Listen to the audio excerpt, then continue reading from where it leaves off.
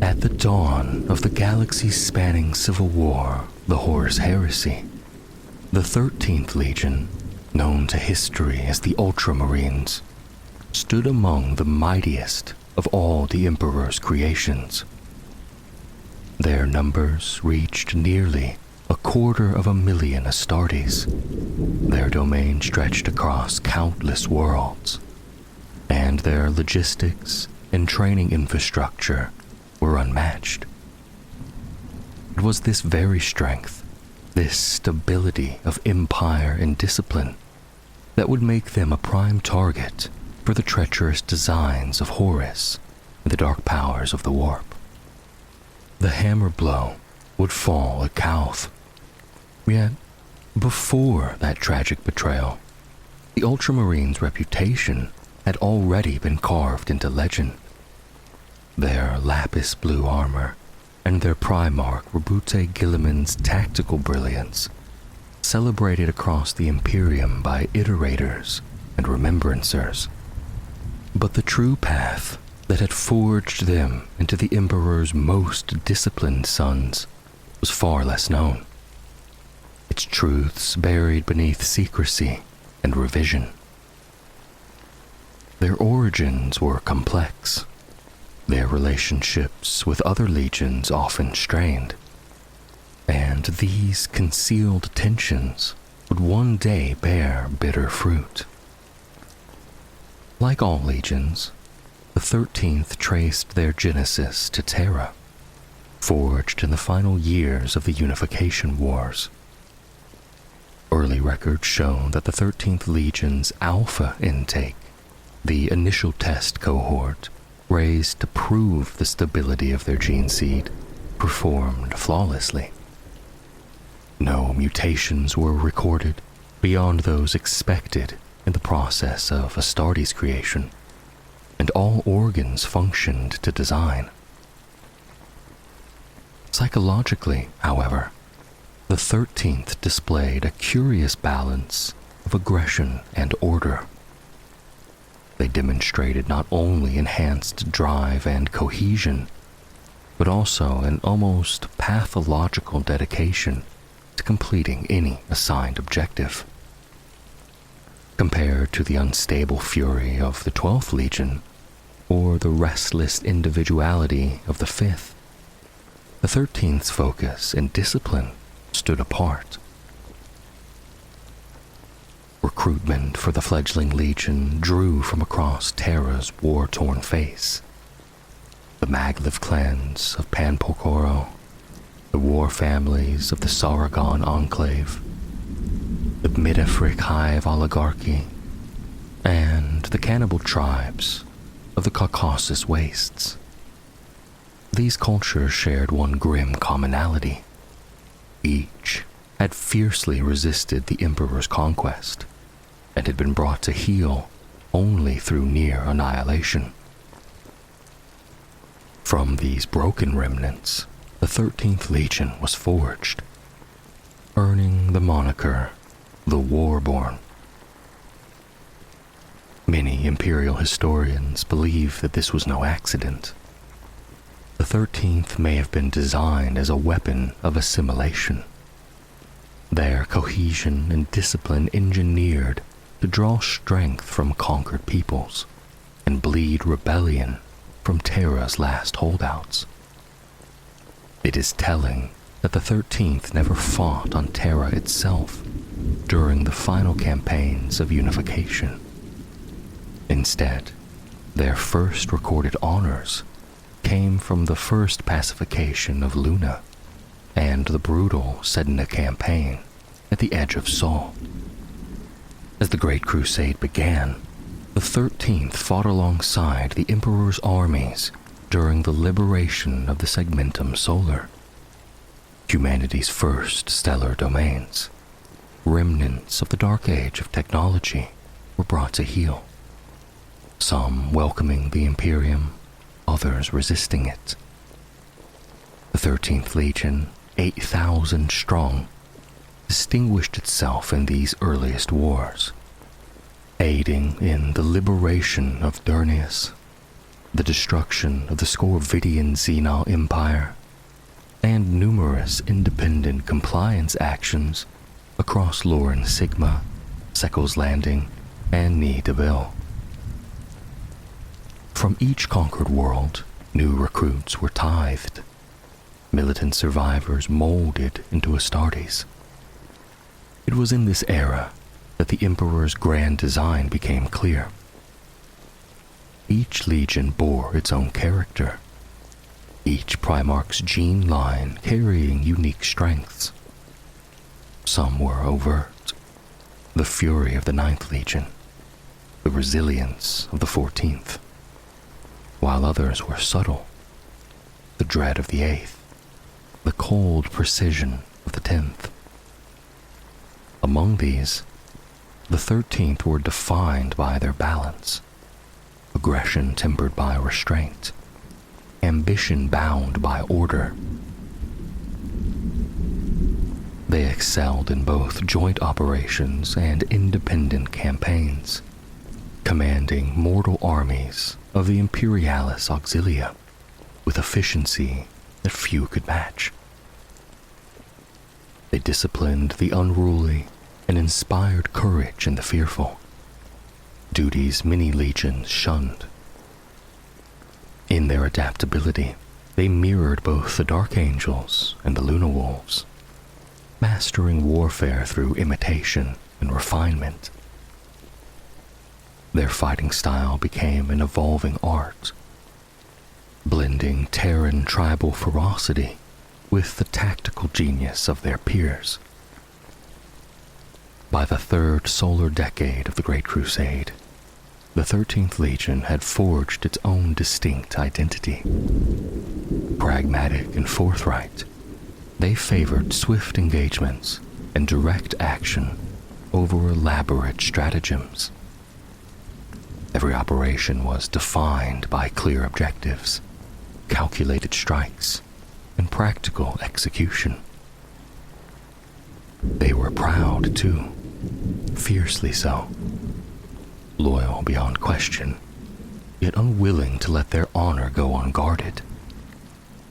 Rivalries of achievement began to bloom with other legions, particularly those already reunited with their Primarchs. Their pride manifested visibly in the field. Unlike the 3rd Legion or the 14th, the 13th did not adopt a singular, unified heraldry.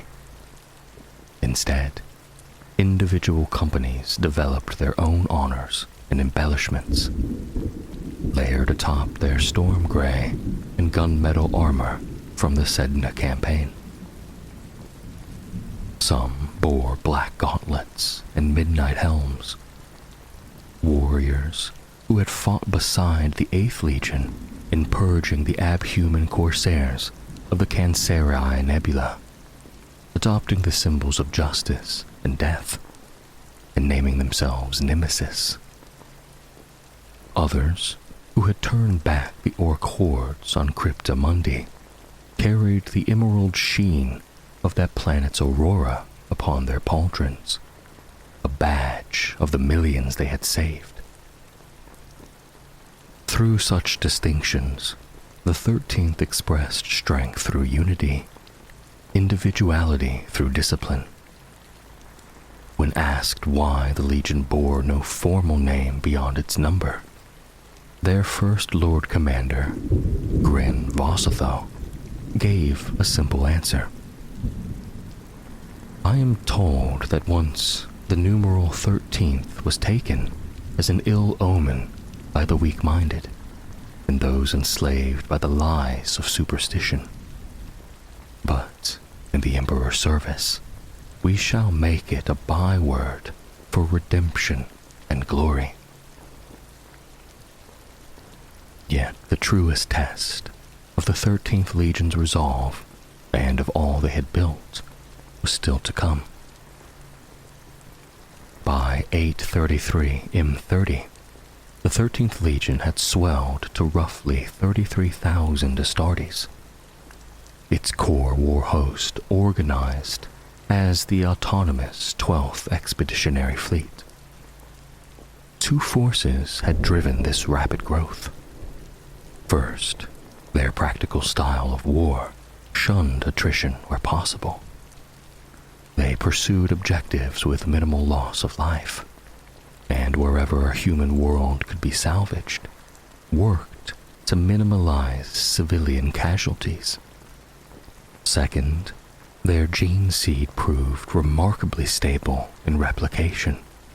Implantation success sat near the median, but mutation rates during organ reproduction were among the lowest recorded, matched only by the First Legion sample, allowing steady expansion even without the stabilizing boon of a Primarch's mature genome. In those days, the Emperor steered the Principia Imperialis, while Ferrus Manus and the 10th Legion, and Horus with the Luna Wolves, drove the Great Crusade's three great spearheads into the outer dark beyond the Segmentum Solar. Yet the 13th Legion's size, self-sufficiency, and genetic reliability earned the 12th Expeditionary Fleet a different charge: to range the inner galactic disk, probing the dense star field's coreward of Terra. Thus, when crisis erupted perilously close to the sector's heart, the 13th were nearest and swiftest to answer. Without warning, the Osiris Cluster, 11 star systems in the inner arc of the Segmentum Solar's second quadrant, declared secession. Chartist ships were seized, Imperialis Armada patrols engaged and driven off, Imperial authorities silenced and presumed dead. These worlds had once entered compliance in the Crusade's 8th standard year with little bloodshed, a campaign in which the 13th had taken quiet pride. Now, their open rebellion stung that pride deeply. Lord Commander Grin Vossatho vowed to end it decisively. Acting on initial intelligence, Vossatho hurled the 12th Expeditionary Fleet at the Halo world Septus 12, leaving support craft, transports, and forward ships behind under guard. The strike would fall on Cabasset, an atmospherically sealed hive on Septus 12's night side, and the cluster's political and economic heart. A quick decapitation, he reasoned, could sever the rebellion in a single blow. The fleet burst into real space at the system's rim. 20 capital ships, led by the Goliath-class Sethon's Thunder, smashing aside monitors and fire ships with ease. A precise, short-ranged bombardment crippled the orbital defenses, and the path to the planet lay open. Vossatho's plan, honed from observation of Luna Wolf decapitation strikes, targeted Cabasset's government and environmental control complexes, the hive's life-supporting organs. By sparing infrastructure and culling only the rebellion's brain, he intended both swift resolution and a brutal lesson against defiance. The strategy relied on the Legion's detailed, Imperial-era assessments of Septus 12's forces and layout. Every assumption was wrong. The assault began with promise. Sethon's Thunder tore wide rents in Cabasset's shell, and Vossatho himself led the Stormbirds into the breach. Then the resistance hit, harder than any projection. The landing cohorts were swallowed by tides of human bodies. Thousands of dead-eyed civilians crudely stitched into pressure suits, armed with improvised weapons, and suicide charges fashioned from mining explosives. The 13th adapted instantly, maximizing attrition while driving forward. But the mass pressed on in a chilling wordless surge. This was no ordinary revolt. Something else had hold of these people. Determined not to let momentum die, Vossatho called reinforcements, ordering a brutal thrust built on speed, coordination, and superior close combat prowess. Slowly, at mounting cost, the Astartes punched deeper into the hive, taking objectives and crushing better armed but equally vacant defenders. Evidently, the noble bodyguard cadres hollowed of will. When the Legion was committed, kilometers into Cabasset, the trap snapped shut. From the burning corona of the primary star, a Xenos fleet appeared. 5 vast, hourglass-shaped leviathans, their structures turning and rotating like clockworks. Seeing catastrophe bloom, Vossatho ordered a general retreat. On the ground, Stormbirds came under concentrated assault to strand the Astartes, while fresh human mobs surged from side streets, bent not on killing, but on smothering, pinning Astartes beneath sheer weights of bodies. And above, the fleets met. The hourglass ships dwarfed Sethon's thunder, lashing out with blazing whips of elemental fire that seared imperial hulls and collapsed fighter wings and torpedo swarms into sudden singularities. The outmatched 12th Expeditionary Fleet fought on, driving one Titan back, strange vapors bleeding from its wounds, at the cost of a dozen Imperial warships. Sethon's thunder reeled, aflame and tumbling, as new horrors manifested. Fearful figures glowing with sickly inner light materialized amid the fighting, on the surface and aboard Imperial ships alike. Encased in biomechanical suits, they were barely corporeal. Wraiths whose gauntlets spat ethereal flame, and whose alien wills crushed resisting minds. Vossatho's last command was simple and absolute. Withdraw as many of the 13th as could be reached. The Imperium had met a new enemy. Word must reach Terra. He chose to stay, to command the rear guard on the surface, a penance for his misjudgment. Before the end, he transferred command to First Master Marius Gage, the senior surviving officer in orbit.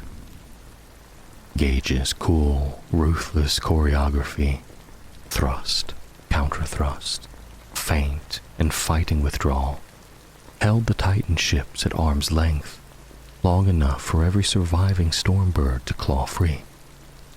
Disaster was bled into defeat. The cost was terrible.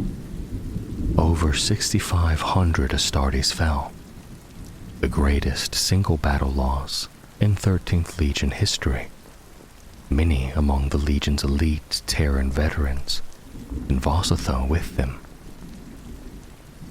A quarter of the fleet lay lost or beyond repair. Sethon's thunder among the most grievously mauled.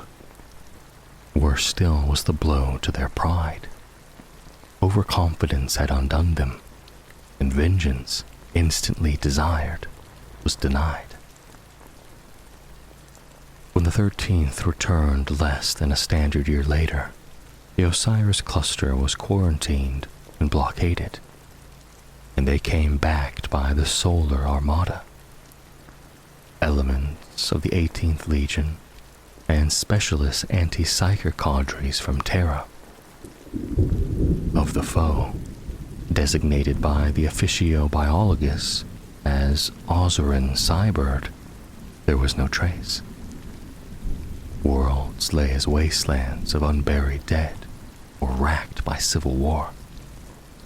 Fragmented data spheres and minds scoured nearly clean yielded only a pattern. A stealthy, insidious conquest. Wills burned out, populations stolen away into the void. The remainder left to starve in place. Elsewhere, subtle psychic dominion had stoked fear into rebellion, rebellion into collapse.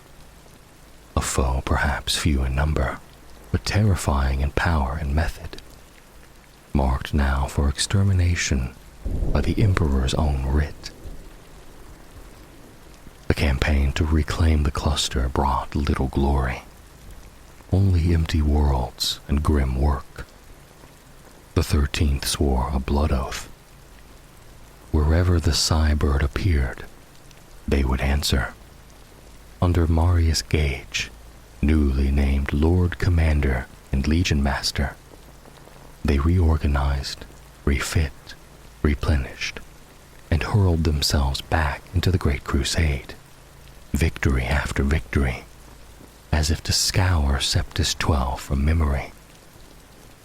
Vossatho's name and the battle where he fell passed from lips, yet lingered as a shadow behind every stride. A canker of doubt took root.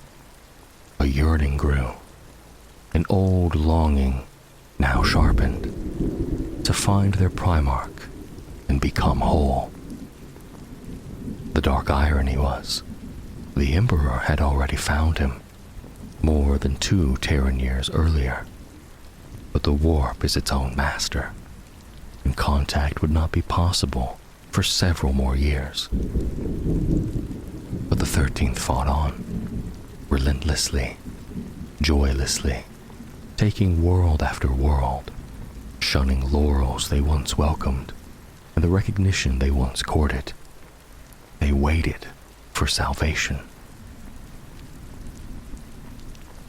Unlike certain Primarchs, the early life of Rabute Gilliman is widely told, passed through iterators and remembrancers, polished by purpose, but consistent in its core. The Emperor forged 20 Primarchs from his own divine genome, each endowed with unique, superhuman gifts. Chaos stole them in the womb, scattering their capsules through the warp.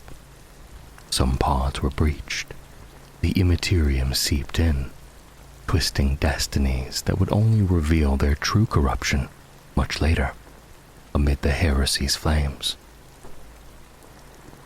After decades or centuries adrift, the capsules fell upon human worlds across the galaxy, each a crucible.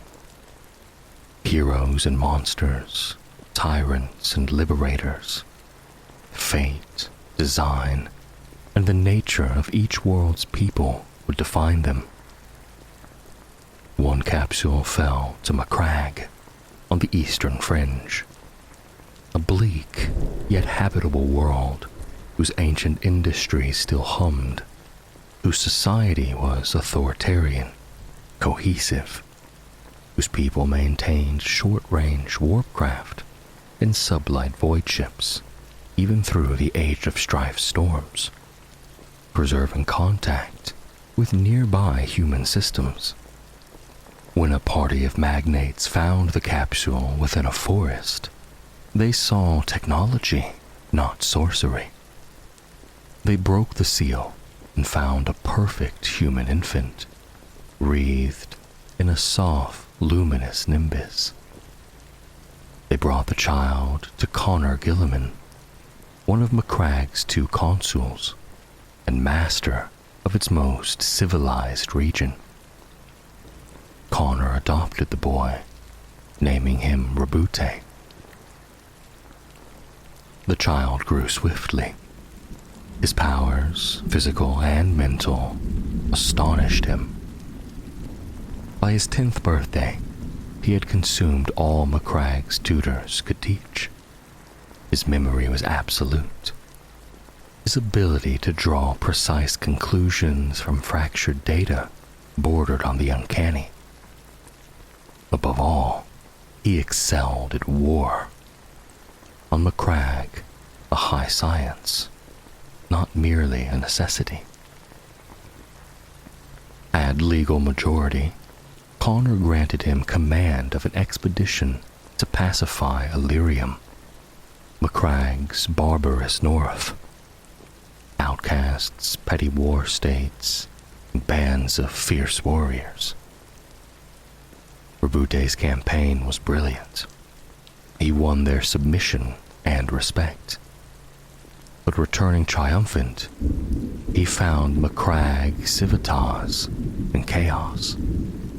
In Rabute's absence, the co-consul Galen had launched a coup.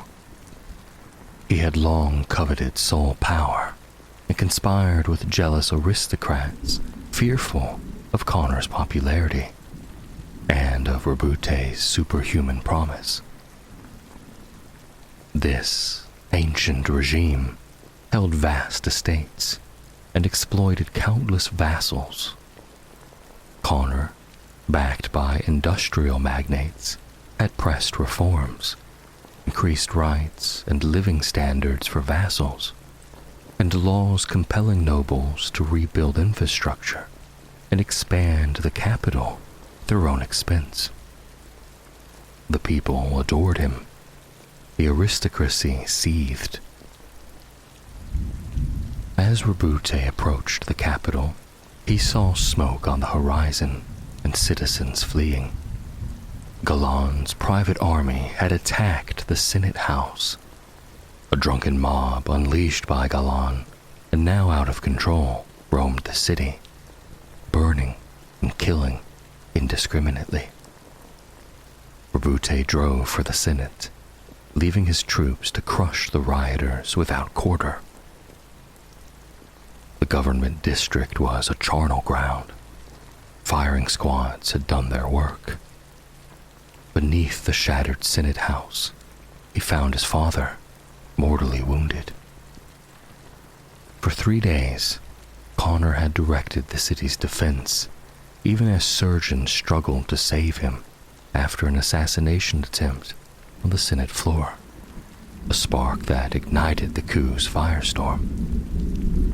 In his last breaths, he laid bare Galan's treachery and named every conspirator. Rabute's rage was arctic and absolute. With his army and the people at his back, he smashed the rebel nobles, scattered their hireling soldiers, and lined the streets with the bodies of rioters. Order returned swiftly. In a wave of acclamation, he took up the mantle of sole consul of Macrag. He shattered the old order. Lands and titles were stripped. Galan and the ringleaders were executed. The rest condemned to rebuild the city by hand, stone by stone. A sentence few survived. Loyal soldiers and hard-working settlers rose, and rights replaced privilege. With superhuman energy and a Primarch's relentless focus, Rabute remade Macrag into a meritocracy. The diligent prospered, the honorable rose to high office. Those who defied the common good faced harsh but even-handed justice. The economy was rebalanced, and the military transformed into a formidable modern force. Under Rabute Gilliman, Macrag flourished. One people, one order, awaiting the day when destiny and the Great Crusade would collide. While the young Rabute Gilliman waged war in Illyria, the Emperor's Principia Imperialis reached Espendor around 832 M30, brushing the outer edge of those few worlds with which Macragge had maintained its tenuous links. From the Espendorians, the Emperor learned of Macragge and of the extraordinary son of Consul Connor Gilliman. From what he heard, he knew the child could only be a missing Primarch. Some claim the Emperor's arrival so far from the Great Crusade's main advance was no accident, that by his arts he had foreseen what he would find. Whether or not that is true, what followed certainly was not in any plan. As his fleet moved toward Macragge, warp squalls rose and sealed off Macragge and nearby systems from approach. Even the Emperor could not easily ignore such a storm. Nearly 5 standard years would pass before contact could be attempted again. In that span, Macragge transformed. Uniformity and order took root. Prosperity and productivity surged. Cities rose anew in glittering marble and steel. Armies were well armed and drilled, already preparing for ventures beyond their home. For even before the Emperor's return, Roboute had delved into the old histories of Macragge's fallen aristocracy and found fragments of mankind's once vast interstellar dominions. He began to dream of horizons beyond Ultramar, and by sheer will set that dream into motion. Within the warp-sealed enclave, Macragge's vessels plied regular patrolled routes to neighboring systems, drawing in raw materials and people. Brief, victorious campaigns pacifying troubled neighborhoods. When the Emperor at last beheld what his lost Gene's son had wrought in 837 M30, he was pleased. He met Roboute Gilliman without the careful disassembling some of his more savage brothers required. Leman Russ, Ferrus Manus, Mortarion, Vulcan, to name a few. For his part, Roboute learned his true origin and swore fealty at once. He had already reasoned correctly that he had been made, not merely born, with a purpose. Imperial observers quickly saw what set Roboute apart even among Primarchs: an analytical intelligence of rare power, and a gift for statecraft and macro-organization of staggering potential. Few guessed how far those talents, harnessed to the Great Crusade, would carry him. The 13th Legion was assigned to Gilliman without delay. He needed little prompting to absorb the truths of the wider galaxy, the Great Crusade, and the technological wonders of the nascent Imperium. The Legion greeted the Union with rejoicing, honored that their Primarch accepted their fealty. His oratory and vision swept away lingering doubts. Official records speak of an almost seamless assumption of command. But Gilliman did more than lead. He set about transforming the Legion.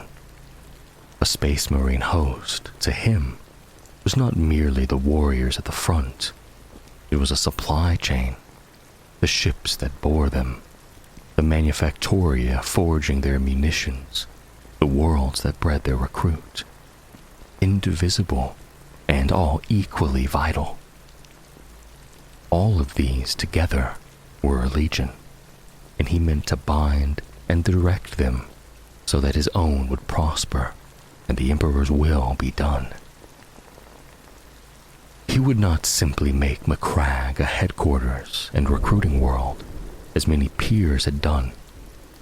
He would make it the fulcrum of a far larger lattice of provision and support. The worlds linked to Macragge would form only the first components. Thus began the realm of Ultramar, a project of solar decades, expanding right up until the first treacherous blows of the looming and the inevitable Horus heresy. As he forged Ultramar, Guilliman undertook a root and branch reorganization of his legion, drawing on Macragge's military doctrines and political philosophies, a close study of the 13th's history, and a survey of the strengths of every legion under the Emperor's banner. He remade its structure and tactical doctrine. What emerged was a force elegant, elaborate, and meritocratic, amplifying temperaments already latent in the Legion's gene seed, while purging weaknesses through analysis and reason. The doctrine settled into dual pillars: the practical, courage, discipline, skill, and adaptability, and the theoretical, planning, precedent, analysis, and assessment. Equal in weight, each informed the other like the metals of a fine blade. This became the Legion's creed. As on Macragge, the 13th under Guilliman would be ruthlessly even-handed and efficient. The individual yielded to the whole, but never wantonly. Every legionary lost weakened those who remained, and lives were not thrown away without purpose. Valor and achievement earned honor and burden alike. Obedience to the hierarchy remained unquestioned.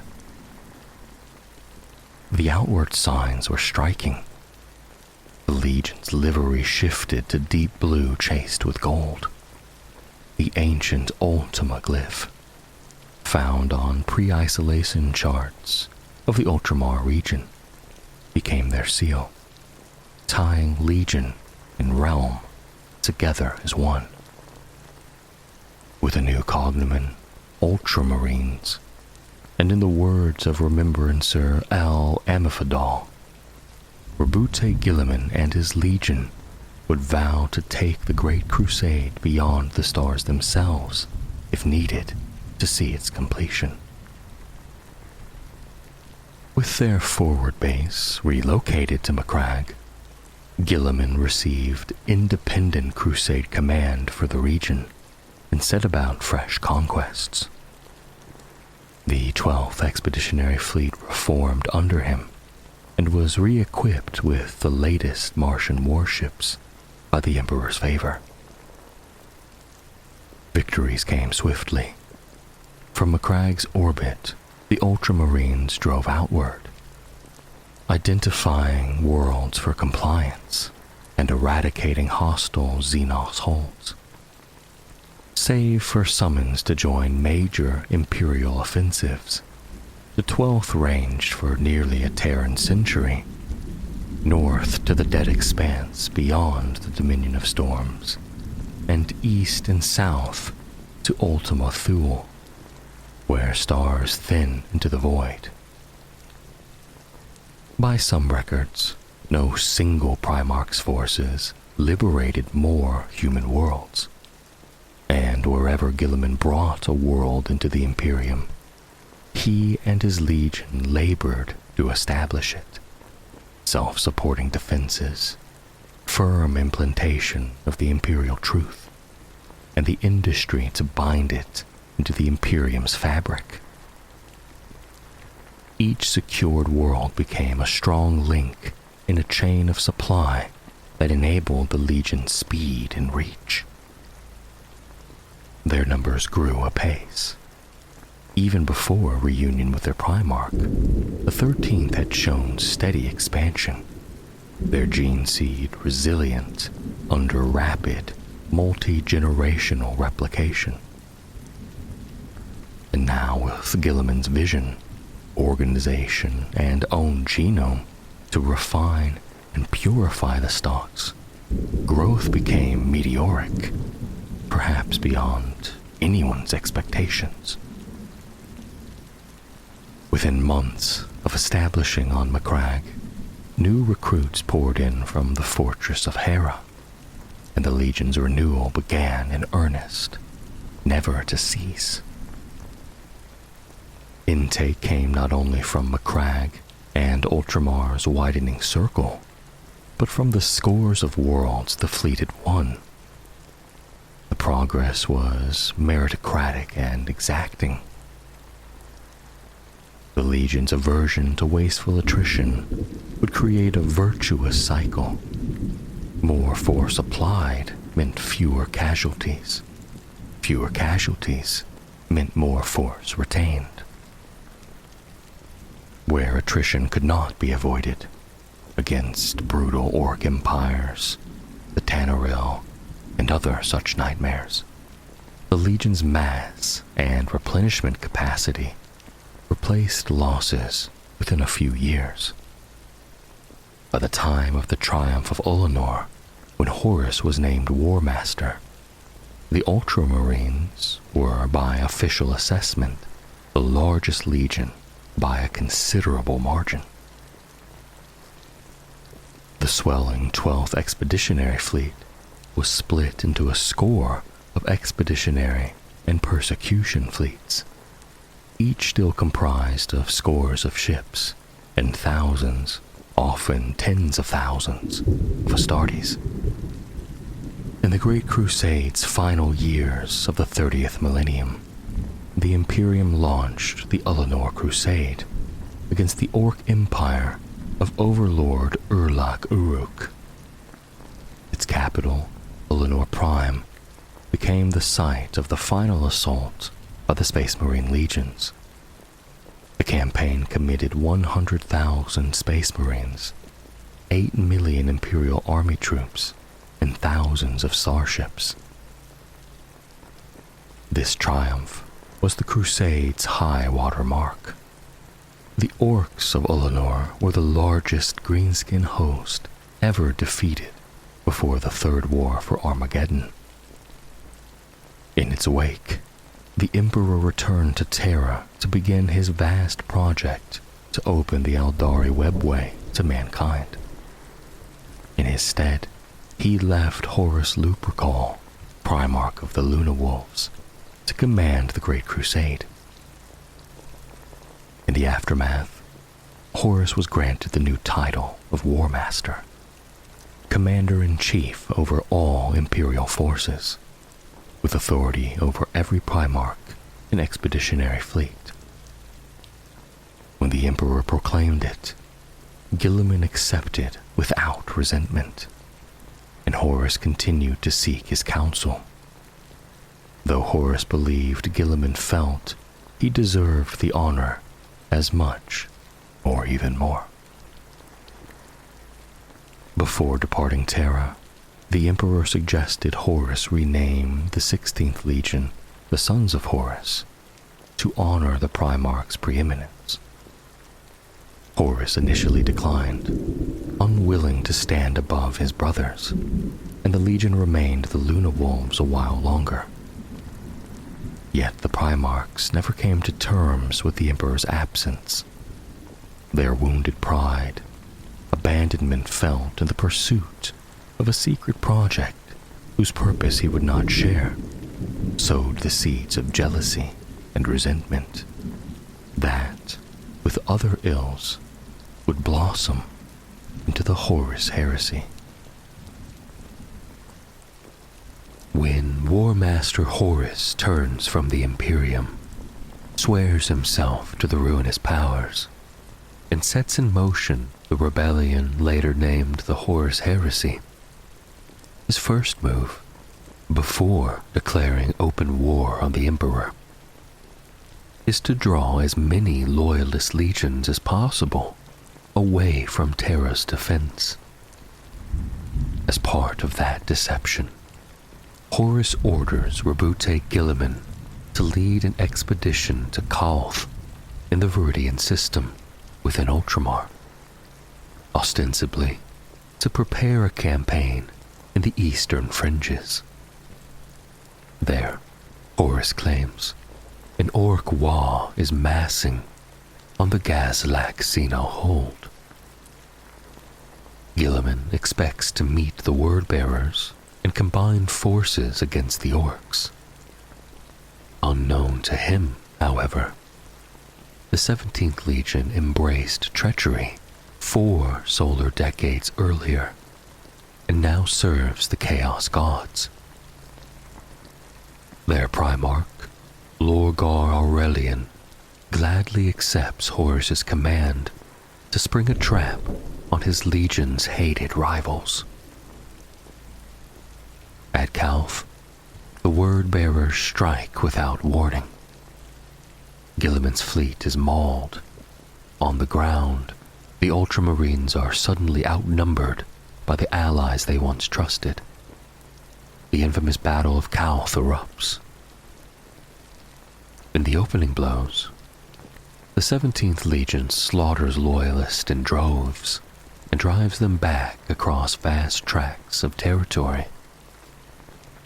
The traitors exult in their vengeance against the Legion that helped enforce the Emperor's humiliation of them on Kur decades before, when they were punished for defying the atheistic imperial truth. But they do not realize that Guilliman's flagship has survived, made emergency repairs, and rallied surviving ships. Taking stock, Guilliman dispatches an astropathic distress call to Macragge. On Kalth, the Ultramarines fall back into fortified lines. Many are Kalth-born and prove more stubborn than their foes expected. In orbit, Guilliman's vessels harry an overconfident enemy with hit-and-run strikes. He assesses every defensive pocket and broadcasts crisp orders, forging them into a unified shield. Captain Remus Ventatus leads a breakout that retakes the defense laser silos, lancing support skyward to aid the battered fleet.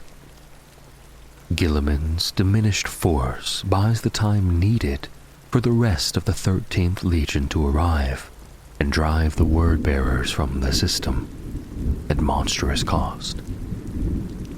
In spite, the traitors turn Kalth's orbital defenses upon the Viridian star, stripping its outer photosphere, destabilizing it, and rendering Kalth's surface uninhabitable beneath surging, ionizing radiation.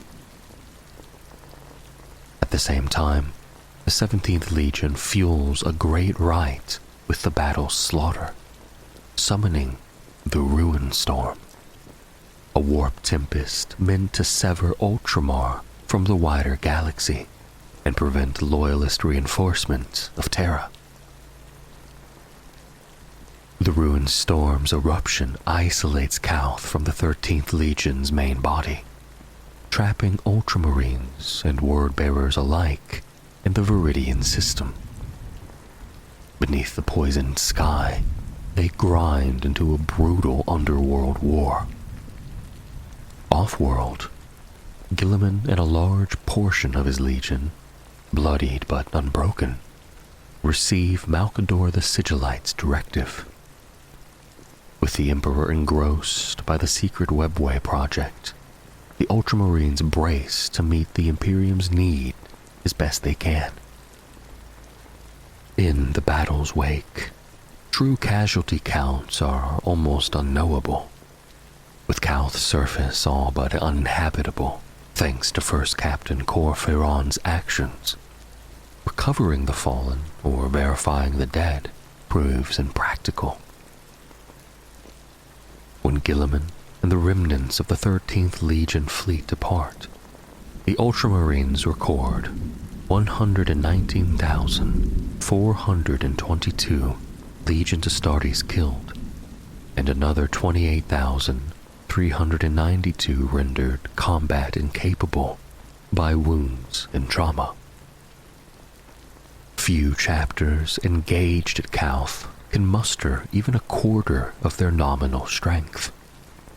Some are so scattered they face dissolution into other formations, their old designation struck from the 13th Legion's order of battle. Most wounded are evacuated to surviving Voidcraft and thrust back into service as crises erupt across Ultramar, forcing Guilliman to prioritize military assets over stranded civilians during a brief evacuation. Almost 40,000 Ultramarines, wounded and whole, remain on Calth. Some volunteer to shield those civilians who cannot be moved. Others stay by the merciless demands of circumstance.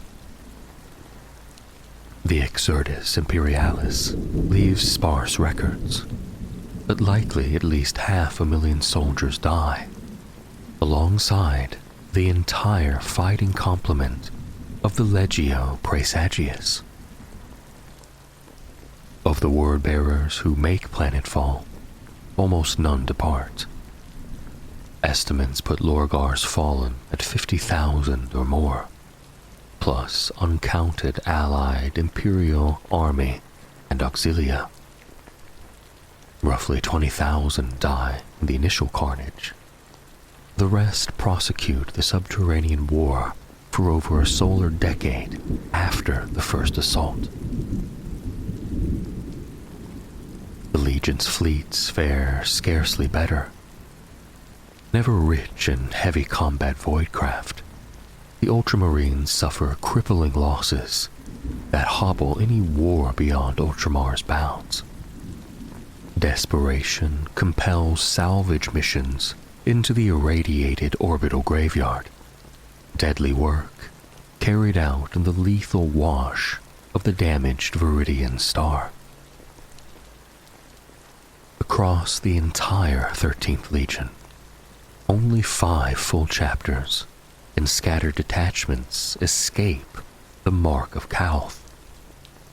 As with survivors of the Istvan massacres, an unspoken rift opens between those who endured Calth and those who did not. No official honor mark is ever sanctioned, and Guilliman forbids division within his legion. Yet, whenever the Ultramarines gather in strength, the veterans of Calth cluster apart. They carry the scar of base betrayal for the rest of their days. Trust comes hard. Their preparations for war and conducts of campaign are touched forever by a quiet and wary paranoia. 2 of the so-called unmarked are far afield during the atrocity. The 7th chapter scattered across the Dominion of Storms. The 10th battling through the Xenos-plagued eastern fringe. The 19th and the Evocati 24th and 25th chapters hold garrison and training duties across Ultramar's many worlds. Though none of the 13th escapes the fires of Horus's rebellion, none are as tested as the brothers who stood at Calth's edge of annihilation. In the Great Scouring's later years, the unmarked are repeatedly sent to operations apart from the Legion's main body. Even Guilliman seems to avoid their company in campaign, perhaps seeing in them a living reminder of days lost.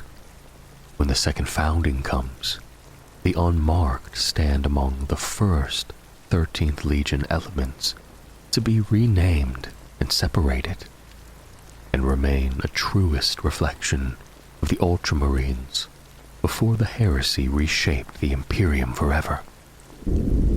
Stung by Calth, the Lord of Ultramar gathers what ships he can spare after Cor Phaeron's ambush, draws from the first relief fleet bound for the ravaged world, and hunts Lorgar by way of the 13th Legion's astropathic choirs.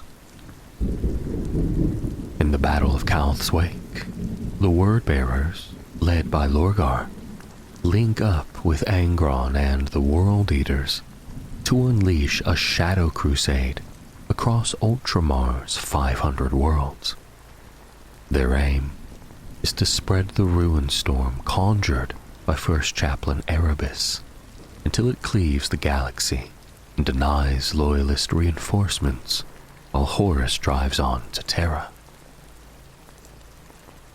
26 worlds burn before Guilliman's retribution fleet catches them at Nuceria, Angron's birthplace, where the 12th Legion is busy exterminating all life in revenge for the centuries-old torments of Angron's slave gladiator past. Courage above all, Guilliman's temporary flagship breaks warp at the system's edge at the head of 41 vessels. The Armada looks wounded, mismatched, a lance of desperate purpose rather than a purpose-built interdiction fleet. With limited means, Guilliman crafts a plan. 13th Legion cruisers and battleships run a beam for repeated broad strike traits, their mass impossible to ignore, while lighter units deliver measured lance strikes from safer reaches. The Armada divides its killing power, bleeding Lorgar's flagship to death by attrition and seeking to board the World Eater's Conqueror. The Ultramarines also drive for the surface. This reckoning is personal. Several ships hemorrhage drop pods, and gunships force landings through withering fire. Otara Sarin, the iron-willed commander of the Conqueror, savages many ships and kills more than a few brave runs, but is able to punch enough vessels through to land troops on Nuceria. Above, Lorgar's flagship is a burning ruin. Armor scabbed and cracking, void shields long gone, cathedral spines scoured away by ultramarine fury. Each strafing run strips more guns, peels back more plating. The ship fights on, crawling with smaller craft, macro cannons roaring as she rolls in the light of her own flames. From the command deck of Courage Above All, Guilliman decrees the Lex must die first, death by 1,000 cuts, while the Conqueror is to be killed from within. Starved of support, both traitor flagships battle alone under the ragged 13th Legion onslaught. Salvation pods and Mechanicum craft peel from the Lex's flanks as her human crew flees in the ship's final solar minutes. Still she rages. This is a knife-range void war, an ugly, grinding slugfest. Astartes come abeam of the Conqueror, disgorging assault carriers and boarding torpedoes. While the 12th repels boarders, smaller 13th vessels slip past, seeding the surface with pods and landers. The first capsules slam down, doors blow, the Ultramarines pour forth, bolters raised and unshaken in their unity. The World Eaters are waiting. These are not the immaculate Cobalt warriors seen at Armatura. Their armor is charred, cracked, scarred.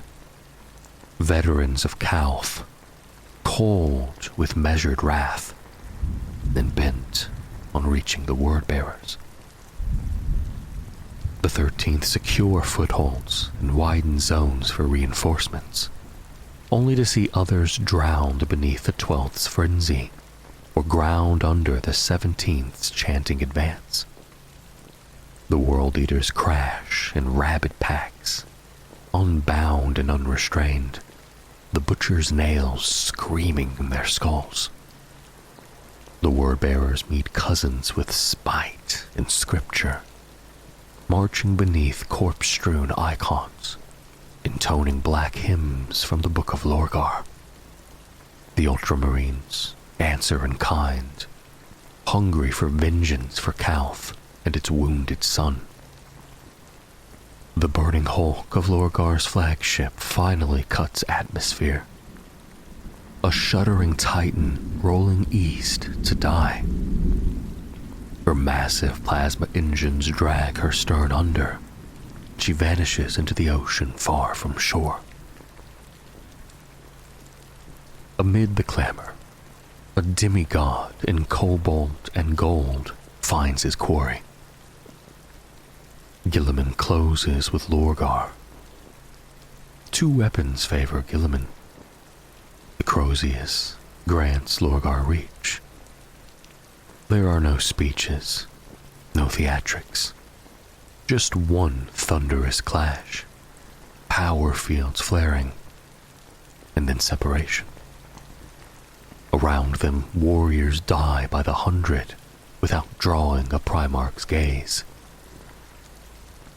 Guilliman's fist hammers Lorgar's sternum. Lorgar's wavering telekinesis staggers his brother, and the Crozius answers like a cannonball, tearing blood across Guilliman's skull. They fight on beneath a gray sky, one bleeding inside, the other masked in red. Neither sees what comes next until Angron erupts from the melee, armor shattered, chain swords vomiting red shards. He wears the blood of hours in the press, a bandolier of skulls from the mass grave at Deshikla Ridge swinging over his heart. He wants those dead to drink blood again, and carries them across Nucaria as witness to its ruin. Angron hurls himself at Guilliman. The duel shifts. A storm of blows driving the Ultramarines' Primarch back.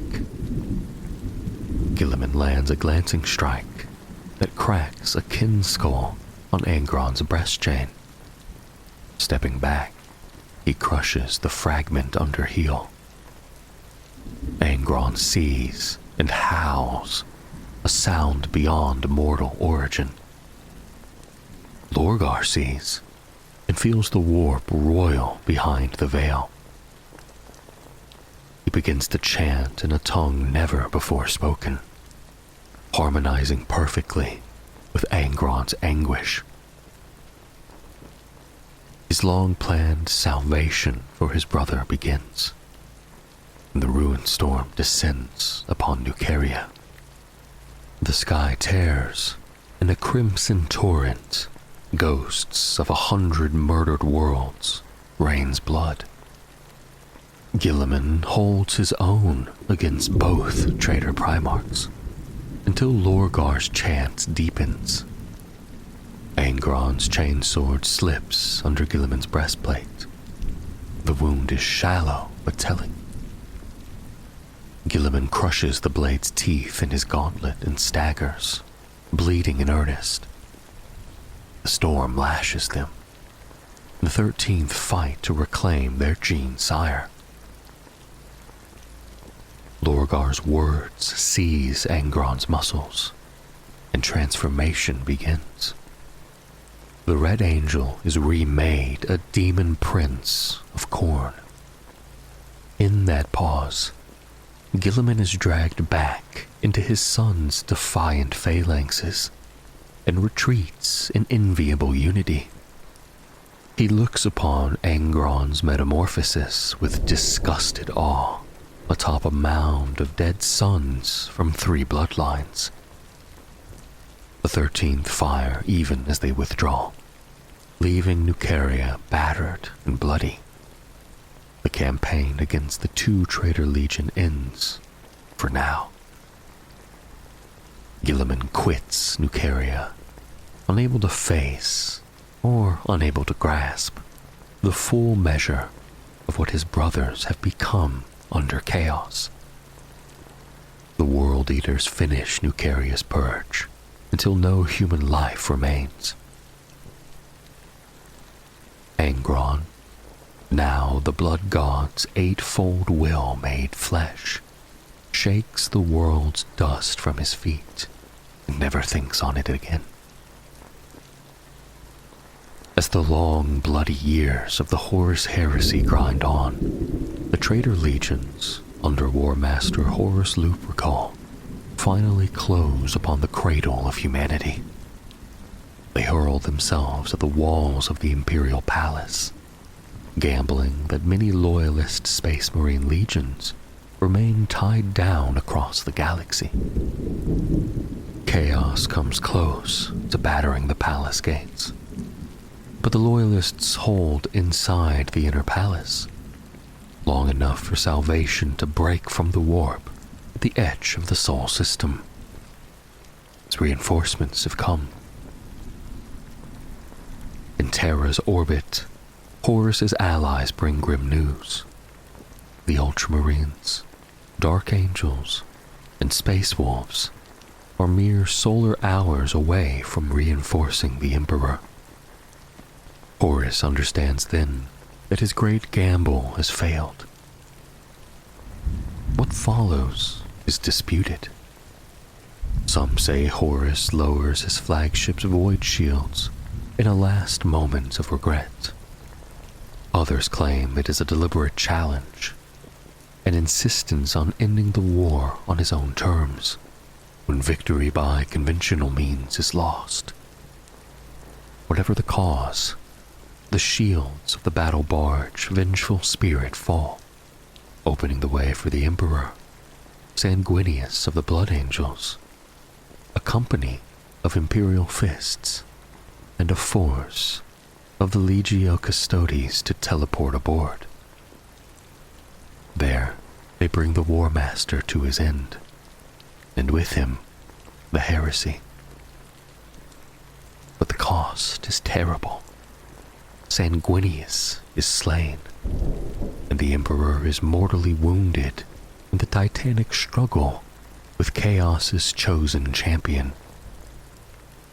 Rogel Dorn inters him upon the Golden Throne immediately after, and a dangerous void of power yawns across the shattered Imperium. The Ultramarines arrive only after Horus's defeat, finding Terra and the Imperium ruined.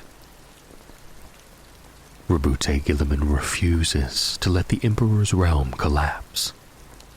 He dispatches elements of his legion to every corner of the galaxy to stem invasions and unrest, while other loyalists regroup, rearm, and begin to tear back the territory seized during Horus's 7 standard year advance. After solar decades of brutal fighting, a measure of stability returns. For most of the heresy, the Ultramarines are far from Terra, bringing worlds into compliance along the galaxy's southern edge. Their success carries them away from the traitor onslaught, driving through the northeast, leaving them poorly placed to aid the early loyalist defense, yet also sparing them much of the war's carnage, aside from the grievous losses at Calth. Other loyalist legions, like the 3 shattered legions, lose the bulk of their strength, and half of the original 18 side with Horus, falling to Chaos. The Imperium emerges with few Astartes when it needs them most. Enemies gather everywhere. Many worlds remain in the grip of the War Master's corruption. Into this breach step Guilliman and the Ultramarines, already the largest legion since the Rangdan Xenocides. They divide into smaller forces and fan out across the Imperium in the campaigns that will be named the Great Scouring. Their ceaseless deployments hold the realm together, while centrifugal forces try to tear it apart. Macragge supplies neophytes at such a rate that before long, Ultramarines alone count for more than half of the Space Marines fighting for the post-heresy Imperium. Few human-settled systems fail to witness their deeds. Within a few solar decades, order returns, and the demoralized hosts of chaos are largely driven into the Eye of Terror. As worlds are reconquered, a new doctrine of war takes shape. Guilliman, now Lord Commander of the Imperium and Imperial Regent, reforms the Imperium's bureaucratic and military structures to prevent such betrayal from within ever again. To ensure no single commander can wield the power Horus once held, Guilliman breaks the Loyalist legions into 1,000-strong chapters, dividing the 9 Loyalist first founding legions into much smaller second founding chapters. Never again will one man command an entire legion. Under his guidance, the Codex Astartes takes form. Its tactical and organizational laws will reshape the future of the Adeptus Astartes and define the Imperium's military foundation, and thus mankind's path to survival. Most remaining Loyalist legions are so depleted that they form fewer than 5 successor chapters each. The Ultramarines, however, are divided many times. The exact tally is uncertain. The oldest copy of the Codex Astartes lists 23, though it does not name them. But dissent follows. Rogel Dorn, Vulcan, and Leman Russ oppose the sundering of their legions.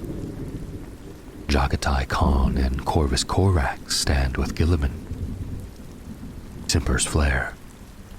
Dorn calls Guilliman a coward for not fighting at the Siege of Terra. Guilliman answers by likening Dorn's defiance to Horus's own rebellion.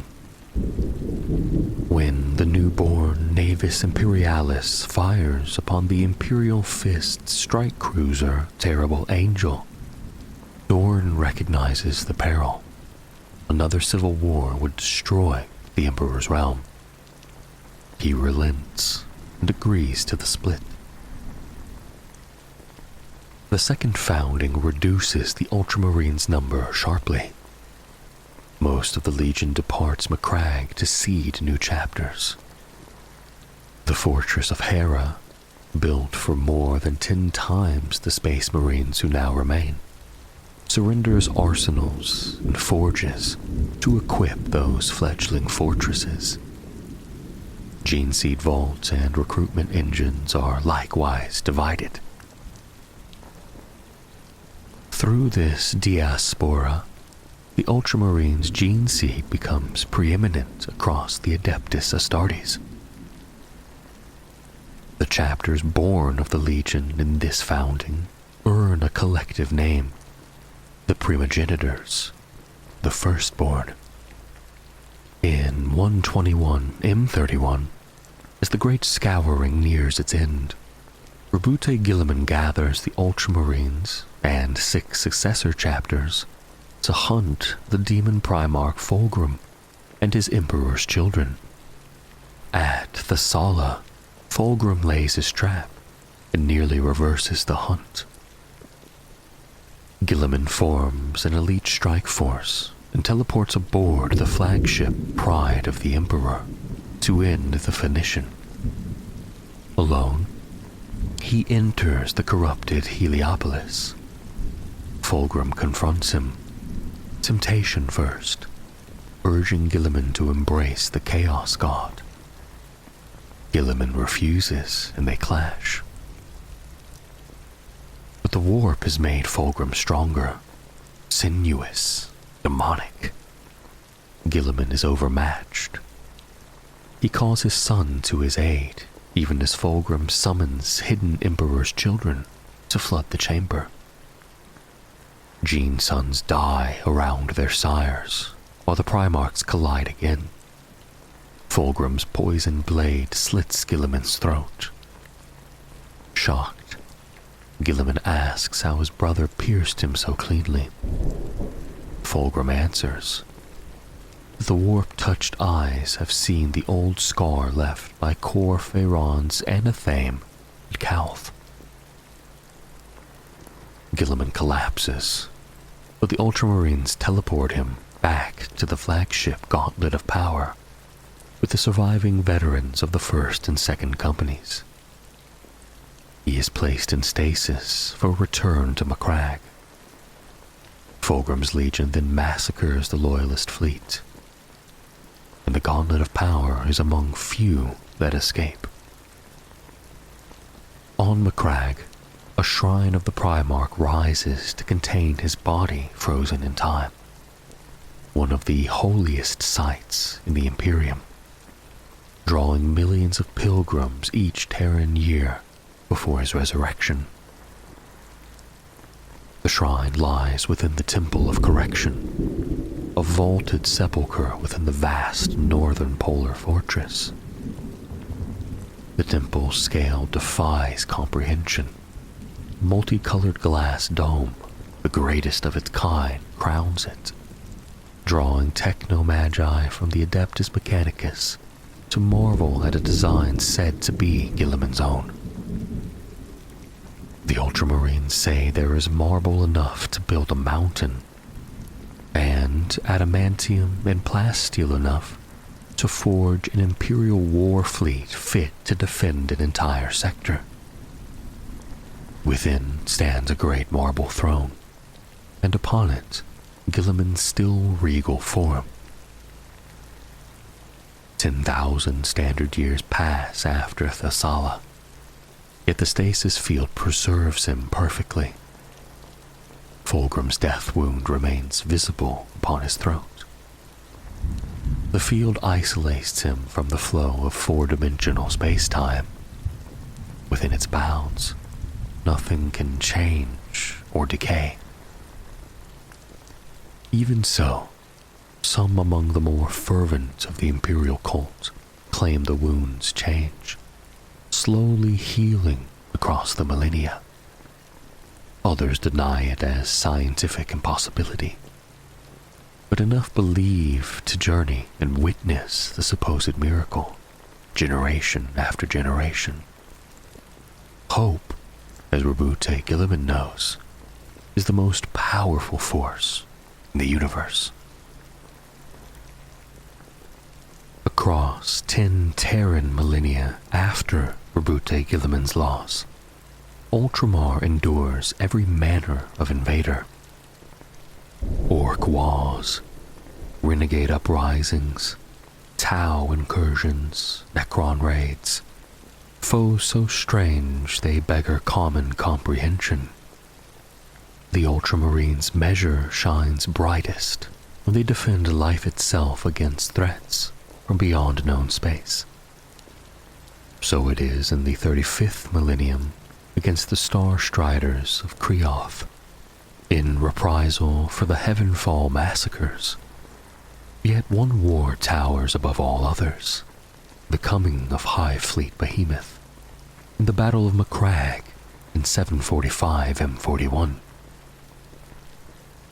Warned by Inquisitor Fidus Kryptman, Chapter Master Monius Calgar moves at once, Macragge is the most immediate target. Its formidable defenses are strengthened.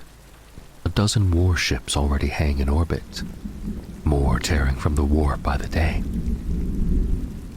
Massive strike cruisers shadow civilian vessels, and Imperial destroyers, they themselves dwarfed by brooding battle barges. With the planet's orbital stations, Macragge is anything but defenseless. Within scant solar weeks, Tyranid outriders strike. Alien bioships shrug off Ultramarine counterattacks and pour mycetic spore-borne horrors into the world below.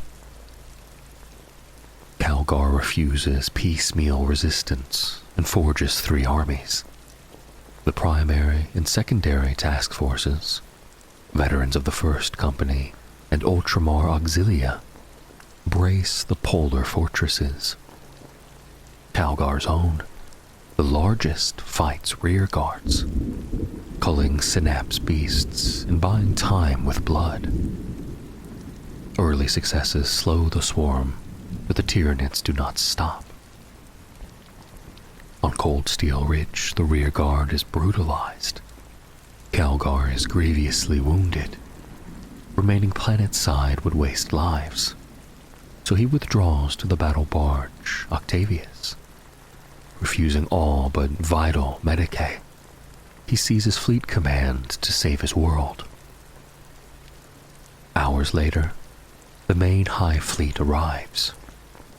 With no reinforcements in sight, Calgar leads daring strikes, punishing isolated bioships as they spread to smother Macragge.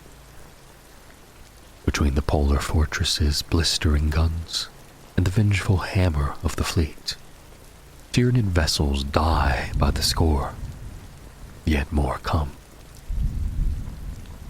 Then, the sky darkens over the poles.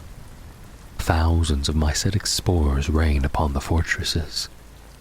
If they fall, Macragge's guns will fall silent. The battered hive ship withdraws, their gruesome cargo delivered.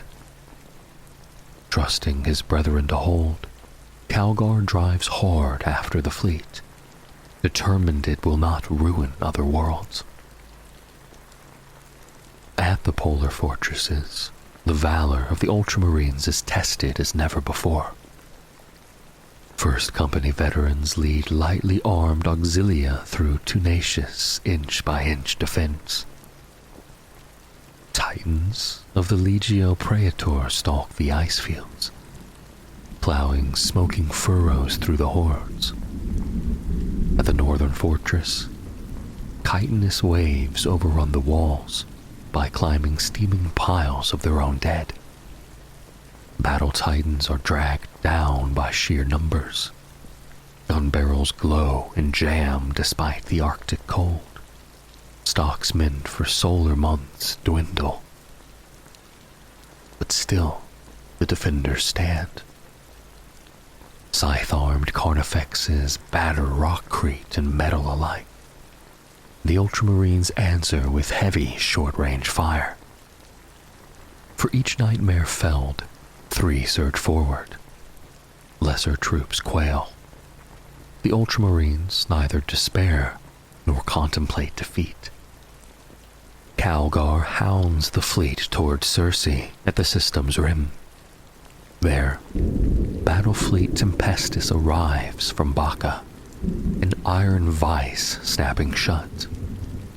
Even so, the swarm is too many. The day is saved only by the battleship Dominus Astra. Charging into the Hive Fleet's heart, the Emperor class detonates its warp drive, birthing a vortex that drags ship and swarm to oblivion. With the bulk destroyed, Calgar turns his savaged vessels back to Macragge. The First Company is believed to be fighting among the northern defense lasers. The contact has been lost since the surface outposts fell. Of the southern garrison, nothing is known. Judging the crisis acute, Calgar sends the 3rd and 7th Companies ahead in fast-strike cruisers, while the rest limp home. Drop pods thunder onto the poles, Thunderhawks close behind. And below, carnage unbound. Heaps of mangled Xenos and shattered war gear. Vast, steaming craters where Titan cores went critical. The stench of death everywhere.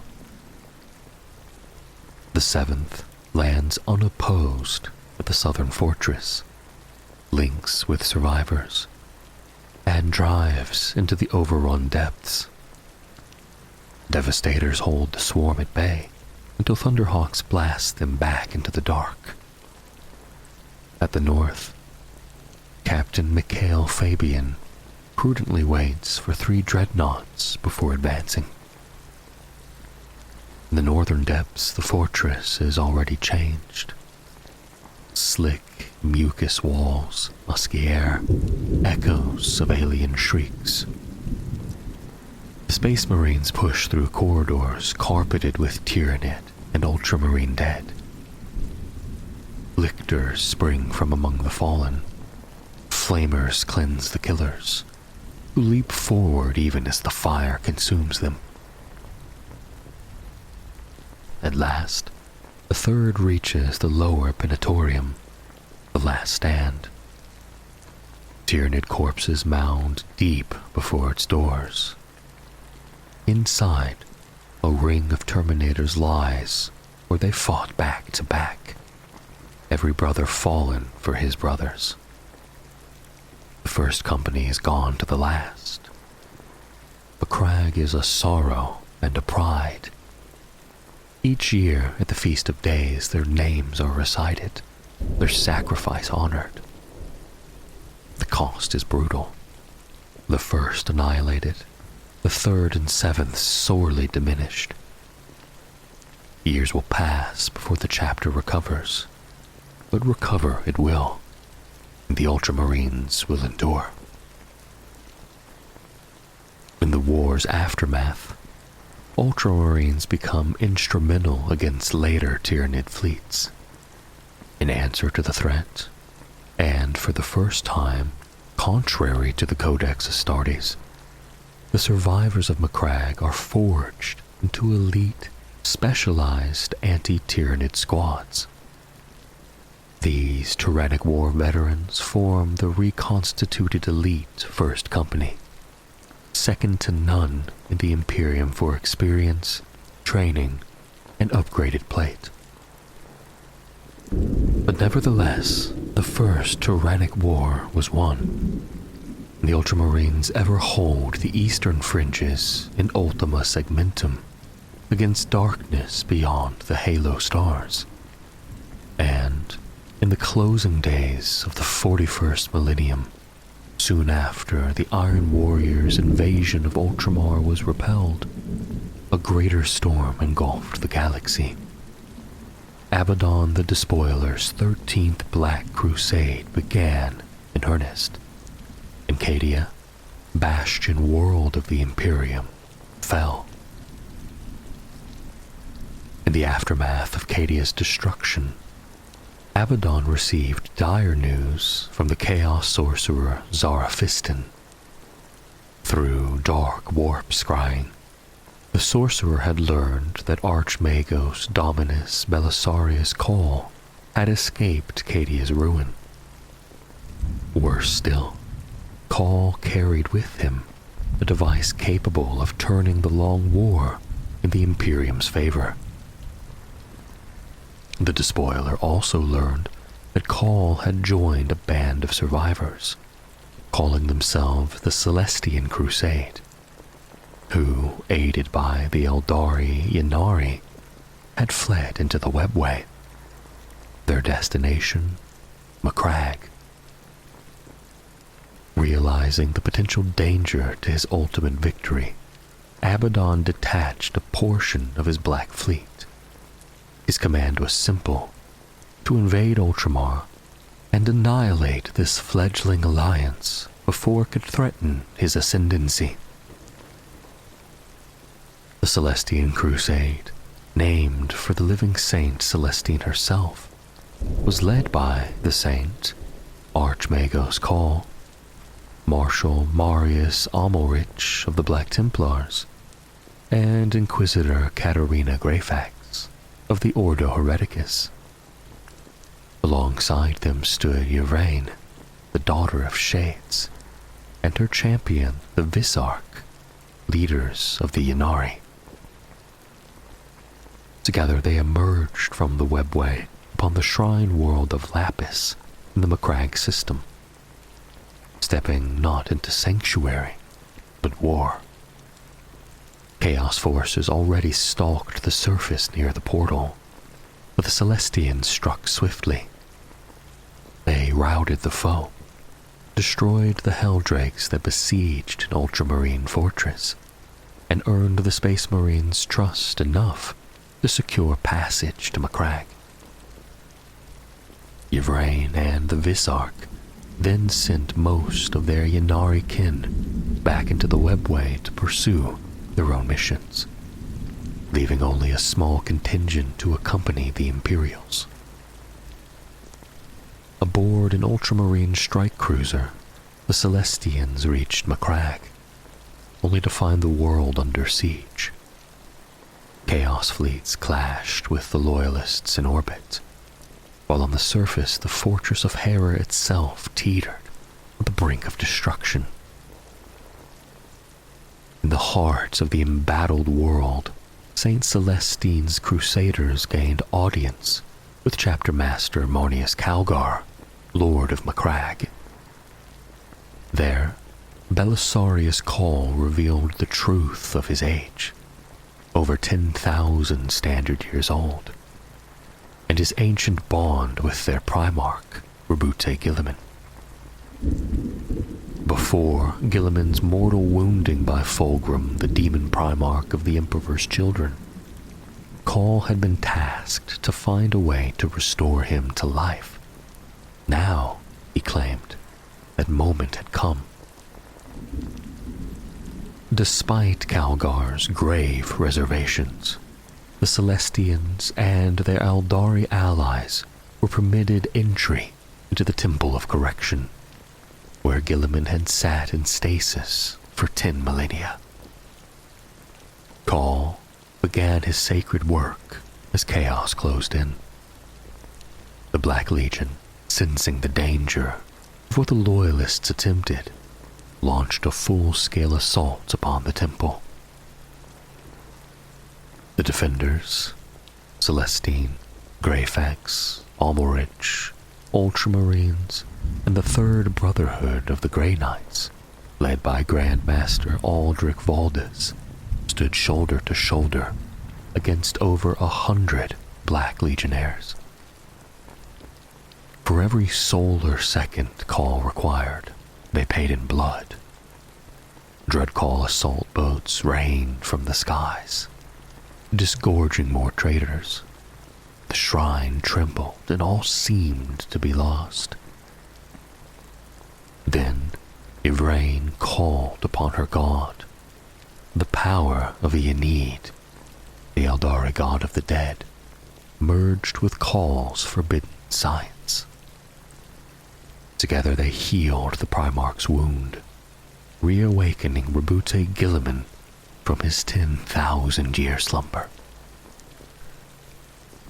Call unveiled the Armor of Fate, an artifact he had carried from Mars itself. Crafted for a Primarch and infused with Eldari soul magic, it drew Guilliman's spirit back before it could fade beyond the veil. It purged Fulgrim's venom and gave the avenging sun life once more.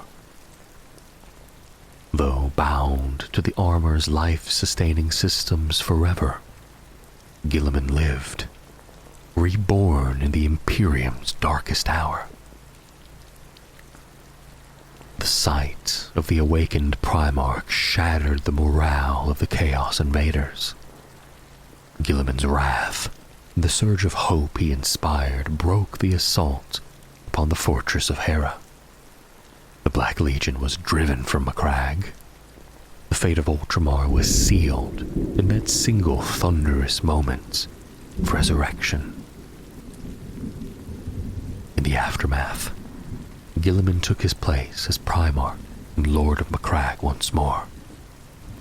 Marneus Calgar gladly ceded command, and Guilliman declared that the fractured worlds of the ancient realm of Ultramar would be reunited. The miniature stellar empire, 500 human-settled worlds, would rise again as it had in the Imperium's golden age.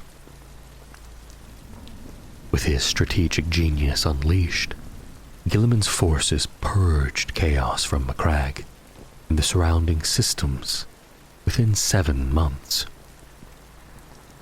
Then, with Ultramar secured, the avenging son turned his gaze toward Terra.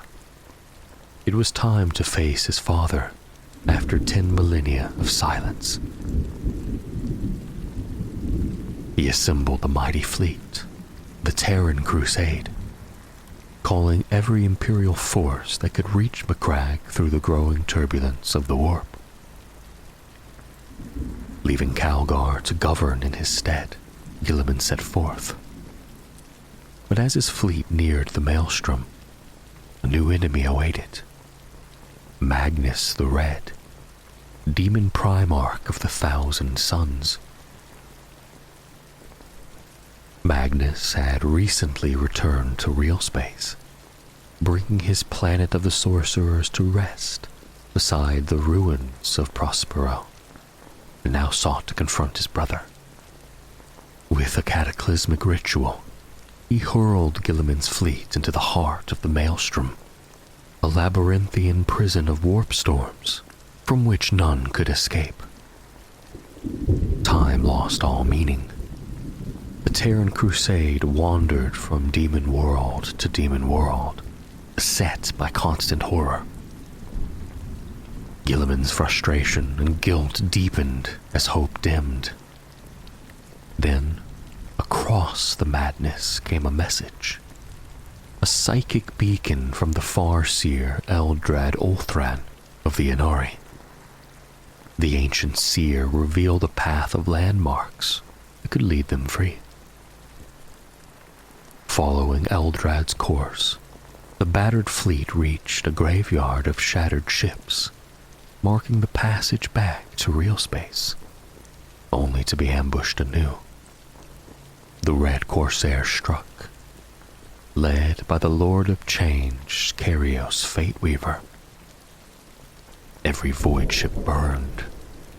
Fateweaver ensnared Guilliman in psychic chains forged from his own guilt, forcing the surviving Imperials to surrender. Bound and defeated, the Terran Crusade was dragged to a Blackstone fortress hidden deep within the Maelstrom, a secret gift from Abaddon to his Chaos allies. There, they would have languished forever had unexpected allies not intervened. From the shadows came the Eldari Harlequins, led by the Shadow Seer Silandri Veilwalker, and with them, the enigmatic fallen angel known as Cypher. In exchange for a promise to be taken before the Golden Throne, Cypher freed Guilliman and his warriors. Their ships were lost, their crews slain, yet Veilwalker offered a single path to Terra, through the webway gate at the fortress's heart. The Terran Crusade entered the labyrinthian dimension, only to find Magnus and his 1,000 sons waiting once more. Veilwalker revealed the truth. There existed a secret webway exit on Luna, Terra's moon, long forgotten.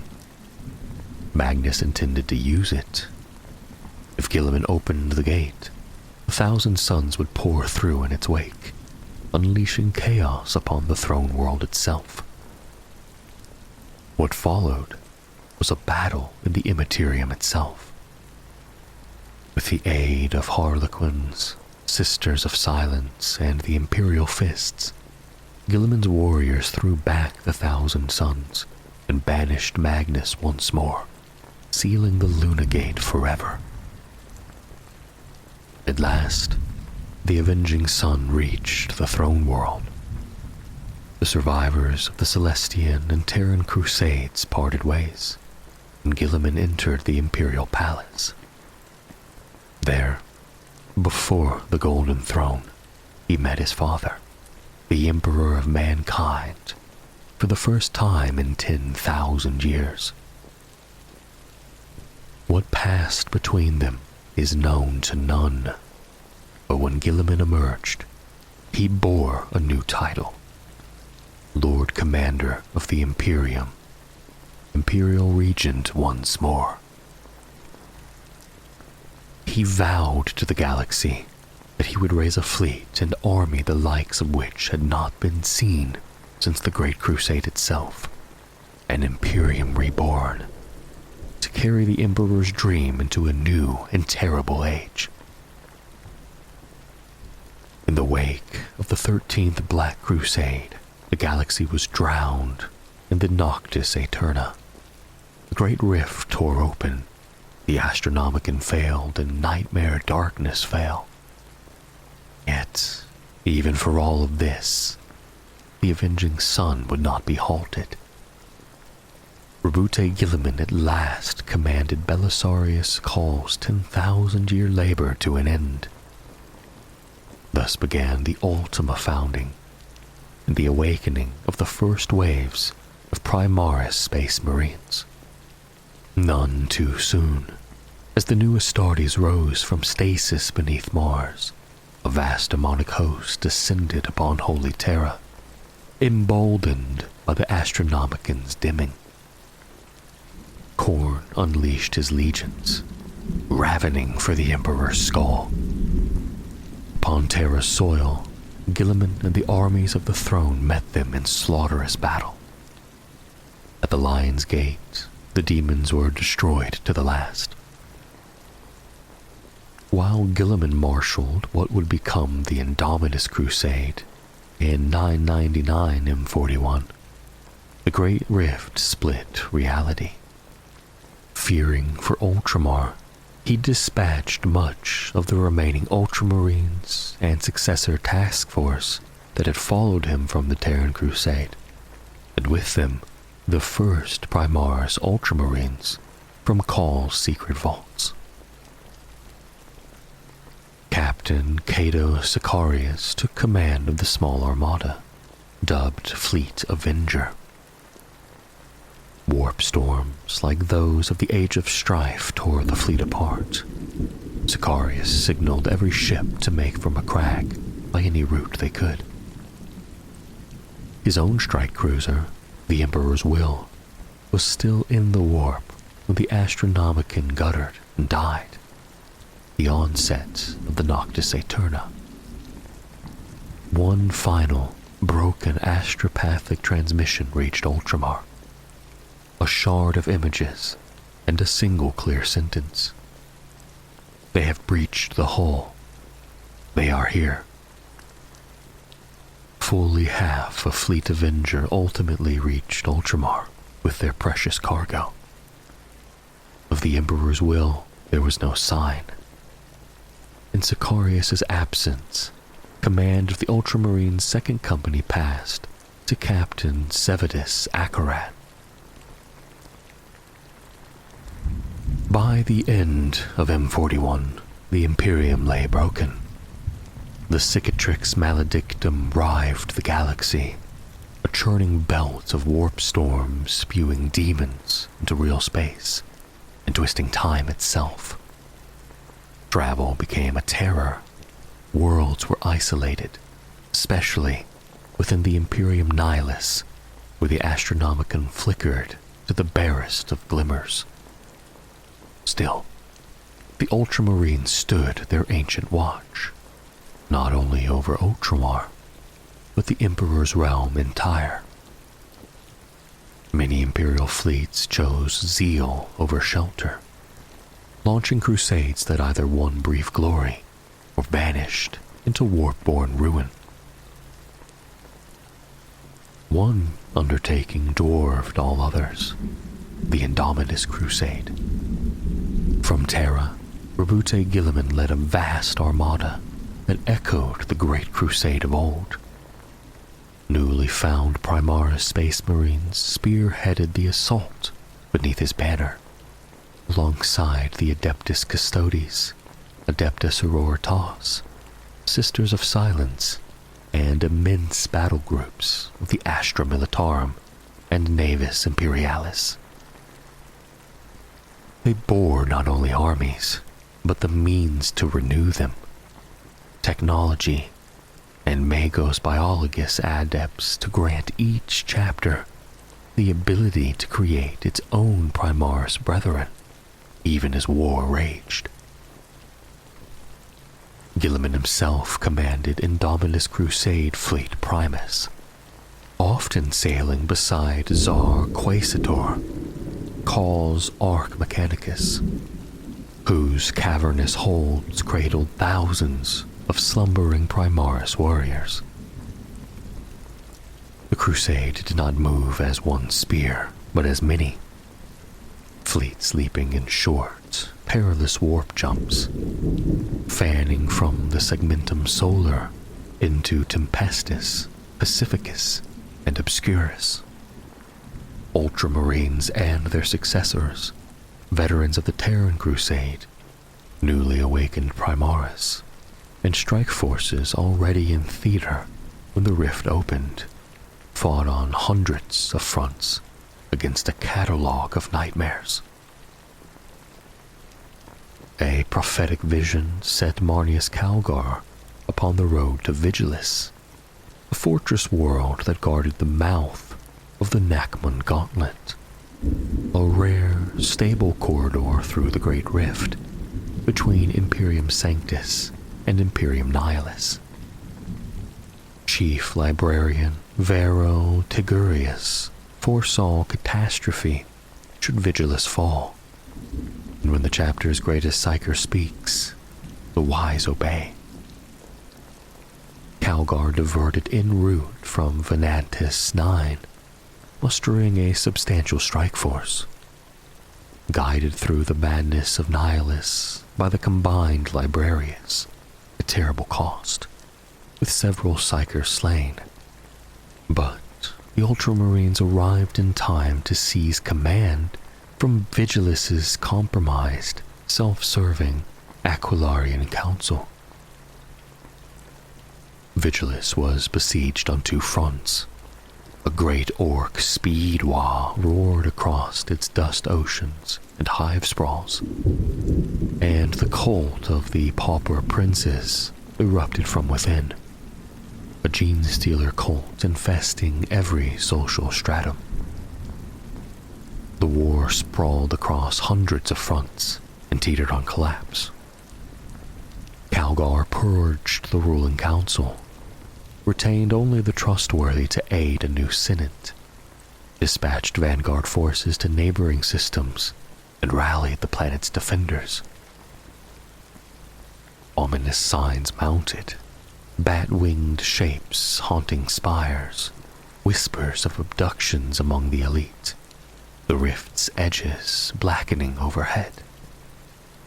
The Emperor's tarot yielded the same grim spread. The demon blade, the herald of darkness, in the night of the abyss. A chaos invasion loomed.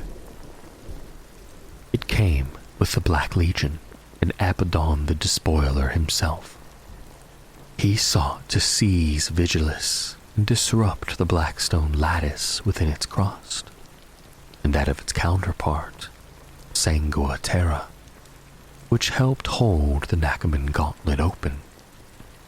The Imperium held, though Xenos and Chaos remnants persisted amidst the hives. The central struggle between Imperium and archenemy shifted elsewhere. Vigilis bled terribly. Yet, after the so-called War of Beasts, it began the long crawl to recovery, remaining a vital artery of resupply and communication to the forces bent on reclaiming the Imperium Nihilus. One legacy of the 13th Legion endured beyond the Second Founding: the close bond between Ultramar's Astartes and its people. Even before the Noctis Aeterna, Ultramar faced converging dooms.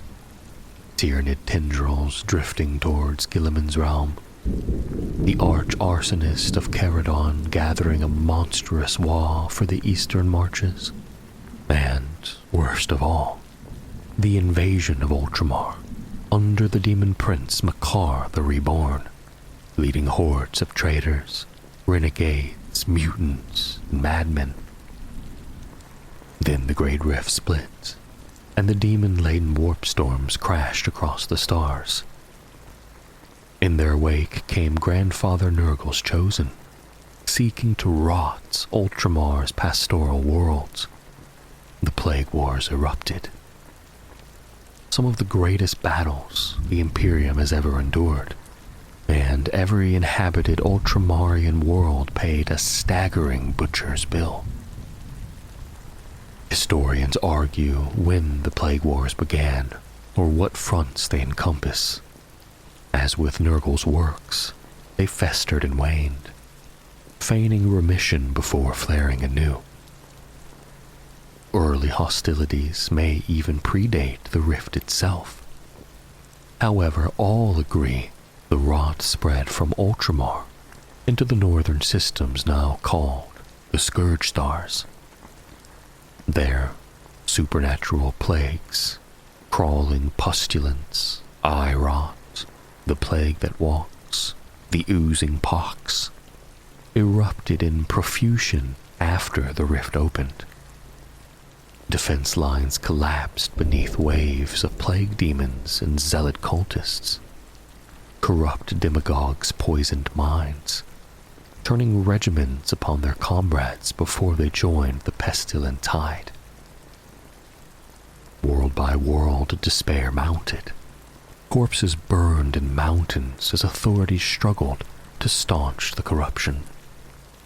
One by one, those planets fell wholly to Nurgle and Mortarion, demon primarch of the Death Guard, claimed them as staging grounds. From there, he launched veiled probes, then a final offensive upon Ultramar. Within the Plague Wars unfolded the War of Flies, a grinding stop-start campaign of Death Guard strikes from Talisar to Ajax, Circe to Lapis. Some actions were squad-sized, seeding contaminants or conducting ritual murders to unbalance defenses. Others were full Vectorium offensives meant to erode Ultramar's shields and spread despair. Outnumbered, often fighting alongside the mortal Ultramar defense auxilia, the sons of Guilliman met each blow and burned out chaos corruption wherever it seeped. The crag itself saw battles across its bleak uplands and in its cities.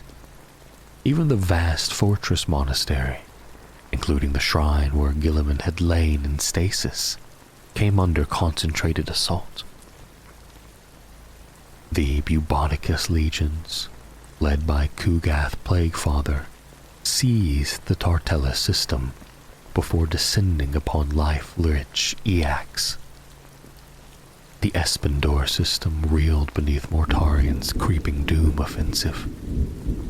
Great armor battle shook Parmenio, and across the subsector a naval war raged as a plague fleet under Typhus assailed defensive battle stations. Even with discipline and sacrifice, the defenders could only stave off defeat. Nurgle's followers pressed on, befouling all they touched. When the first phase of the Indominus Crusade was complete, over a Terran decade of fighting to stabilize Imperium Sanctus, Guilliman broke apart his crusade fleets and returned. Seeing the only chance lay in seizing momentum, he masterminded his spear of Espandor counteroffensive, rapid ripostes, and audacious boarding actions that clawed back ground. Where chaos fought as scattered hosts, the defenders coordinated, and slowly the tide turned. The enemy massed for a final reckoning on Ajax. There, Guilliman countered ploy with ploy until the Death Guard were forced to withdraw to the Scourge Stars, veiling their retreat beneath the devastation of a massive virus bomb detonation. Time was short. The wider galaxy still burned. Guilliman set Ultramar to rebuilding, beginning with its defense networks, then once more led a retributive strike force into the stars to carry the counteroffensive against chaos beyond his realm's borders.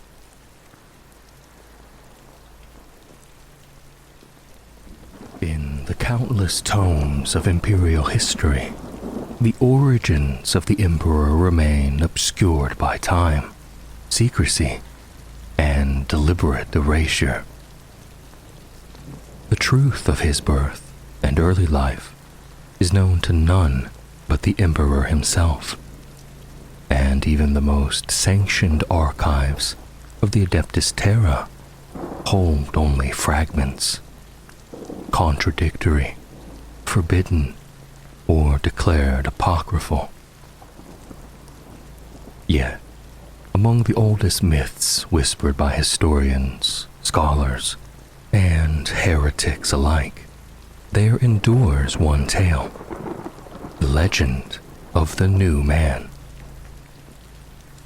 Though dismissed by the ecclesiarchy as heretical speculation, this account claims to chronicle the first breath of the being who would become the master of mankind. A story half forgotten, half feared, but never fully silenced. Before the dawn of civilization, before the first stones of cities rose upon the soil of Terra, there lived those who were known as the shamans. They were the first human psychers, wanderers of spirit and wisdom, who walked the veil between the material world and the immaterium. In those distant Neolithic ages, the great powers of the warp had not yet fully formed. The foul gods of chaos slumbered unborn within these tides of unreality. Yet as humanity grew, learning, fighting, dreaming, the warp stirred in response. The thoughts and emotions of mankind rippled through the immaterium, feeding darker currents. Soon, the shamans began to lose what had once made them eternal, their ability to reincarnate into new lives. Upon death, their souls were devoured by predatory entities within the warp, and one by one, they began to vanish. Realizing extinction was near, the surviving shamans gathered in a great conclave, the last and most desperate of their kind. Together, they resolved upon a single act of sacrifice, to merge their souls into one, reborn as a single being who could guide and protect humanity through the coming ages. They called this being the New Man. In solemn unity, the shamans took poison and died as one. Their souls entered the immaterium in a blinding surge of psychic brilliance, so powerful that the demons who sought to consume them were scoured by its purifying flame. From that conflagration of souls was born a single undying light, the one who would become the Emperor of mankind. A year later, in a Neolithic settlement among the herders and farmers of Anatolia, a child was born to an ordinary mother and father. He had brothers and sisters, and nothing about his birth seemed remarkable. Yet, the vast psychic power bound within his soul altered him, even in the womb, reshaping his very genome and rendering him immortal. He would never again need to reincarnate, nor could demons claim him upon death. As he grew, his powers awakened, quietly at first, then undeniably. He began to see beyond the material, to feel the pulse of life itself. When his father was murdered by his uncle, the boy's clairvoyance revealed the truth. Without hatred or sorrow, he used a mere thought to still his uncle's heart. It was then he understood. Humanity required law, order, and wise rule if it was to ever fulfill its potential. Soon after, he left his village for the first great city of mankind, likely one of the ancient Sumerian settlements that would one day define Mesopotamia. Through the ages, the new man walked among his people. For 38,000 years, he wandered Terra, guiding humanity's rise in secret. At times, he was a farmer, a philosopher, a soldier, or a healer. In moments of crisis, he became a leader or messiah. In peace, he was the quiet counselor, the unseen hand behind progress. He taught governance, husbandry, science, and reason. Each lesson a stone laid upon the path to humanity's survival. But as mankind's achievements grew, so too did its excess. The extremes of the human soul, ambition, rage, pride, desire, fed the turbulence of the warp. From these emotions, the first stirrings of chaos took form. Khorne, the Lord of War, was the first to awaken, heralded by ages of bloodshed. Next came Tzeentch, rising amid the intrigues of nations and the webs of politics. Nurgle followed, his birth marked by plagues that swept across continents. By the end of Terra's Middle Ages, 3 ruinous powers were fully conscious. The fourth, Slaanesh, still slumbered, awaiting the decadence of the Eldari. Even as these gods stirred, they sensed the new man moving against them. They called him the Anathema, their natural enemy, and sought his undoing. The Emperor labored ceaselessly to restrain their influence, yet even his wisdom could not silence the darker instincts within mankind's heart. Some of his efforts bore fruit, others sowed calamity, but still he endured, shaping the species toward a destiny only he could see. Countless ages later, during the height of humanity's first great age among the stars, the fabled age of technology, the immortal wanderer still lived. By then, he had met others like himself, perpetuals, humans gifted, or perhaps engineered, with unending life. Among them was Olivia Surica, who journeyed with him to the night world of Molech. There they discovered a warp gate leading directly into the realm of chaos. The future emperor entered the gate alone. What transpired within is unknown, but when he emerged, he bore new power and forbidden knowledge, the means to create the Primarchs and the Astartes. In that moment, he secured the tools to shape humanity's empire, but also bound himself forever as the nemesis of the Dark Gods. Regardless of the true origins of the Emperor, they first appear in the Chronicles not as a savior, but as one warlord among many, one more iron-fisted ruler, carving territory from the chaos of the Age of Strife.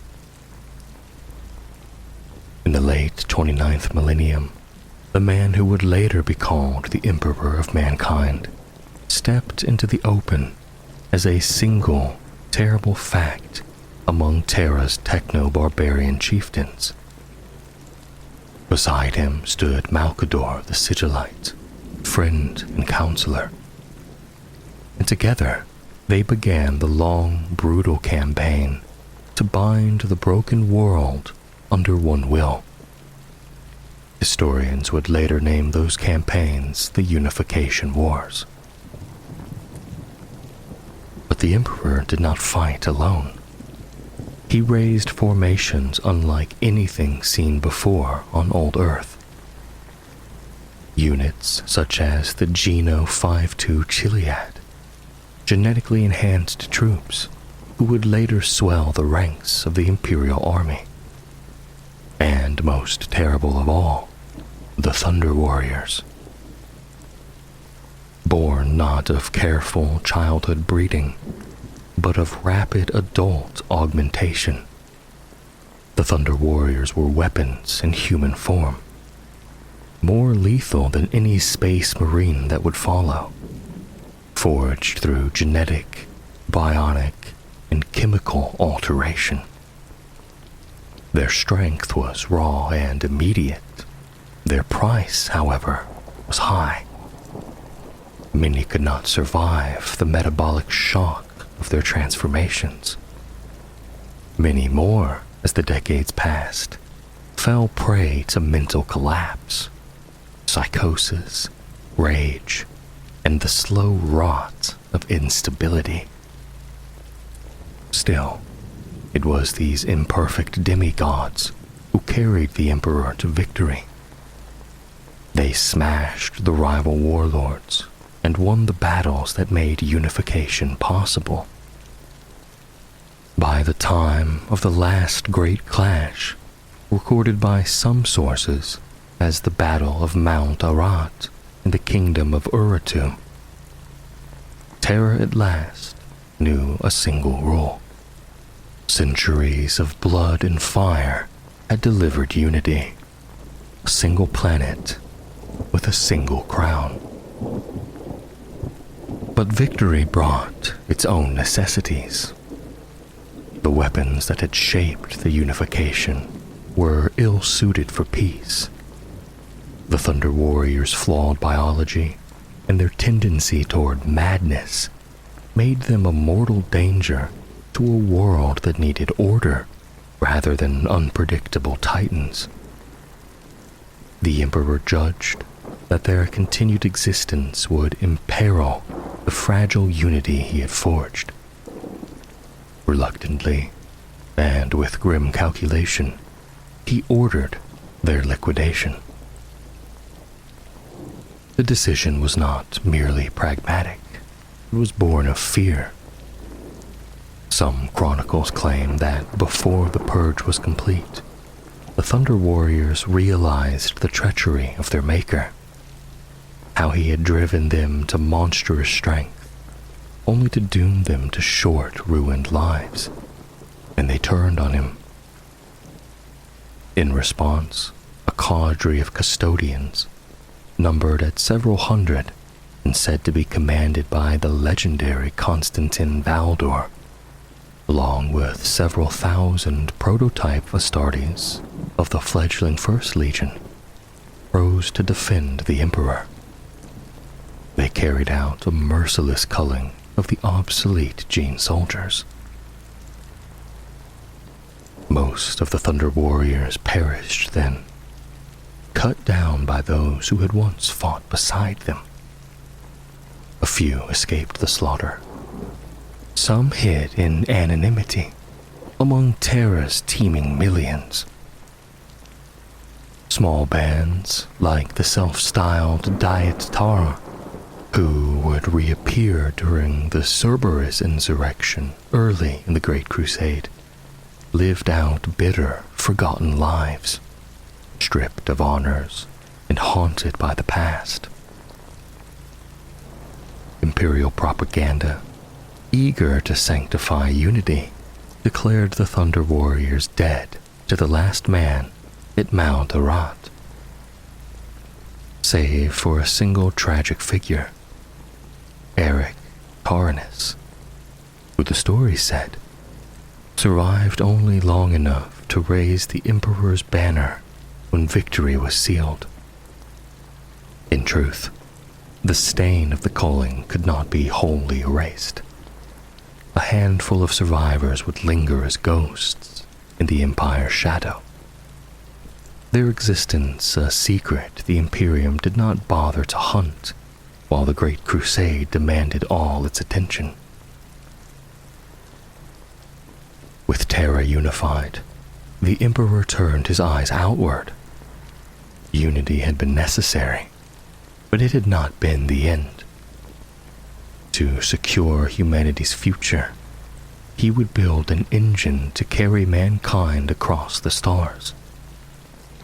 The years after Unity were given to preparation. He forged the Astropathic Service, Astrotelepaths to bind his future dominion with psychic lines of communication, and conceived the Astronomicon, a lighthouse of pure will and psychic force that, when lit by his power, would guide ships safely through the warp over distances previously unthinkable. Yet the stroke that would most decisively shape the coming epoch was the Primarch Project. The Emperor moved to create 20 superhuman infants, molded upon his own genetic template, and designed to mature into generals, statesmen, and exemplars for a galaxy-spanning army. To ensure they would be beyond men, he drew upon the arts he had learned in the darker corners of the immaterium. Crafts that could grant his creation extraordinary charisma and power, but that would also leave them vulnerable to the temptations of the warp.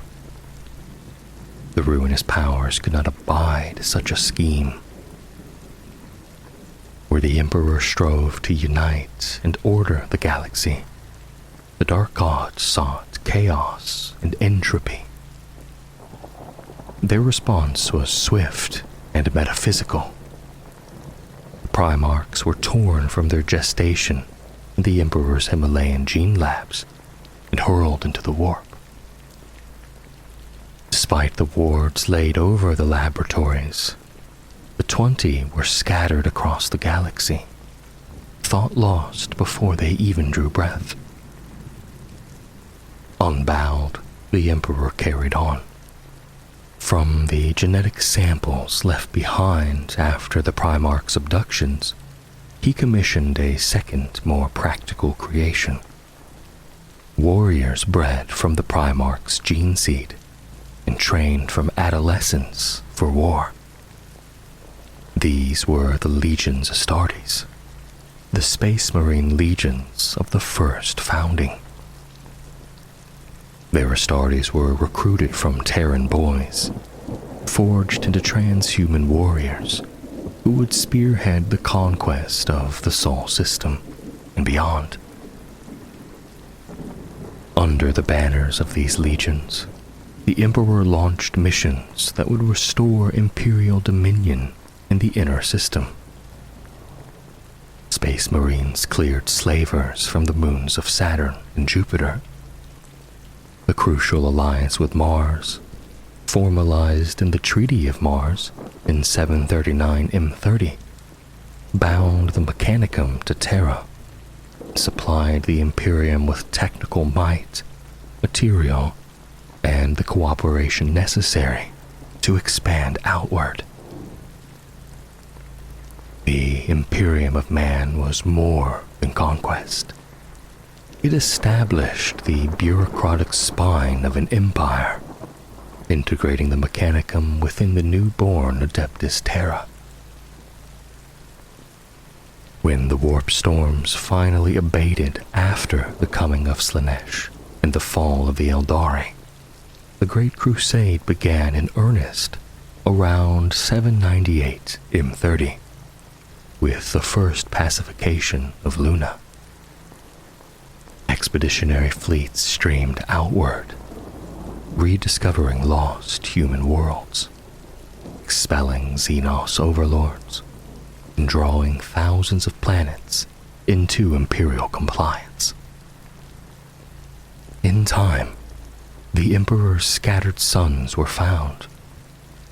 One by one, the Primarchs were reunited with their father, and with the Space Marine legions born of their gene seed. Placed at the head of these legions, they helped to forge the Imperium into a galaxy-spanning dominion. The ideological core of that dominion was the Imperial truth, a creed of reason, science, and militant atheism designed to choke the irrational roots of faith that fed the warp.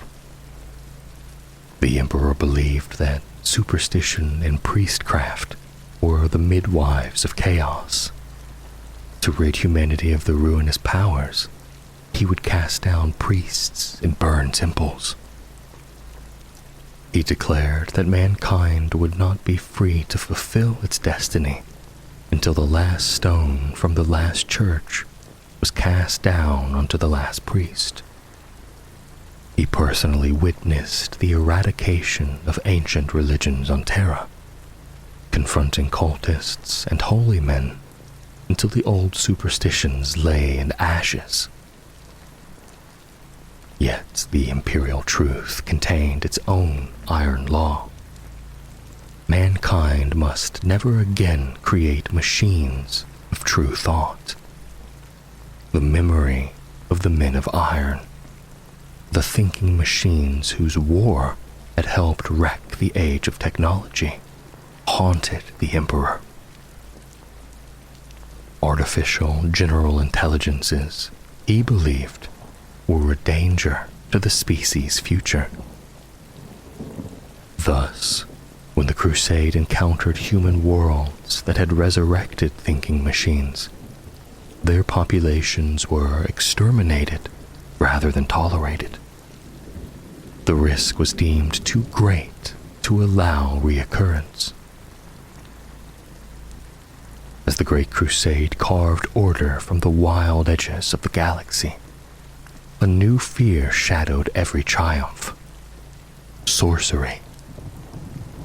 The Emperor, greatest human psyker to ever live, watched the mutant psyker gene spread through the species and felt only cold ambivalence.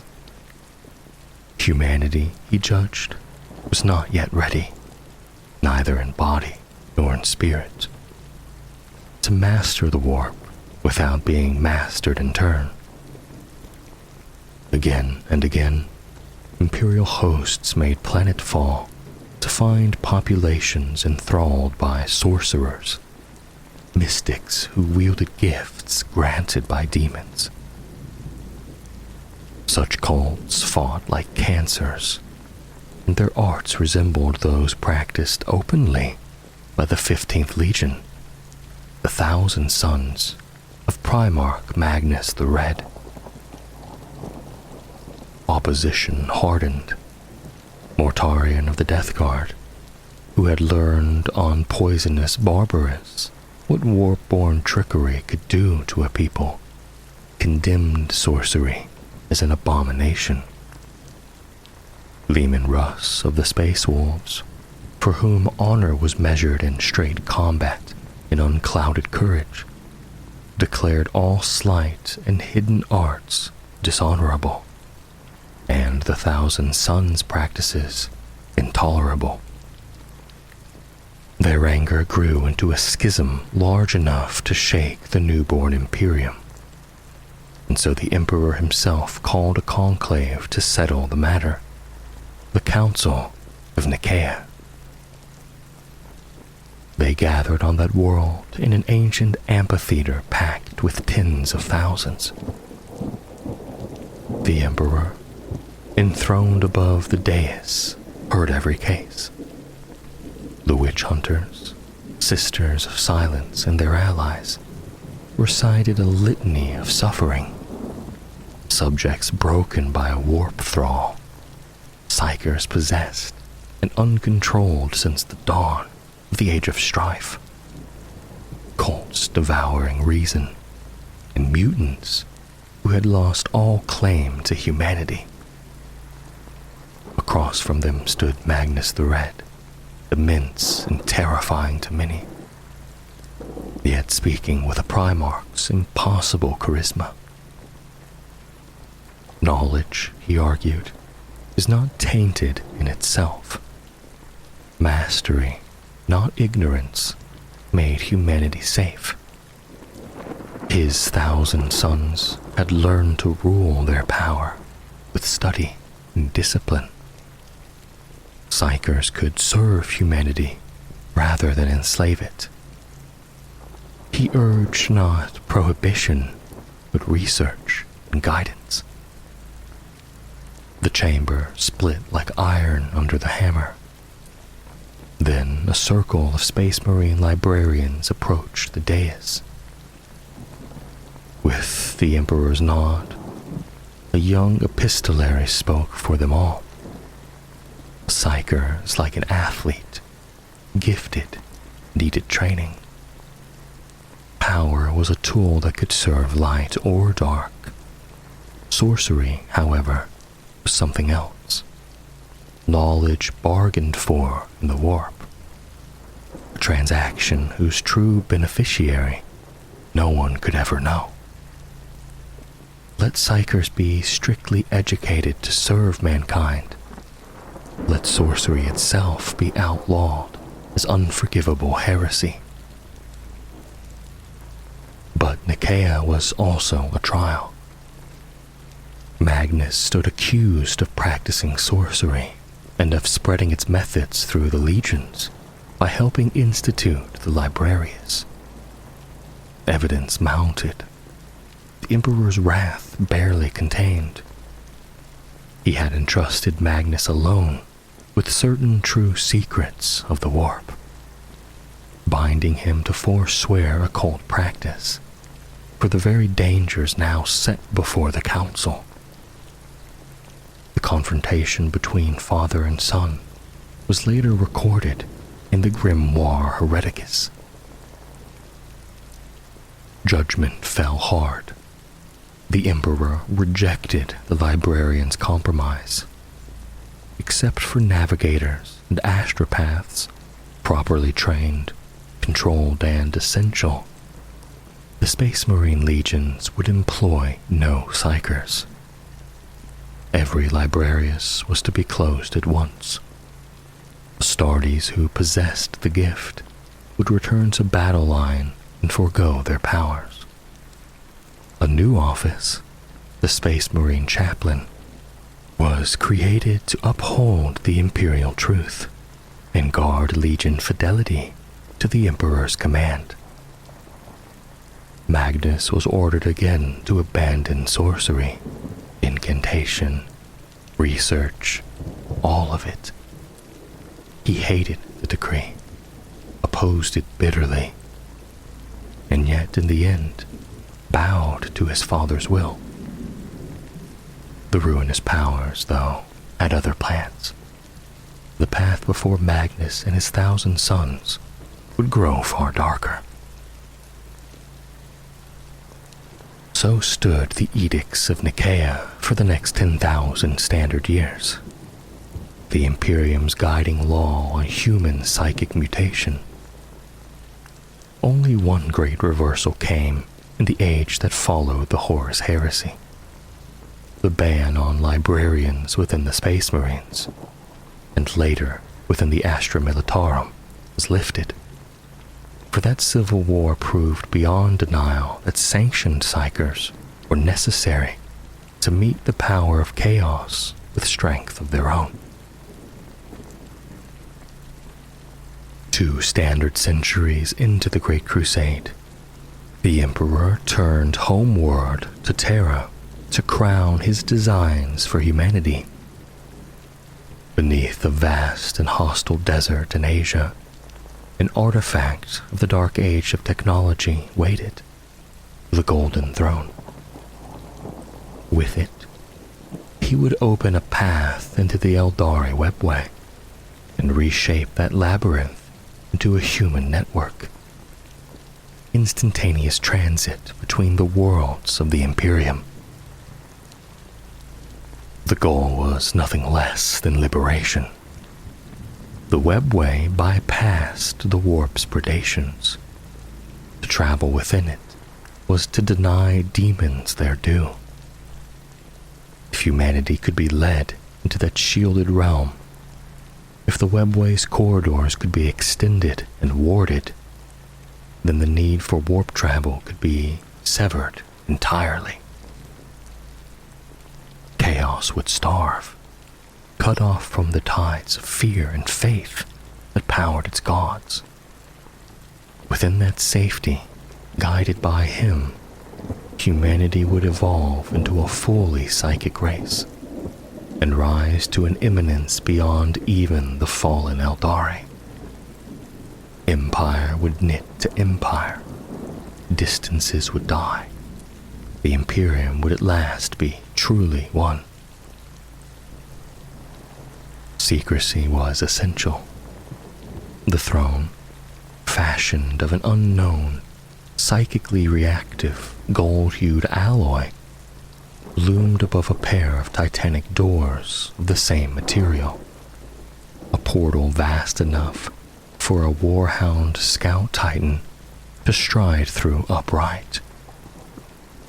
It stood within the Imperial dungeon, the deepest foundations of the palace where once his gene seed labs had worked. There, hundreds of red-robed Mechanicum tech priests and servitors toiled while the Emperor enthroned held the webway gate open by his psychic might. Humanity could not replicate the webway's psychically resistant substance. The new human-built sections had to be shielded by the Emperor himself. That burden chained him to the throne. It was why he left the crusade to others and returned to Terra in secret. But first, he set the board. After the Ulanor Crusade's extraordinary victory over the greatest orc war yet encountered, the Emperor judged his direct command no longer required at the front. Horus, first rediscovered among the Primarchs on near Chthonia, the only son to campaign beside his father for decades, was raised above his brothers. The Emperor and Horus had bled together, the Emperor sheltering his son at the siege of Relius, Horus repaying the debt at the Battle of Goro. The Emperor himself felling Garkle Blackfang, an orc war boss who had held off 3 Primarchs before him. With such a bond, the choice seemed inevitable. The Emperor named Horus War Master and charged him to lead the Great Crusade in his stead. Then he turned inward. He founded the Council of Terra, the forerunner of the Senatorum Imperialis, established the imperial tithe, and expanded the civil engines of rule, the Adeptus Administratum and more. With military command delegated and government broadened, he descended into seclusion beneath the palace to labor upon the golden throne and the webway. But he told his sons little.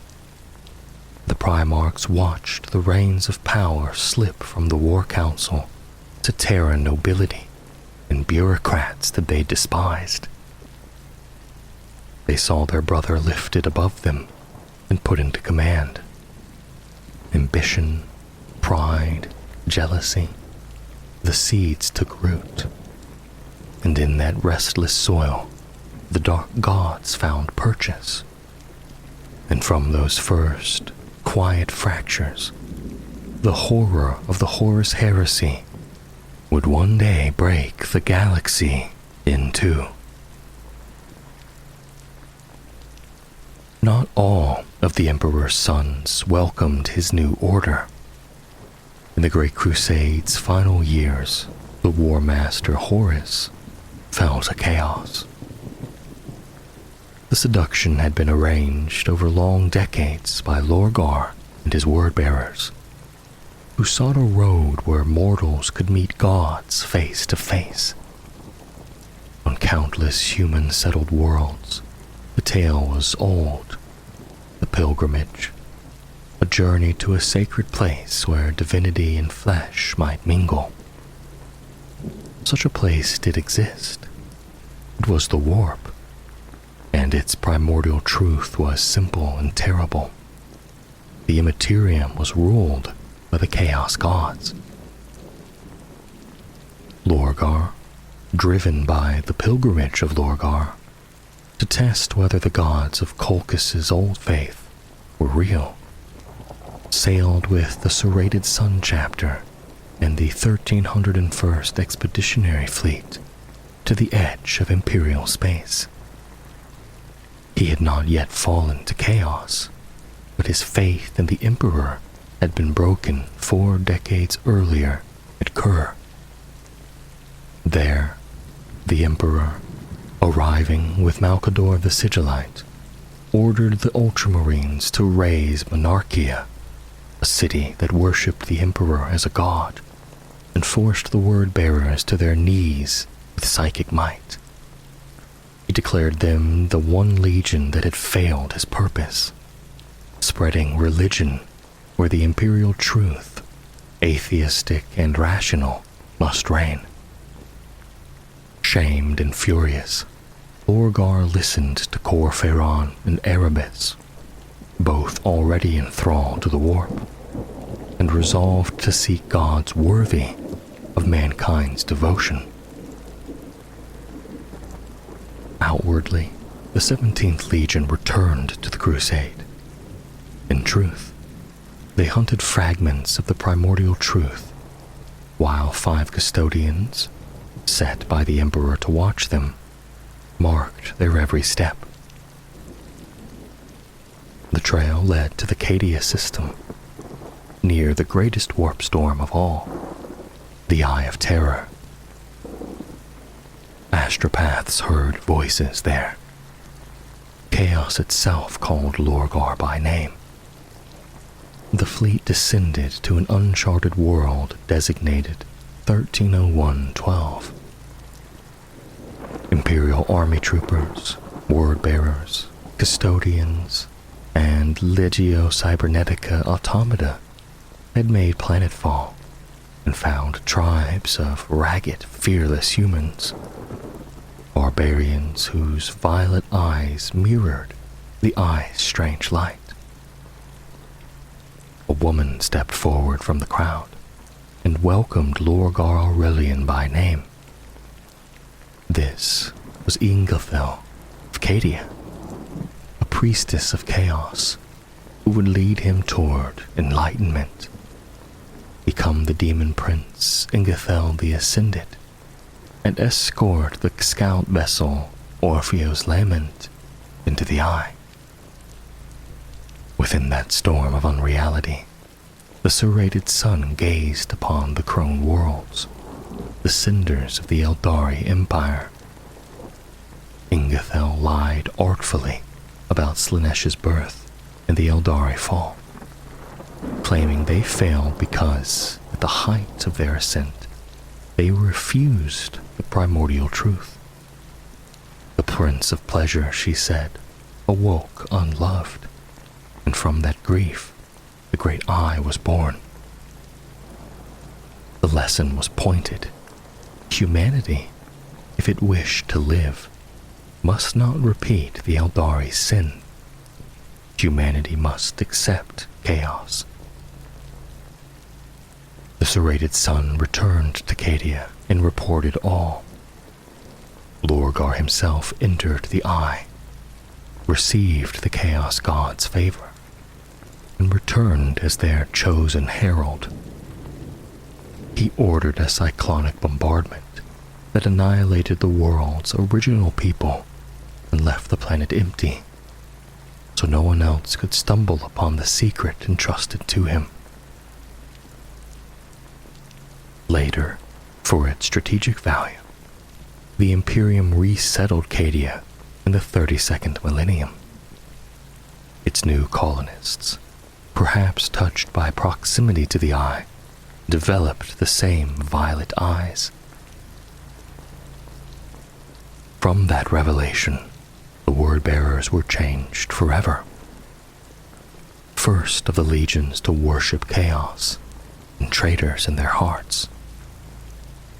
They spent the Crusades' fading years enlightening humanity through manipulation and deceit, turning 9 Primarchs towards the gods' cause, foremost among them, Horus. When persuasion proved insufficient, Lorgar engineered events that would plunge the Imperium into war. Erebus, acting as Lorgar's blade, stole a Kinebrock anatheme, a chaos-tainted knife, from the Interrex during the Luna Wolves' brief contact with that advanced offshoot of mankind. On the moon of Davin, where the former governor Eugen Timba had raised a rebellion under Nurgle's shadow, the trap closed. Davin was a rotting fin of plague dead and shambling garrisons. In a final clash aboard his crashed warship, Timba wounded Horus with the anatheme. Its venom was brewed by the Plague Lord himself, and even a Primarch's superhuman body could not cast it out. Erebus offered salvation. He brought the stricken War Master to the Serpent Lodge, a temple of chaos, whose priests promised a cure. In truth, they sent Horus's spirit into the Immaterium. There, guided by Erebus, the ruinous power showed him a vision. The Emperor had abandoned the crusade to ascend to godhood, betraying his sons and the promise of the imperial truth. The vision was a lie that would become true only through Horus's treachery. Believing it, he accepted Chaos' undivided aid and turned on his father. Half the Space Marine legions followed. In 7 standard years of war, beginning with the betrayals at Isfahan 3 and 5, the Horus heresy tore the fledgling Imperium apart and slew billions. Its climax was the Siege of Terra. Demons and traitor legions battered the palace walls, while Primarch Sanguinius threw down the bloodthirster Ka Banda. Loyalist relief fleets burned toward Sol. Time pressed. Horus lowered the void shields of his flagship, the Vengeful Spirit, inviting a final reckoning. Through all of this, the Emperor was bound to the Golden Throne. At the heresy's outset, Magnus the Red, defying the edicts of Nicaea, had hurled his mind through the palace's wards to warn the Emperor of Horus's fall. The Emperor refused to believe him and condemned the sorcerer's transgression. Leman Russ and the Space Wolves were dispatched to bring Magnus to Terra, but Horus, having fallen to chaos, tampered with the order. Russ, enraged, unleashed his legion upon Prospero. The fall of Prospero in 4 M31 broke the Thousand Suns and drove them, Magnus included, into Tzeentch's service to save their lives and their lore. Worse still, Magnus's warning had fractured the secret Imperial webway. Demons poured into the human-built tunnels. Custodians and Sisters of Silence fought like saints to hold the breach beneath the palace, but only the Emperor's will could keep the gate closed. Thus, Malkador the Sigillite and Rogel Dorn directed the war, while the Master of Mankind wrestled the portals of a labyrinth no human mind could master. He spoke across the void to Kai Zolain, a lowly astropath who had foreseen the heresy's end and the Emperor's fate. In those exchanges, the Emperor admitted he had known and accepted what must happen if his grand design failed. Corvus Corax came to Terra too, shattered by the drop site massacre. The Emperor, bleeding away strength to hold the webway, still poured the secrets of creating Astartes into his sons' minds. Corax rebuilt the Raven Guard with accelerated methods, only to have the Alpha Legion corrupt the process. The 19th Legion joined the ranks of the Shattered Legions and played little part thereafter. 5 years on the throne had left the Emperor wan and failing. Blood drew lines from his nose, and even his visions showed fatigue to Tribune Ra Endymion, sensing the birth of the demon Drak Nien. He knew the war within the webway neared its terrible crescendo. He ordered 1,000 Psykers gathered and sacrificed them to the throne to power it for a single solar day without him. Then he entered the webway himself. He swept the demons aside, confronted Drak Nien, and bound it within Ra Endymion's body, commanding the custodian to flee deep into the labyrinth so the creature could not touch humanity. Returning to the palace, he sealed the gate and became a prisoner to the throne once more. His great work was ruined. Without the webway, he told his followers, humanity would meet the same doom as the Eldari, whether in 1 year or in 10,000. Another war master of chaos would follow Horus. The Imperium was doomed, and for the first time, he confessed he no longer knew how to save mankind. With his attention fixed upon the breach, only when Malkador, second only to him in psychic might, took his place, could the Emperor leave the throne at all. When Horus dropped the vengeful spirit's shields, the Emperor understood the challenge. Malkador settled upon the golden throne to hold the portal. The Emperor mustered a strike force of Imperial fists and blood angels and teleported aboard the enemy flagship. Warp-twisted sorcery scattered the attackers. Sanguinius reached the War Master first. In a duel of brothers, the angel fell, but not before he opened a flaw in Horus's Terminator plate. The Emperor fought his way to the bridge. Horus, swollen with the combined power of all four Chaos gods, stood as the champion of chaos undivided, while the Emperor remained mankind's last, unbending hope. Father and son clashed. Horus tore away the Emperor's arm and mangled his organs. The Emperor restrained himself, still loving the son he had raised. A lone custodian broke into the chamber. Horus turned and with a glance flayed him alive. In that instant of contempt for human life, the Emperor finally saw what Horus had become and what doom would follow his rule. He gathered the totality of his will and hurled it through the gap in the War Master's armor. The strike annihilated Horus's soul so utterly that even the Chaos gods could not restore him.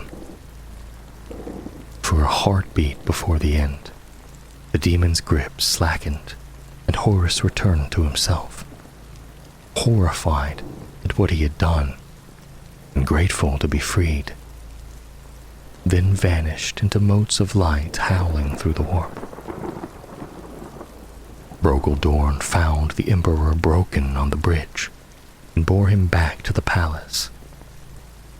Malcador, relinquishing the golden throne, crumbled to ash, mind and body burned out by holding shut the gate for the span of that final battle. Dying, the Emperor dictated a new purpose for the Golden Throne. Transform it into an arcane life support engine to hold him in an undying state between life and death.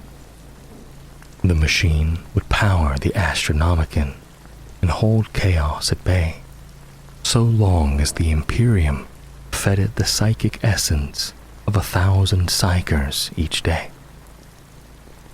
His strength gone, the Emperor gave Dorn his last instructions. The throne's mechanisms engaged, and for more than 10,000 standard years, his body has lingered in unending stasis while his mind roams the immaterium.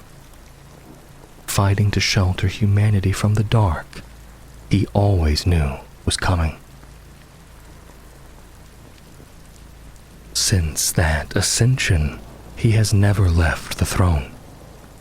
What began as the nexus of a secret webway design became a life support reliquary and psychic projector, hurling the Emperor's mind through the warp to watch over his species and bar the way to the ruinous powers.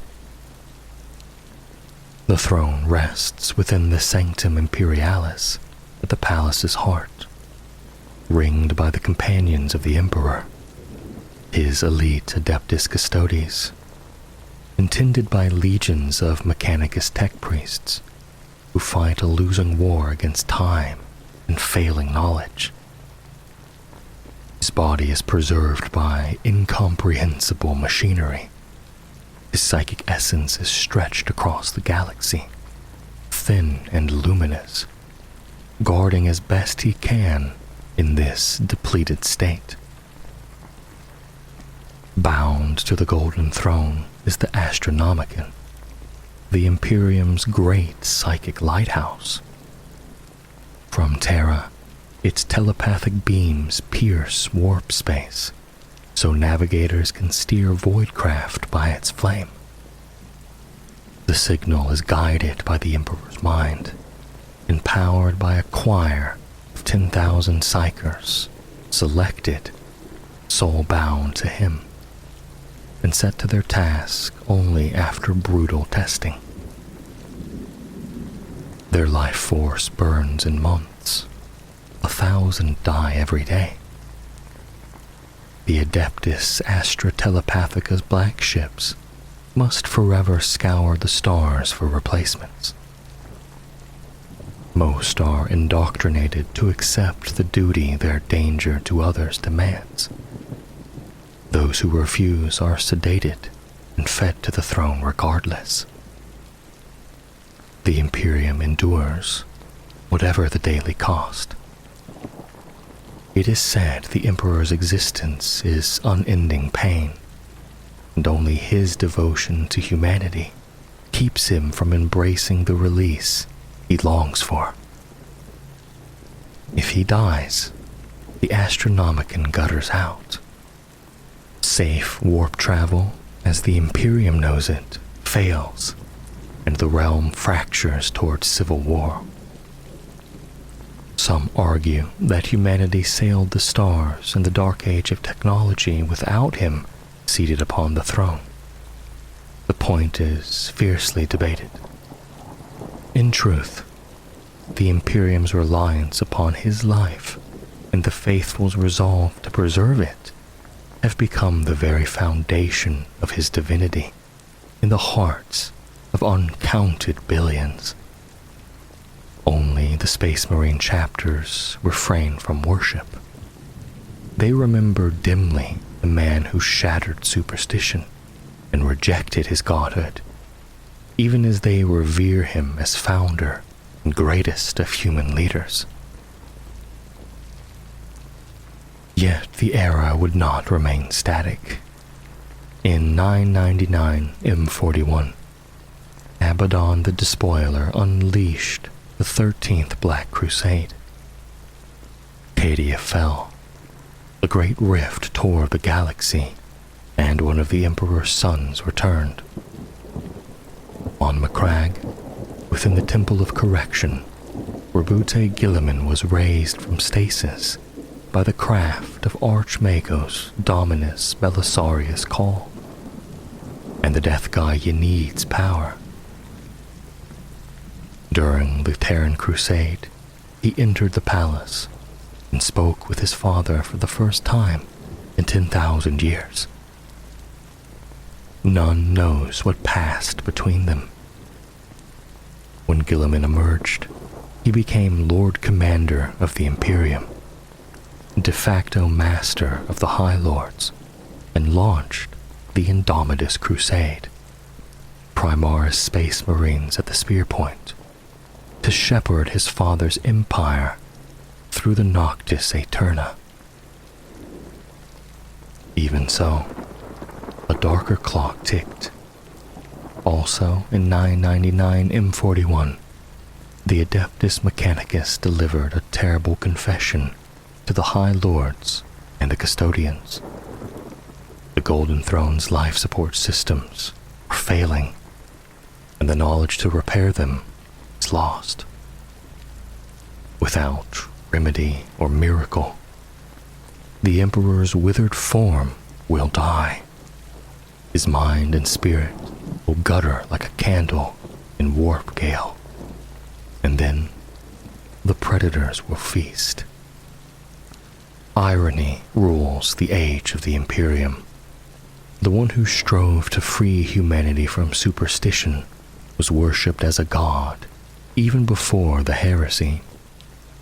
Lorgar of the Wordbearers authored Electitio Divinitatis, arguing that no mortal could do what the Emperor had done: unite Terra's tribes and nations, reunite so much of the scattered galaxy, wield impossible psychic command and primal scientific understanding, and show such vast compassion.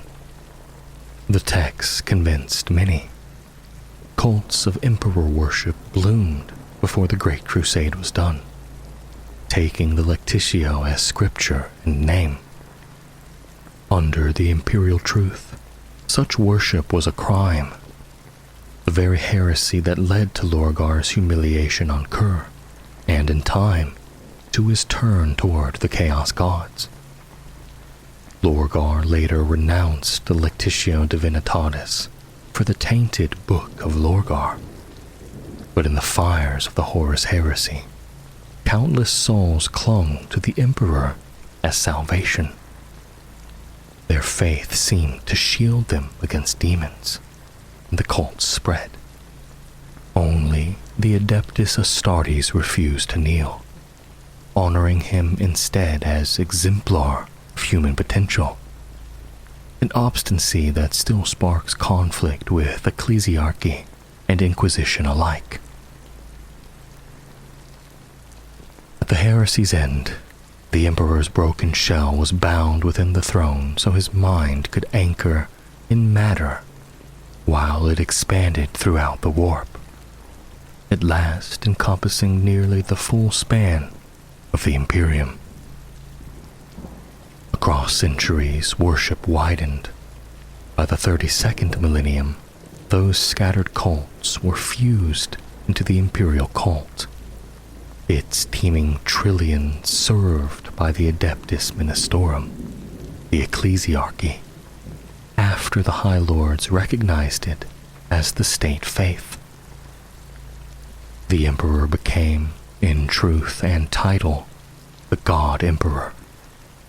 His will, interpreted by the Senatorum Imperialis, his laws enforced by the Adeptus Arbites, his body and palace guarded by the custodians, his Astartes, the Imperium's sword, and the Inquisition, born from his command to Malcador, grew into a power unto itself, hunting threats within and without. Despite his protests in life, the pressure of trillions of believing minds has wrought its own reality in the immaterium, where thought and faith shape the world. The Imperial Creed teaches that his entombment freed his spirit to guide and protect humanity more directly, unbound by flesh. Thus, the skull, a sign of his self-sacrifice, became the Imperium's icon. Whatever he once was, he is now a god within the warp, equal to any single chaos power, perhaps to all four combined. The greatest spiritual force for order in the Milky Way.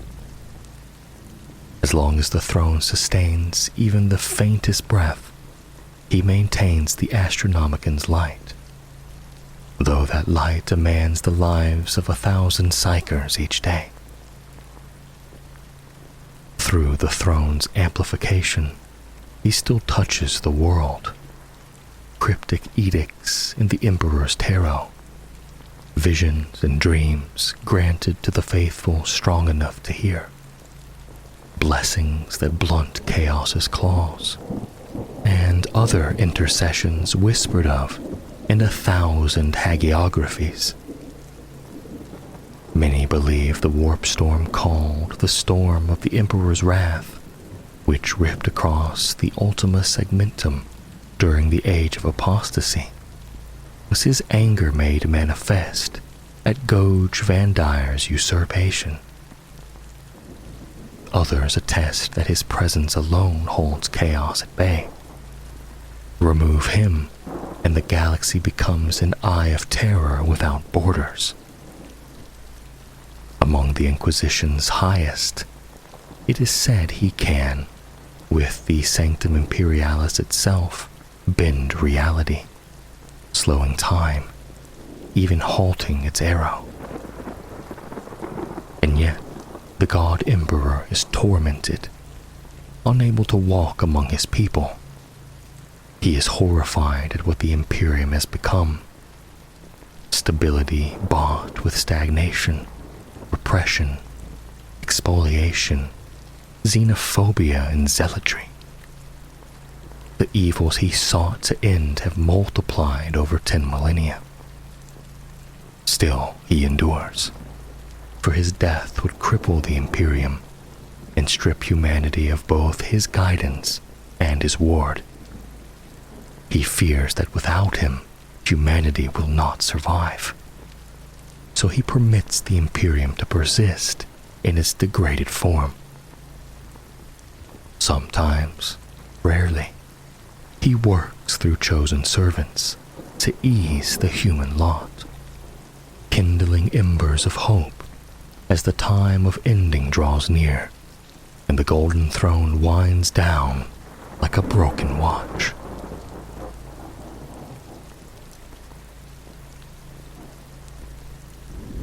In the Great War of the Horus Heresy, countless deeds of both infamy and valor were carved upon the bloody stars of that age. Yet few shone brighter or bled deeper than those of the Salamanders Legion. Betrayed, struck down, nearly annihilated, the 18th Legion stood resolute against the storm. There were few legions who paid so high a price for loyalty and honor, and fewer still who shed their blood so willingly in mankind's defense time and again. Beyond all measure or reason. But first, I just wanted to take a moment to let you know about my newer Warhammer 40k channel, Vox Umbra. It's where I do deep dives into the lore, but where you're meant to watch, not sleep. With video effects and voice acting in-universe dialogue, I think it's great content for anyone who enjoys the lore. So if that sounds interesting to you, you'd be doing me a great favor by checking it out. The link is in the description below. Thank you, and sleep well as we get back to your regularly scheduled sleep content. The Salamanders are such a legion. Though driven to near extinction not once, but many times throughout their long history, they have always risen anew, reborn from fire and ruin like their namesake. Tempered by suffering, stronger for their scars, they are as the blades of their own legendary forges, unbroken, undefeated, and true to their cause. Like many Proto-Legion formations in the waning years of the Unification Wars, the origins of the 18th Legion are shrouded in secrecy. Much concerning their founding, their early intake, and their first deployments remains unknown. The Emperor himself cloaked the creation of the Legion's Astartes in deliberate mystery, both to safeguard the fledgling project from hostile eyes and to conceal his own deeper designs. Whatever truths existed about these first terrible days now lie buried with the handful of confidants who might have known them. It is said that the 18th Legion, known in its earliest years as the Dragon Warriors, was created alongside the 6th and 20th Legions, later named the Space Wolves and the Alpha Legion. Together, this trefoil of proto-legions shared a peculiar origin. Formed apart, veiled even from their peers, and bound to specific, undisclosed purposes known only to the Emperor and his most trusted agents. Whatever secrets surrounded their birth were never spoken of openly, by decree of the master of mankind himself. This veil of mystery would mark them long after. Even as the legions grew and marched, a subtle distance set the trefoil apart from their brotherhood. Whispered rumors surrounded the 18th's earliest recruits, dark conjectures about the origins of their gene stock and the means of their creation. In the centuries to come, such distrust would twist into open suspicion for the Space Wolves and the Alpha Legion, while the Salamanders, redeemed by their deeds and by the character of their Primarch Vulcan, would win back the respect of their kin. But in the beginning, it was not so. In the first years of the Great Crusade, around 798 M30, the 18th's reputation was a grim one. Before they became paragons of endurance and compassion, they were known for fury and blood. Their legacy began in the dying days of the Unification Wars, at the legendary assaults of the Tempest Galleries, a battle that defined their fate. There, the 18th fought alone and triumphed against impossible odds. They won the field, but at a terrible cost. From 20,000 warriors, fewer than 1,000 survived. Yet this victory secured their place in Imperial legend. The Legion's ranks were swiftly rebuilt, their glory earning them priority in recruits, war gear, and supply, favored above many peers. Even so, their recovery delayed their departure from Terra, while other legions blazed across the stars in the Crusade's first waves. The 18th lingered in the shadows of consolidation. In the early decades of the Great Crusade, they were scattered. The 18th rarely fought as one. Chapters and cohorts were dispatched piecemeal across dozens of expeditionary forces and special detachments, reinforcing rogue trader fleets, bolstering embattled Imperial garrisons, or striking at sudden threats behind the Crusade's front lines. They fought Xenos raiders, hunted space hulks spilling from the warp, and saved colonists from horrors unearthed by their own expansion. In these crises, they were often the only Astartes present, commanding mixed human forces, spearheading assaults, and bleeding first and last in every engagement.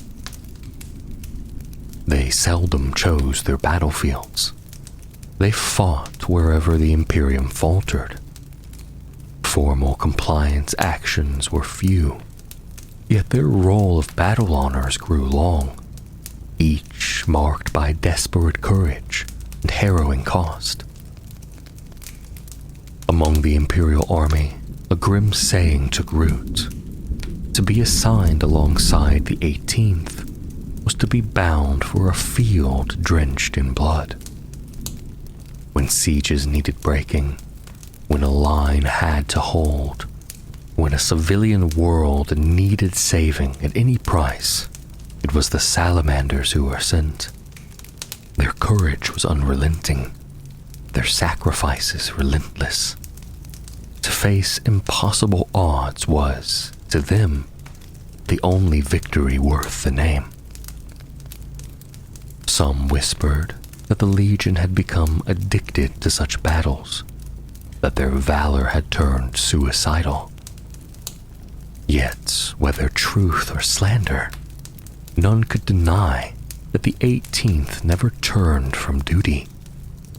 Even when tactical sins demanded retreat, they fought on until nothing remained to give.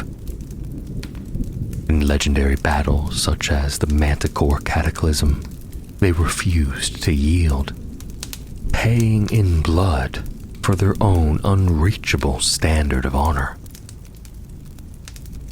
This reputation earned them admiration in some quarters of the Imperial High Command, and disdain in others. Lord Commander Actia of the 13th Legion, bitter over Manticore, declared that the 18th carried within them the seeds of their own destruction. He compared them to the erratic 5th Legion, whose wild nature vexed the Crusade, or the unstable 3rd, whose genetic flaws awaited their Primarch's cure. Whether fair or not, the judgment lingered. Attrition compounded the challenge. The 18th never reached the full muster strength of their peers. Their interrupted development, their constant bloodletting, and their isolation, both logistical and self-imposed, kept their numbers low and their kinship with other legions distant. By the 4th decade of the Great Crusade, some in the War Council openly questioned whether the 18th would survive at all. Yet survive they did. Though bloodied, diminished, and haunted by the ghosts of their own fire, they endured. And when their Primarch was found, they would rise from shadow and ash to become what history remembers them as, the Salamanders, guardians of humanity's flame. In the early years of the Great Crusade, when the stars themselves seemed to tremble beneath the march of the legions, the 18th remained a legion without a father. They fought as orphans, valiant but rootless, bound together not by a lineage, but by duty alone. While other legions were transformed by the rediscovery of their Primarchs, the Salamanders to be wandered the endless void, their name still unclaimed, their purpose still undefined. That would change with the discovery of a single world, a world born of fire. The planet was called Nocturne, and it burned. Its orbit was unstable, pulled by the vast gravitational tides of a massive moon named Prometheus. Each solar cycle, Nocturne was racked by cataclysmic quakes and volcanic eruptions, so fierce they reshaped continents. Its surface was a landscape of obsidian plains, magma rivers, and smoke-choked skies. A forge world of nature's own making. Yet amid the chaos, life endured. Human settlers had long made their homes there, living in rugged clans across scattered settlements. They hunted the great salamanders of the mountains for food and hide, mined the volcanic crust for precious minerals, and forged weapons of unmatched craftsmanship from the planet's rare ores. They were a hardy people, simple, strong, and unbowed by a world that sought daily to destroy them. It was upon Nocturne that the Primarch Vulcan fell. When his incubation pod descended through the firestorms of the world, it was discovered by the blacksmith Nibel, a man of great strength, quiet wisdom. He raised the child as his own, teaching him the craft of the forge and the worth of labor. Vulcan grew into a giant even among his people, taller, broader, gentle of heart, and filled with a deep sense of justice. His laughter was loud, his mercy boundless, and his strength beyond imagining. In time, he would save his village from raiders, slay the great salamanders of the volcanic peaks with his bare hands, and craft blades of fire steel so pure that none could match him.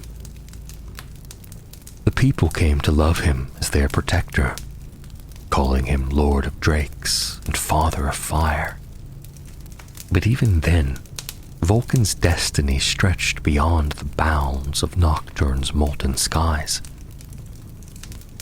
The Emperor came to him in disguise.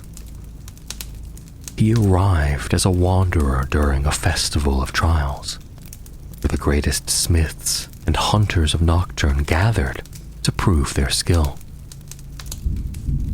Vulcan met the stranger with kindness and respect, not knowing the divine purpose behind his golden eyes. The two entered a contest of strength and craft that lasted 7 days and 7 nights, one of endurance, intellect, and will. When at last their final challenge came, both men stood atop the fiery rim of Mount Deathfire, their forges roaring. Each was to create a weapon worthy of the other's life. Vulcan forged a blade unlike any other, a hammer wreathed in the breath of the volcano itself. The Emperor's creation was flawless beyond comprehension. But when the mountain erupted and the bridge beneath them shattered, both weapons fell into the abyss. Without hesitation, Vulcan leapt after the stranger to save him, while the Emperor's retinue looked on in awe. Vulcan dragged the man from the molten depths, burning himself near to death in the process. When he awoke, the stranger stood above him, untouched by the flame, holding both weapons in his hands. "You are mine, my son," the Emperor said, and at last Vulcan knelt. Thus were the Salamanders born, no longer the veiled 18th, but a legion with a father and a home. When Vulcan returned to Terra, he brought the strength of Nocturne with him, the craftsman's devotion, the protector's heart, and the fire of rebirth that would define his legion forever. Under Vulcan's guidance, the Salamanders transformed. They became artisans and warriors both, masters of the forge and saviors of the innocent. Each warrior forged his own arms and armor, seeing his war gear as a sacred extension of his soul. They believed that strength meant nothing without compassion, and that to protect humanity was their truest calling. They were slower to rebuild than their peers, for they refused to value numbers over quality, or conquest over righteousness. Yet, every salamander that strode to war was a living weapon of unmatched skill, his armor a work of art, his heart a burning furnace of loyalty and faith. The bond between Vulcan and his sons was deeper than any in the Imperium. He knew each of his captains by name, visited their forges, and fought beside them in the fires of countless worlds. Where other Primarchs ruled as distant gods, Vulcan led as a father among equals. The Emperor saw in Vulcan a reflection of his own ideal. Strength tempered by mercy, courage refined by wisdom, and charged the Salamanders with protecting humanity's most vulnerable worlds during the Great Crusade. They became the flame that guarded the dark, the shield against the cold night between stars. But in time, even the brightest flame casts a shadow. And when the Horus Heresy came, the Salamanders would learn the true cost of fire. The galaxy burned. Brother turned against brother, son against father, and the dream of unity forged in the Emperor's name fell into ruin. When Horus, war master of the Imperium, fell to the whispers of chaos, the stars themselves seemed to recoil. In a single act of treachery, the light of mankind's golden age dimmed, and all the legions were cast into the long shadow of the Horus heresy. For the Salamanders, that shadow would come in fire. At the height of the heresy, Vulcan and his legion were summoned to the Istvan system, where the traitor Horus had struck first. The War Master's rebellion had spread like poison through the ranks of the Astartes, and the Emperor's loyal sons rallied to bring him justice. Vulcan, Ferrus Manus of the Iron Hands, and Corvus Corax of the Raven Guard led the second wave of imperial retribution, an armada meant to crush the traitors and reclaim the galaxy from madness. They believed themselves among brothers. They believed they were bringing salvation. Instead, they were being led into a trap. When the Loyalist forces made planetfall on Istvan V, they fought with the fury of the righteous. The Salamanders advanced through fire and ruin, their flame weapons scouring the trenches of the enemy, their thunderhammers breaking corrupted iron and flesh alike. Vulcan led from the front, his warhammer Dawnbringer rising and falling like a comet. The Iron Hand struck with relentless precision, while the Raven Guard's shadows closed around the flanks. For a brief, shining moment, victory seemed near. Then, the guns fell silent. From the heights of the Urgal Depression, the signal flared, a brilliant light that turned to horror as the reinforcements descended not as saviors, but executioners. The Alpha Legion, Night Lords, Word Bearers, and Iron Warriors, those who had sworn loyalty, turned their weapons upon their brothers. The ground erupted with bombardment as the Loyalists realized the truth too late. The betrayal became known as the Drop Site Massacre. Under the burning skies of Istvan V, the Salamanders were torn apart. Their green armor, once the color of renewal, was shattered and blackened beneath the fury of orbital fire. Vulcan refused to retreat. He gathered what remained of his sons and fought through the encircling tide of traitors, his body wreathed in fire, his hammer breaking heretics in two. But for every enemy he felled, 100 more came. The Iron Hands were decimated, Ferrus Manus himself slain by the hand of his brother Fulgrim. The Raven Guard were driven into the wastes, bleeding and broken. And the Salamanders were engulfed.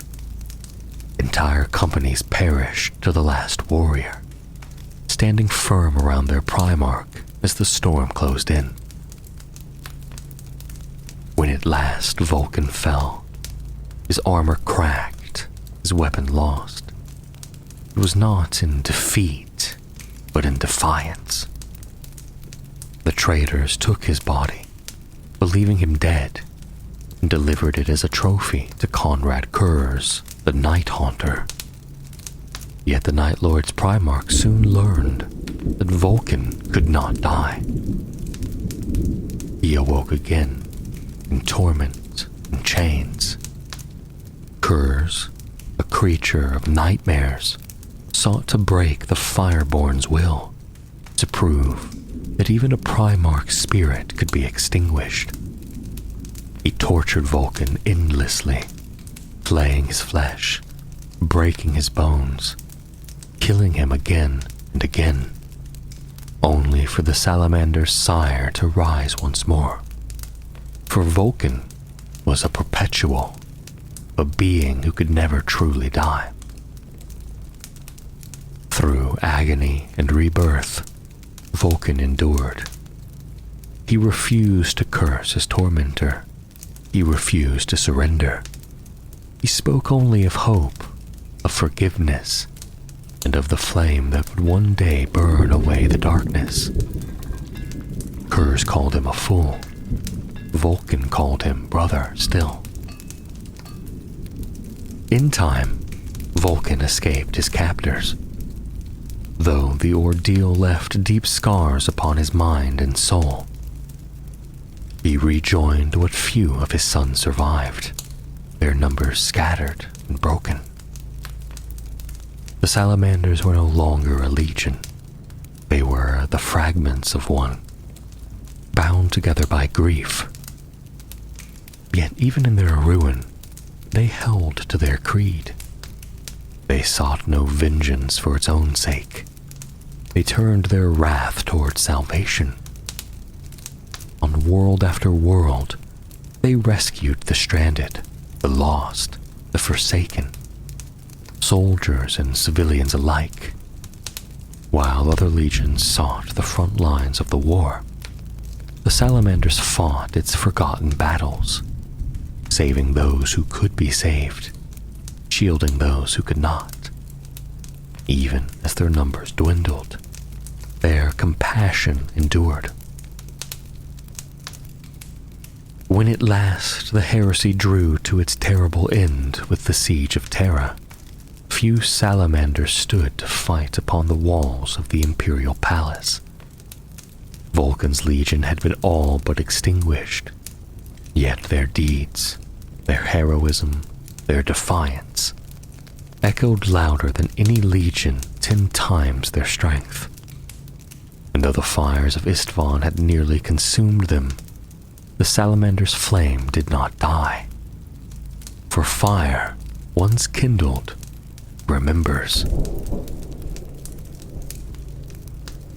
The fires of Istvan V had burned the Salamanders almost to extinction. When the storm of betrayal passed, when the ashes cooled, when the silence of the dead settled across the Urgal plain, only a handful of the fireborn remained. Their ships were scattered, their gene forges shattered, their Primarch vanished. Yet even shattered steel may be reforged, and the Salamanders were nothing if not masters of the forge. They gathered what fragments they could, stray companies, battered strike forces, survivors rescued from the void, and bound them together beneath a single banner once more. The scouring had begun, the great reckoning that followed the fall of Horus. The loyal sons of the Emperor turned to hunt their treacherous brothers from the stars. For the Salamanders, it was not vengeance that drove them, it was duty. When the Ultramarines rebuilt order and Guilliman wrote the Codex Astartes, the Salamanders roamed the bleeding frontiers, seeking out the remnants of chaos and the traitor legions that had fled into the warp. Each battle fought was a wound reopened, every victory bought with blood. Again and again, they stood where the need was greatest, never asking for praise, never counting their losses. But amid that long war, the Salamanders also searched for their father. Rumors whispered through the Imperium that Vulcan yet lived, that he walked among men, healing the wounded, forging weapons of divine craft, or vanishing into fire. Some claimed to have seen him upon Caldera, battling demons with his bare hands. Others said he strode the lava plains of Nocturne once more, silent and grief-stricken. None could prove the truth. The Salamanders' hearts clung to hope, for they knew their Primarch could not die. Vulcan was a perpetual, blessed or cursed with endless life. Yet his return was as uncertain as the dawn after a long night. In his absence, the Legion endured by faith and by memory. They rebuilt Nocturne, uniting once more with its 7 great settlements, the 7 sanctuaries, each bound to the chapter's structure. From the volcanic moon Prometheus, they established new forges and Fortress Monastery, the Crown of Fire, where the sons of Vulcan would henceforth be trained, armed, and tested in the crucible of flame. There, they reforged their identity, not as conquerors, but as guardians of humanity. From the ashes of the Great Crusade's wars, the Salamanders shaped themselves anew in the image of their Primarch's ideals. They tempered their fury with compassion, their might with mercy. To the common folk of the Imperium, they became mythic saviors. Warriors who would kneel beside the wounded, who would shield the helpless, even as battle raged around them. Where other chapters might see only strategic worth, the Salamanders saw lives worth saving. When Guilliman's second founding divided the legions into smaller chapters, the Salamanders were few enough already. They did not resist the decree, for it aligned with their belief that strength should serve, not rule. The 18th Legion became the Salamanders' chapter, though even then they could scarcely muster a fraction of the numbers of their brother chapters. The rest of their gene seed was used to found successor chapters, few of which would ever mirror the nobility of their parent line. Still, the Salamanders endured. Through the long millennia that followed, the endless crusades, the Xenos Wars, the purges of heresy and madness, they stood their ground. During the age of apostasy, they defied the excesses of the ecclesiarchy, refusing to turn their faith into fanaticism. In the War of the Beast, they fought upon Armageddon and across 100 burning worlds, their flame weapons cleansing the greenskin hordes. When the 13th Black Crusade split the galaxy asunder, the Salamanders were there again, standing upon the ramparts of Nocturne, their planet shaking beneath the warp storm's light. Through every age their creed endured. Protect the weak, endure the fire, be the shield of humanity. Yet, even as the centuries passed, the question of Vulcan lingered like a coal that would not cool. Some said the Primarch had returned only briefly in the millennia after the heresy, guiding his sons before vanishing once again. Others whispered that he had forged a series of relics, the 9 artifacts of Vulcan, each hidden across the galaxy as a test of faith and endurance. It was said that when the Salamanders recovered all 9, their father would rise again.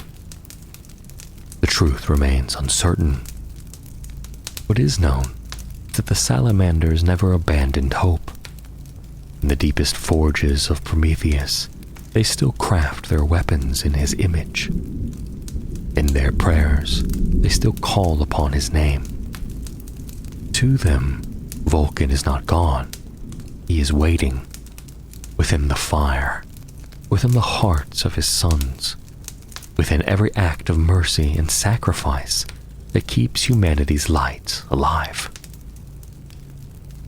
They are fewer than they once were, but each salamander is a flame in the dark, a spark of their Primarch's unyielding soul. And across 10,000 years of war and ruin, that fire has never gone out. 10,000 years have passed since the fires of Istvan. 10,000 years since the Emperor was entombed upon his golden throne, and the galaxy fell to endless war.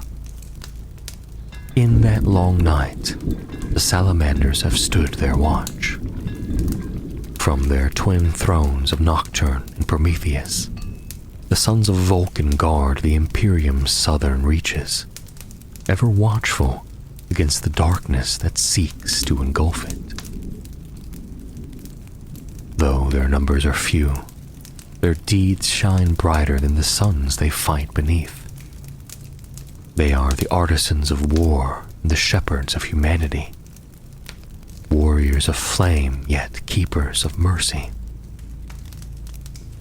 The Salamander's chapter structure is unlike any among other Adeptus Astartes. They remain small, often below the nominal 1,000 battle brothers prescribed by the Codex Astartes, for the gene seed of Vulcan is slow to mature and rare to replicate. But their strength lies not in number, it lies in spirit. Each salamander is forged through trial, shaped by pain, and tempered in the volcanic furnaces of their world. Upon Nocturne, every child knows the forge. From birth, they learn the value of labor and the sanctity of craft.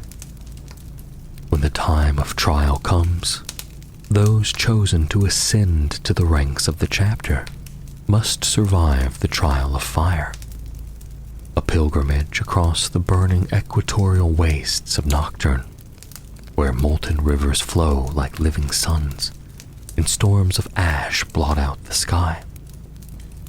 Those who return are reborn as neophytes, ready to bear the mantle of Vulcan's sons. Once accepted, they train within the crown of fire, the mighty fortress monastery that hangs above Prometheus, where forges the size of cities thunder day and night. Each brother crafts his own arms and armor, often over the course of years, etching every plate and weapon with prayers of endurance and remembrance. To wield another's work is shame. To forge one's own is sacred. Where other chapters venerate victory, the Salamanders venerate service. They walk among the people of Nocturne, teaching and protecting them, rather than ruling as gods. Their settlements and forges intertwine with those of their human kin, and their warriors are often seen aiding miners, rescuing those trapped in quakes, or rebuilding towns destroyed by fire. Salamanders do not call these acts of charity, they call them duty. When war calls, they answer as both guardians and avengers. Their favored weapons are the gifts of the forge, flamers, meltas, and thunderhammers wrought in Promethean flame. They strike not for glory, but for necessity, and every enemy burned in the cleansing heat of their wrath is a reminder that fire destroys, but it also purifies. In battle, their methods are deliberate and precise. The Salamanders are not swift like the White Scars, nor ruthless like the Space Wolves. They advance as an inexorable tide, their bolters thundering, their armor blackened by fire. They are methodical craftsmen of war, shaping every campaign with the patience of smiths working molten metal. When a salamander strikes, it is not with fury, but with purpose. Their compassion sets them apart. Where others would burn a world to cinders to deny it to the enemy, the salamanders will fight to preserve it. Where some chapters view the lives of the ordinary humans as expendable, The Fireborn see in every soul the spark of mankind's promise. To abandon the innocent is, to them, the greatest heresy of all. But compassion has its cost. The galaxy is merciless, and the Salamanders' refusal to sacrifice humanity's spirit has often left them stretched thin and bleeding. Many times they have fought alone when others might have withdrawn. Many times they have been scorned by less patient allies who mistake mercy for weakness. Yet even so, the Salamanders endure. In the present age, the era Indomitus, the Salamanders stand once more amid a galaxy divided by the Great Rift. When the skies of the Imperium split and the Astronomicon flickered, when demons poured forth and entire sectors were swallowed by shadow, it seemed the end had come at last. But hope, like fire, cannot be extinguished so easily. The reborn Rabute Gilliman, the Lord Commander of the Imperium, rose from the dust of the ages and called the faithful to arms. When the Indomitus Crusade began, the Salamanders answered. Upon the battlefields from Armageddon to Vigilus, they fought beside Gilliman's new armies of Primaris Space Marines, the next evolution of their kind. The Salamanders accepted these new brothers without pride or suspicion, for they saw in them not a challenge to their legacy, but an expansion of it. Among the Primaris, the Salamanders found kin who shared their compassion and endurance and welcomed them into the Forge. The old ways were taught anew, the reverence of craftsmanship, the honor of service, the sacred balance between destruction and salvation. Together, the Fireborn reforged themselves for a new age of endless war. And still, the legends persist that Vulcan lives. The Salamanders never deny the rumors or the tales of Vulcan sightings. They only nod and say, "He watches still." To the Salamanders, faith is not born of hope alone. It is born of endurance. They believe that one day, when the galaxy's night is deepest, Vulcan will rise again from the fire, as he always has, to lead his sons once more. Until that day, they fight in his name, carrying his flame across the stars. 10,000 years have passed since the Emperor's dream burned away in betrayal. 10,000 years since the sons of fire were broken on the anvil of Istvan. Yet still the Salamanders endure. Still they guard humanity's flame. And as long as one of their number draws breath, the fire of Vulcan shall never die.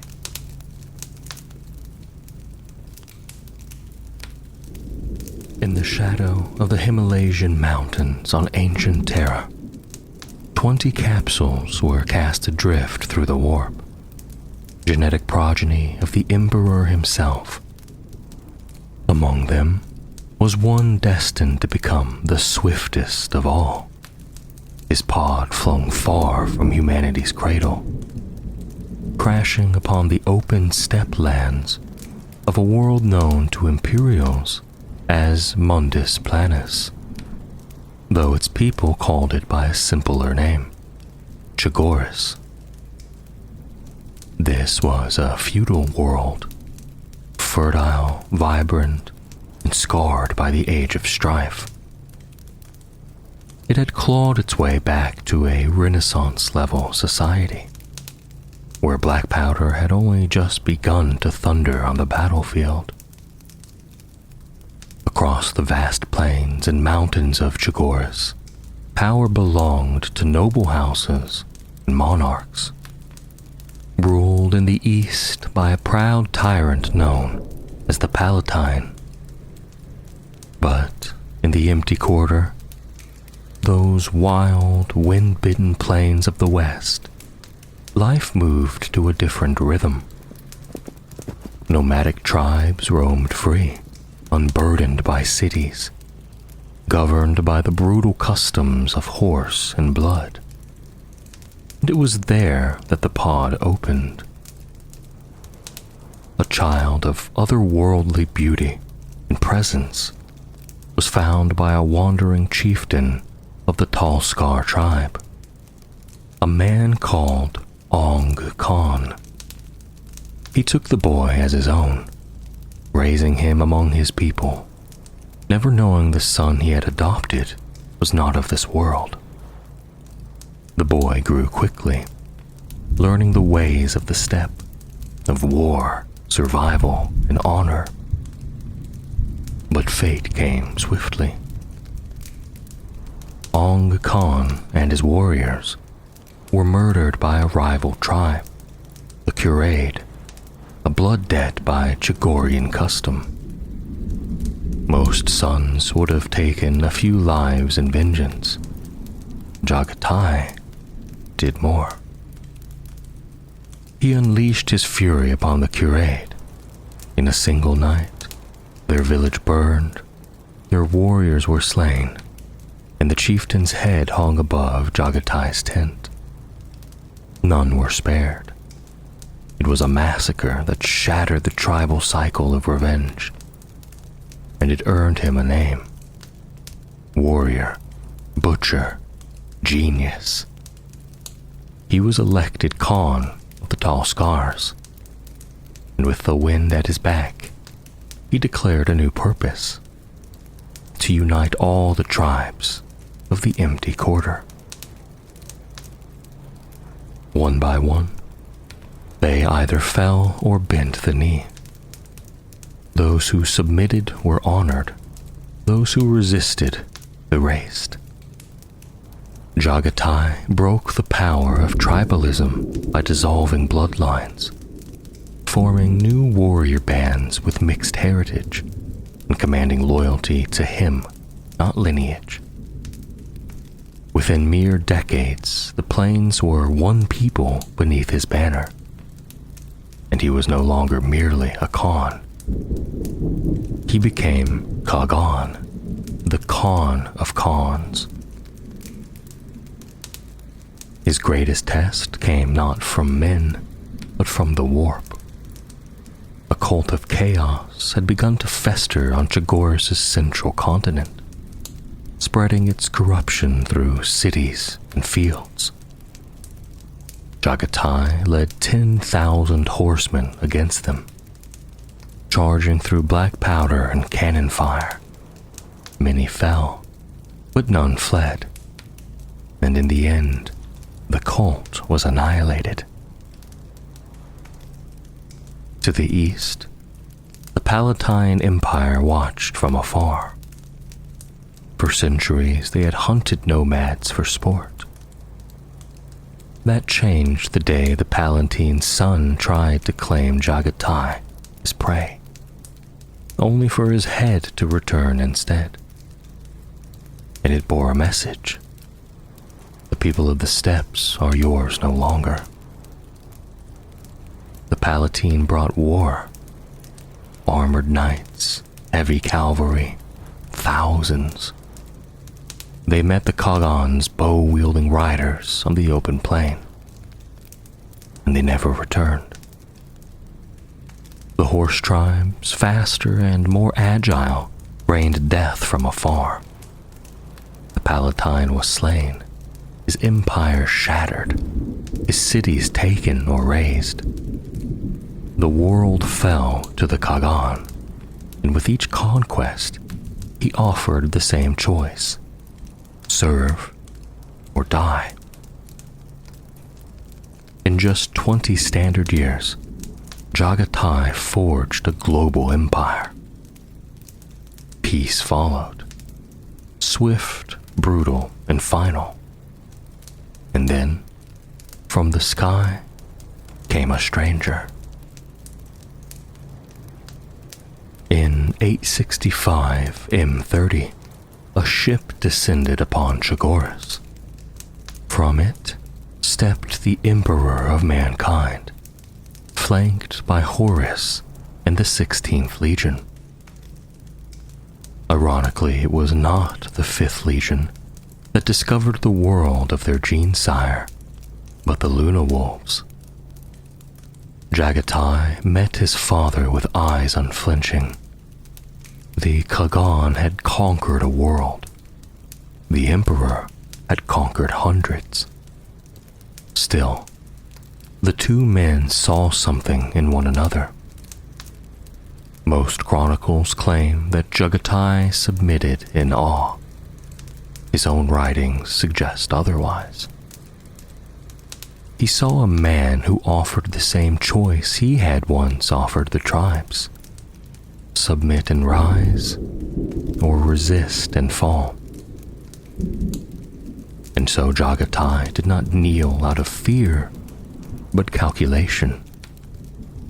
He bargained. In exchange for loyalty, he demanded respect for the people of Chagoris and a voice in the Imperium's future. And so the Emperor gave him a new purpose, and the Khan of Khans slipped free of the burden of rule. War called to him once more. The 5th Legion had long since earned the name Star Hunters, for they prowled the void alone, scattered across forgotten fronts. What Jagatai inherited was not a legion, but 1,000 warbands, brothers in blood, strangers in name. So he did what he had always done. He summoned them. Astropathic calls rang across the stars. Over the course of a decade, the pioneer companies returned, wary, bitter, and proud. They gathered in the empty quarter, and the Kagan saw that though their armor bore many colors, their gene seed was the same. He bound them in culture where genetics failed. Upon the wide plains of Chagoris, they took the blooding. 50,000 warriors drew blades and carved scars into their faces, marking the end of their old lives. Then came the naming, a rite of rebirth.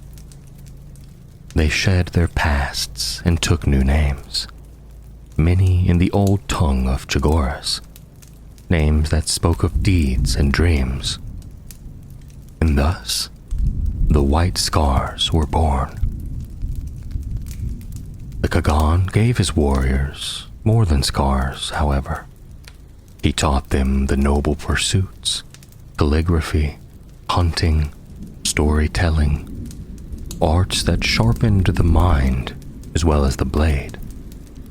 It was a blend of tradition and practicality, and it clashed with the imperial truth.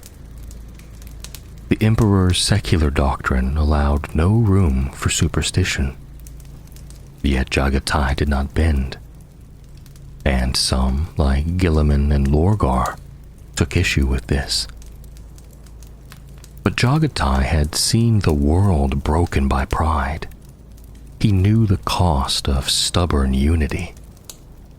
What he forged was not perfect, but it was strong. In time, the disparate nomads became one legion. They carried scars on their faces and poetry in their hearts. They rode into war like storms, and above them all, at the head of the thunder rode the Khan of Khans, his eyes forever on the horizon, his heart beating to the rhythm of the hunt. After the unifying rites of blood and name upon the open plains of Chagoris, the Kagan knew that tradition alone would not bind his legion. Ritual could forge identity, but only war could forge loyalty. Thus, Jagatai Khan led his newly reborn White Scars into the stars, to test their mettle not as scattered warbands, but as a legion. Their proving ground was the Kolarn Circle, a lawless region long left to fester in the dark. Scouted decades earlier by the 103rd Pioneer Company, the Soul Hunters, it was known to harbor both feral and degenerate strains of mankind and roving Xenos hosts. These were not worlds of great value or glory. They held no vital resources, but the Kagan had chosen them with purpose. On these brutal ash-scoured worlds, no single company could prevail alone. The 5th Legion would either learn to fight as one or be broken. Into this crucible, Jagatai scattered the warriors of his Chagorian Keshik, men whose names would echo across centuries.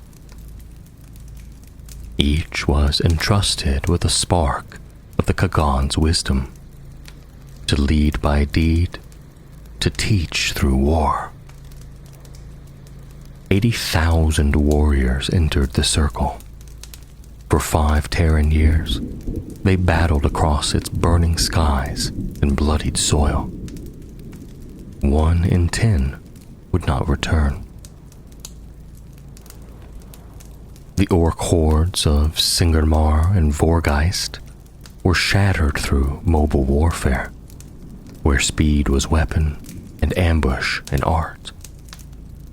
Though outnumbered, the Chagorian style of strike and fade proved to be brutally effective.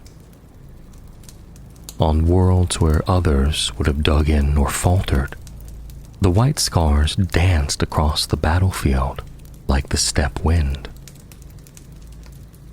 Some companies fought alone for years, unsupported, isolated deep in enemy systems. But the old pioneer companies, forged in solitude, endured. They adapted. With every ambush, every silent kill beneath alien moons, the feral fury of Chagoras was married to the seasoned resolve of Terra's veterans. The Kagan led from the front in every battle, his presence like fire in the bloodstream of his legion. At first, they followed him because he was their lord. Soon, they vied to fight at his side, inspired by the savage joy he took in war. Their loyalty was no longer to Terra, nor to the dream of a distant imperium. They followed the Khan of Khans. In those days, none questioned such loyalty. A Primarch was the Emperor's will made flesh. To love him was to serve the Imperium. When the final battle came upon the ash fields of Kalarn itself, the Legion stood as one. The circle was theirs, one through flame and blood. The worlds, once desolate and war-torn, now became recruiting grounds. From Chagoras, from Terra, and from the ash-covered remnants of the circle, the Legion was rebuilt, stronger, sharper, reborn. No longer would they haunt the edges of the Great Crusade. The first blooding was complete, and the White Scars emerged not as stragglers, but as one of the Emperor's frontline blades. When they rejoined the Great Crusade, the White Scars no longer fought as fractured pioneer companies. They finally rode together, a true legion. The galaxy was aflame in the final century of the 30th millennium, the Imperium expanded like wildfire, pushing its borders to the void's very edge. Terrible foes rose to resist mankind's dominion, and were cast down by the fury of the legions Astartes. The White Scars lacked the sheer numbers of some of their kin, but what they lacked in mass, they more than made up for in momentum. Where others planned, they struck. Where others entrenched, they advanced. They descended upon enemies like a sudden monsoon, unseen, unrelenting, and unforgivable. To many, they appeared no more than savage raiders, no better than Angron's berserkers or the savage executioners of Fenris. But those who fought beside them and survived knew otherwise. Their savagery was precise, their chaos controlled. They scorned endless planning, favoring instinct honed in blood. And though they moved with wild fury, they did not do so without thought. They were craftsmen, scholars, and poets. They honored beauty as they honored war. They carried wisdom like a quiver, drawing knowledge as others drew blades. They were both storm and silence, hunter and sage. As Sanguinius once said of them, they smile often, and they laugh when they kill. They fought for joy, not cruelty, for honor and not slaughter. When they showed no mercy, it was in respect for a worthy foe, not bloodlust. When they defied imperial command, it was not rebellion, but confidence in their own way of war. They sought no validation, only results. And yet, still many saw them as lessers, outsiders, nomads. Most Primarchs kept their distance. Guilliman, Dorn, men of walls and laws, looked down upon their seeming lawlessness. The Kagan cared little. He kept to himself and to those who truly saw him. Horus, who recognized his skill, Sanguinius, ever the diplomat, and most of all, Magnus, the other outsider, the only one who matched Jagatai in both intellect and estrangement. While others gathered in council, the Khan roamed. While the Imperium became bureaucracy, he remained a warrior. Yet, as the galaxy grew tame beneath Imperial banners, he sensed a change. The wild was vanishing. The maps were filling. There were fewer places to run, fewer enemies to chase. The joy of conquest was being replaced by the weight of an empire. The Khan grew restless.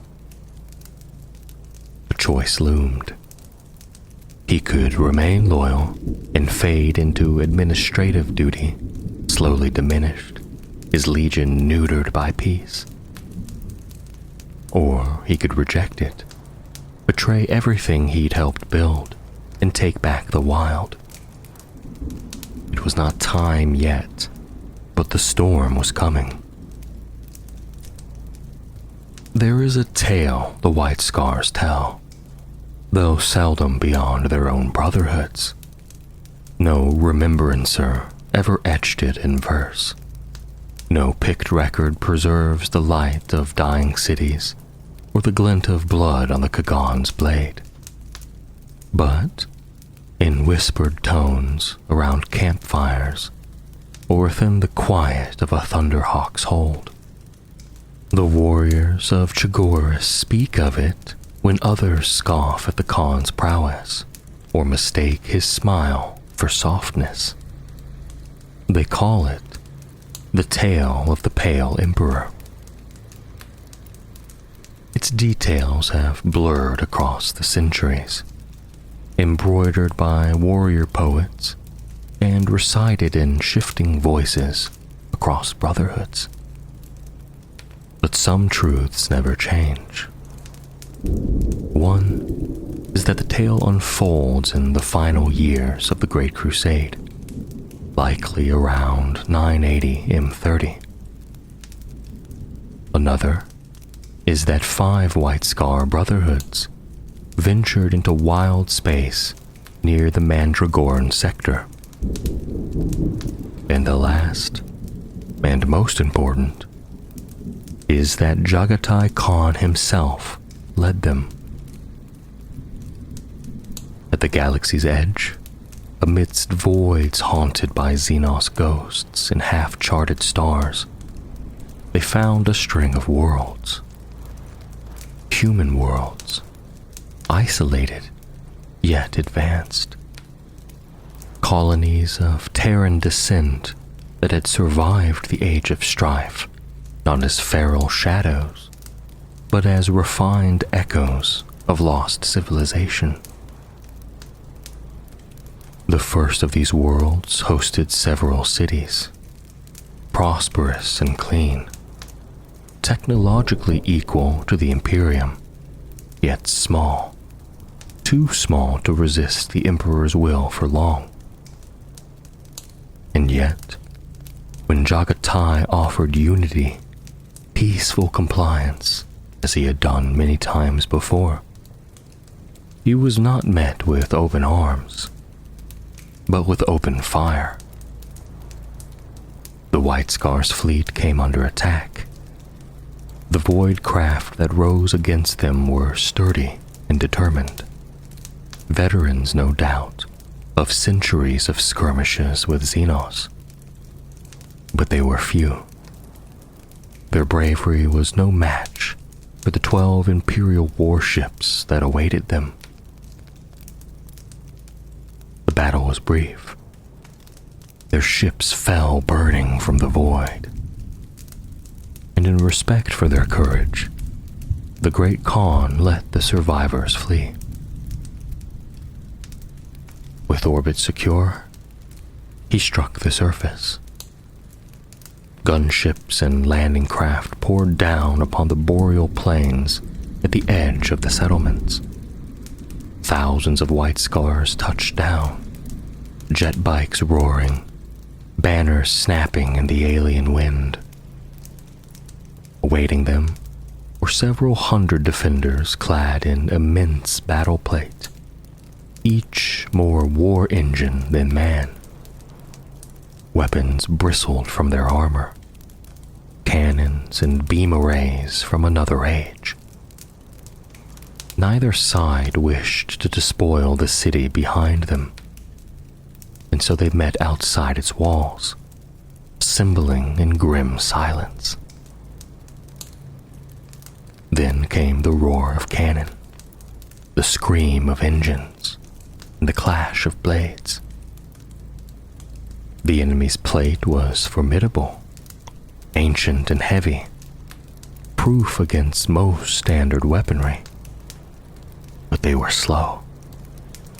The White Scars, born of the plains of Chagoras, fought with speed and fire. Jet bikes flanked and harried, marking weaknesses in joints and armor. Their enemies advanced in lockstep, trying to maintain formations, but they could not track the wind. Once the gaps formed, the jet bikes circled and turned, shifting from skirmish line to killing wedge. At this point rode the Kagan. Jagatai Khan, blade flashing, struck like lightning. Larger than most Astartes, and as fast as any of them, he carved through his foes with impossible grace. His warriors surged behind him. One by one, the armored giants fell. The city stood. Jagatai spared it. From among his victorious warriors, he chose 3 champions, honored emissaries, to carry his offer to the ruler of these worlds: surrender and prosper, or resist and perish. It was how the Khan preferred his wars: swift, fair, and followed by dignity, not annihilation. But the Pale Emperor, whose name is never remembered, responded with cruelty. His guards returned the emissaries in pieces. The Khan said nothing, but his rage was deep and cold. That night, the White Scars descended. They razed the city, tore down its towers, and hunted every last soul. No mercy, no survivors. They moved from world to world like a storm. Cities burned, thrones cracked. The Pale Emperor's domain became ash. At last, they came to his final stronghold. His palace gates fell like all the rest. His finest warriors died screaming. His court lay in ruins, and the Pale Emperor was left alone, seated on a throne that could not save him. Jagatai stood before him, bloodied and unbowed. You chose this doom. You forced my hand for the sake of your own petty pride. I would like to kill you, to have your blood join that of all the others you have forced me to kill. But I will not. You will remain here and let others know of the price of pride, that we shall not have to sully our blades again. So ends the tale, as most tell it. But among the oldest brotherhoods, the ones composed of the first true sons of Chagoras, another version is whispered. A different ending. The Khan, standing above the Pale Emperor, said instead, "You have chosen the doom I could not. You have chosen pride over servitude. I would like to kill you, for you remind me of my own choices, but I will not. You will remain here, so that I will remember the price of pride, and why we sully our blades with the slaughter of small emperors." When the Horus heresy tore the galaxy apart, the White Scars stood at a crossroads. Jagatai Khan had long kept his legion apart, distant from the politics and rivalries that wove through the other legions. Though his closest bonds were with Horus Lupercal and Magnus the Red, the Khan remained solitary, guided by instinct and honor more than allegiance. At first, whispers spread that the White Scars might turn. They had no deep ties to Terra, nor strong oaths to the other loyalist legions. But such speculation failed to grasp the truth of the Khan. For while others built their strength on hierarchy or rage, he had built his upon freedom, and would never bow to a tyrant's will. When Horus made his move, the Khan hesitated, not from fear, but from clarity.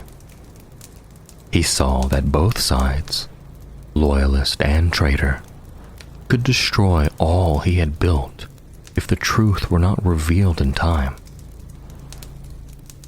At Prospero, where the ashes of betrayal still hung thick in the air, the White Scars met the Thousand Suns. There, secrets unraveled.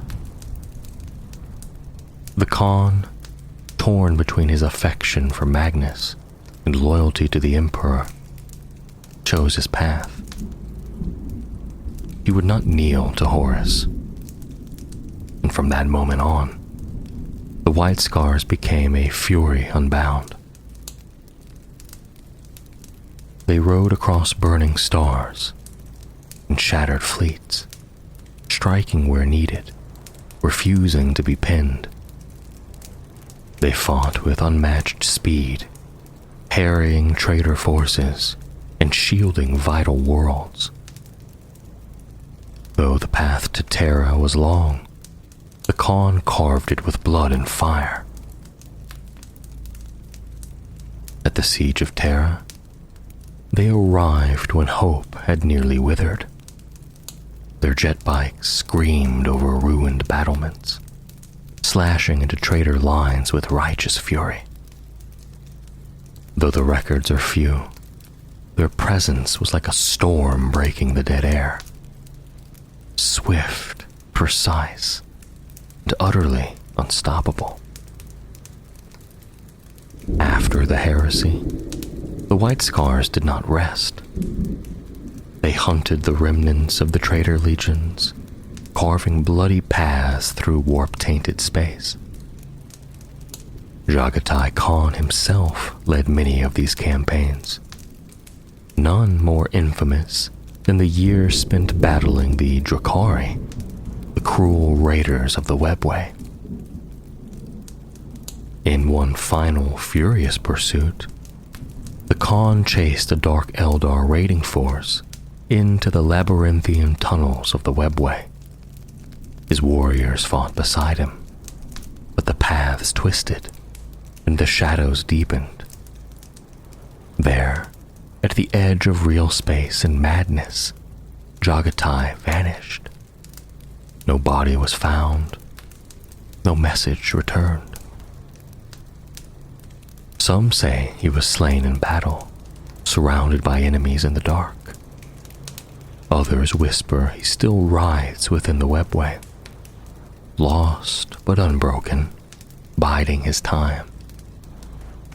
Among the White Scars, one truth remains. The Khan is not dead. He simply rides ahead. Since their days as nomadic hunters on the plains of Chagoras, the White Scars have perfected the art of pursuit, augmented by gene-forged reflexes and centuries of tactical doctrine. They are among the Imperium's most formidable trackers. Their renown is such that even those outside their ranks know of the master of the hunt and his sacred quests. Yet such legends are only part of the story. Across the millennia, the White Scars have relentlessly hunted the Imperium's most elusive foes. One such prey was the Drakari homunculus known as the Shatterling Prince, a twisted creature who seeded phages in Imperial food supplies and abducted entire garrisons for Kamarog slave pits. In the early 41st millennium, the Third and Fifth Brotherhoods of the White Scars, bolstered by elements of the Eighth and Ninth, descended upon the Asmari system to exterminate this threat. Captain Khajaten Khan, leading the Third Brotherhood, orchestrated a cunning trap. While small scouting bands infiltrated the system aboard civilian freighters, Khajaten struck Asmari Tertius with calculated fury, drawing out the homunculus's wrath. The Shatterling Prince responded, unleashing raiders and skimmers through hidden webway portals. As Drakari forces swarmed Asmari Tertius, fresh war parties emerged across the other worlds. But it was exactly what Khajat Khan had anticipated. With psychic cries from their storm seers lighting the void, the White Scars fleet surged into the system. Drop pods and thunderhawks screaming down upon the enemy. In brutal engagements across Asmari's worlds, the White Scars annihilated the Xenos warbands and sealed off the webway exits. Yet the Shatterling Prince himself never appeared. Khajatin, unwilling to risk a doomed expedition into the webway, refused to pursue. Less than a year later, Khajatin Khan was found slain in his meditation cell. His throat slit, his expression frozen in horror, and no trace of his killer. Every mirror and window within 3 levels had shattered. The message was clear. The Shatterling Prince had struck from the shadows. A fresh hunt was then declared. The White Scars would not rest until vengeance was done. And the Tyranids presented an enemy unlike any the White Scars had faced. On Hawdek, Chaplain Subdakar strike force of the Second Brotherhood was annihilated by High Fleet Hydra, forcing the chapter to adapt or die. Khajag Khan, inheritor of the Second Brotherhood's mantle, devised a plan forged from flame and fury. Luring the Tyranids to the lava-scarred world of Horatian Utuk, the White Scars deployed every flamer they could muster, setting Hive Lockvor ablaze. As the Tyranids turned to retaliate, the White Scars retreated into volcanic fields, drawing the swarms into a death trap. Molten eruptions consumed thousands of bioforms. Khajag Khan's survivors soared skyward aboard dropcraft in the nick of time. It was only the first strike in a longer war against the Hydra, but it was still a bloody and brilliant beginning. And when Gazkul Thraka unleashed his second Wa among Armageddon, the White Scars answered with 3 full brotherhoods. The Greenskins targeted the southern Deadlands and its vital Prometheum reserves. Chapter Master Jubal Khan split his forces. Subodhan Khan to the Prometheum stations, while he took the north to destroy a suspicious Orc shipyard. There, amidst scrapyard hell, the Orcs worked tirelessly, assembling grotesque submersibles. Jubal led swift raids to sabotage the facilities, but the Greenskins built faster than he could destroy. Eventually, the White Scars were forced into brutal close-quarters warfare, burning through the shipyards building by building. Despite their efforts, Orc vessels still slipped into the ocean, forcing Jubal to double down and raise what remained. Meanwhile, Subodhan Khan launched a masterstroke into Dante's Canyon. Destroying the surrounding stations, he lured the Orcs into a rigged valley, burying thousands beneath avalanches and cracked ice. As the war boss and his elite advanced, Subodhan and his assault marines met them in savage combat. Wounded and grounded, Subodhan slew the war boss with a final strike. The Greenskins broke, and the deadlands were saved, at great cost. Amidst the shipyard chaos, White Scar's aircraft became lifelines. Storm Talons and Stormhawks bombarded the Orc artillery, strafed enemy convoys, and intercepted flanking warbikes. Squadron Arache, in particular, became a legend, crippling Orc fleets, dueling their crewed jets, and even detonating an infamous Blitzabomber squadron mid-air. The Orcs unleashed a swarm of aircraft. Arache met them head-on, outnumbered but undeterred. Their feats of aerial warfare inspired every brother who fought on Armageddon, proving once again that even in the most brutal of battlegrounds, the skies belonged to the sons of Chagoras. And then, as the galaxy buckled under the birth of the Great Rift, Huron Blackheart led a devastating assault out of the Maelstrom. While Jabal Khan was still embroiled in Armageddon, it fell to Barutai Khan to defend Chagoras. Vastly outnumbered, Barutai knew this would not be a war of fleets. It would be settled on Chagoras' scorched soil. The Red Corsairs shattered world after world as they advanced upon Chagoras. Barutai rallied what forces he could, using Chagoras' brutal terrain to outmaneuver the enemy.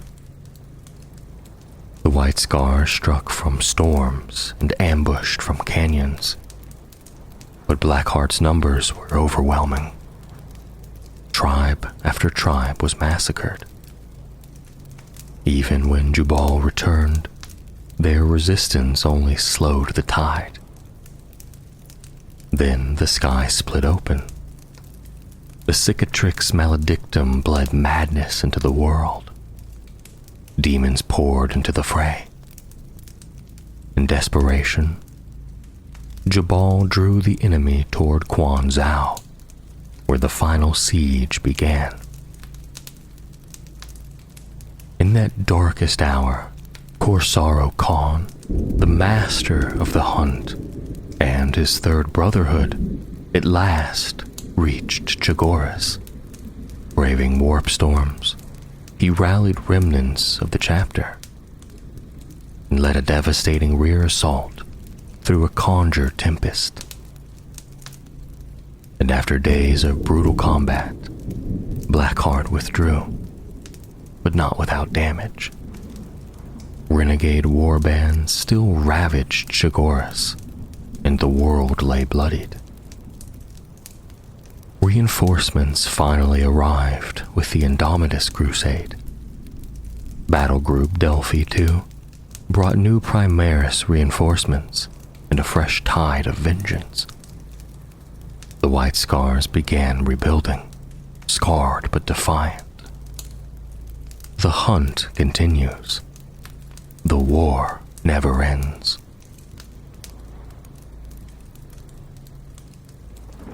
Since the dark days of the Horus Heresy, Imperial scholars have long debated how the most loyal legions of the Adeptus Astartes could have fallen so far.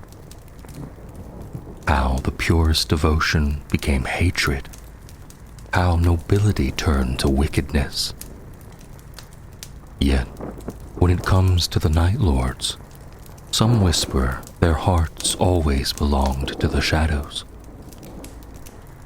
Created with higher purpose, perhaps their destiny could have been different, but their legacy is one steeped in poisoned belief and atrocity.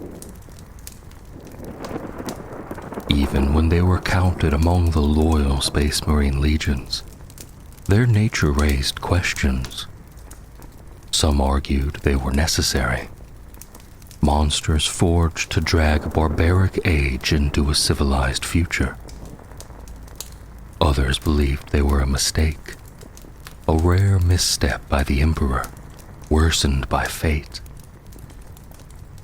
A few have always wondered if the 8th Legion was damned from the beginning, never meant to survive the future they would help shape. In the end, such speculation is moot. Whatever the cause, the Night Lords were creatures of horror and had always been. From their birth, the 8th Legion was steeped in blood. Its first recruits were drawn from the linked prison sinks of ancient Terra. Vast, cavernous abulettes buried beneath the planet's surface, filled with the wreckage of millennia and those condemned never to see light or freedom again. Here, in this place of shadow and silence, only the strong survived. Those ruthless enough to kill, cunning enough to hide. Among these hopeless warrens, children were born, pale as moonlight and silent as ghosts. They moved like wraiths through the dark. Even hardened murderers avoided them. These were the night's children, whispered of in fear. And it was from these ghost-like offspring of the dark that the Emperor would forge the 8th Legion. They were unlike their brothers, ashen-skinned, dour, shaped by a gene seed that seemed made for them. It heightened their ability to see through darkness far beyond other legions. Yet their gift was also a curse. Sunlight and starlight pained them. Though they now walked the world above, the warriors of the 8th Legion had already been claimed by eternal night.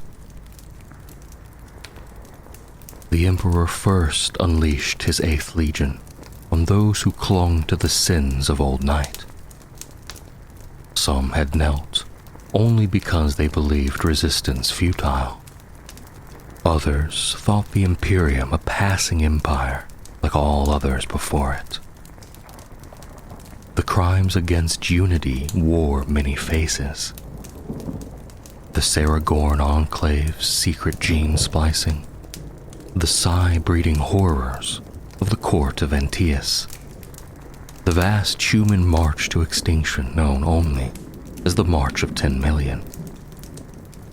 When such abominations needed more than annihilation, when they required justice, vengeance, and fear, the Emperor sent the 8th Legion. The warriors of the 8th had no tolerance for ambiguity. There were no gray areas in their understanding of the world. Truth was light, guilt was shadow. The night was for monsters, and monsters only understood one thing: blood. To the 8th Legion, justice was a blade, cold, sharp, and uncaring. They were weapons meant for darkness, forged to win a war for a light that would never welcome them. At least, that's what history says now. Perhaps it is too kind. Perhaps some sought nobility in monsters to make sense of nightmares. Perhaps they simply hoped there was meaning behind atrocity.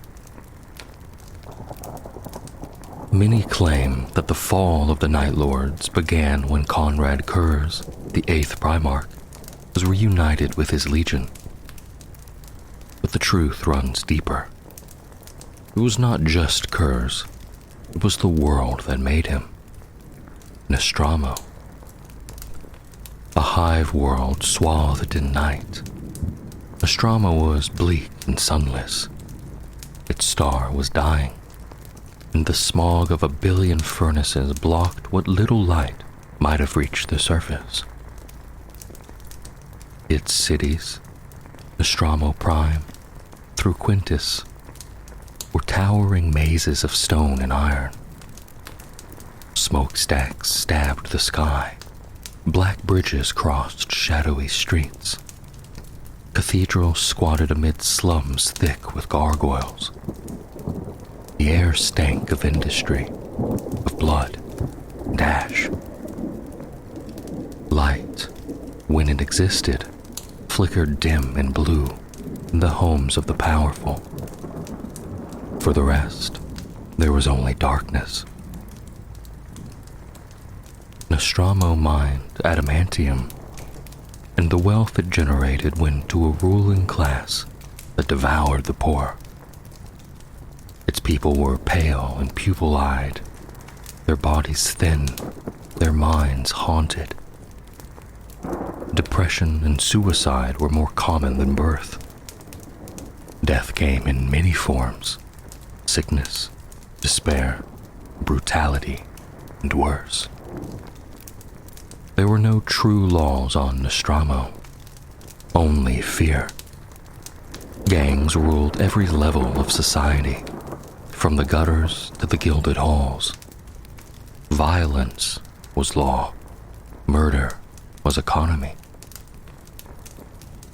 From the iron overseers to the sons of toil, every gang served a noble house, and every noble was a criminal king or queen wearing a crown of rusted filth. In Nostromo, children grew to know that life was pain, justice a joke, and survival the only commandment. Weeping was the wind's music, and every alley, every corridor, every breath of foul air carried the unspoken truth. The dark ruled everything.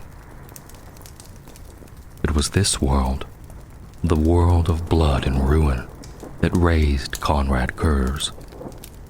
And it was this world that ensured that the Night Lords were never truly loyal, only waiting. According to a forbidden chronicle, handwritten and heretical, entitled The Dark, the Primarch Conrad Curves' first memory was of falling. He descended to the night-wrapped world of Nostromo in a crackling sphere of light, a meteoric birth that tore through the sky like divine judgment.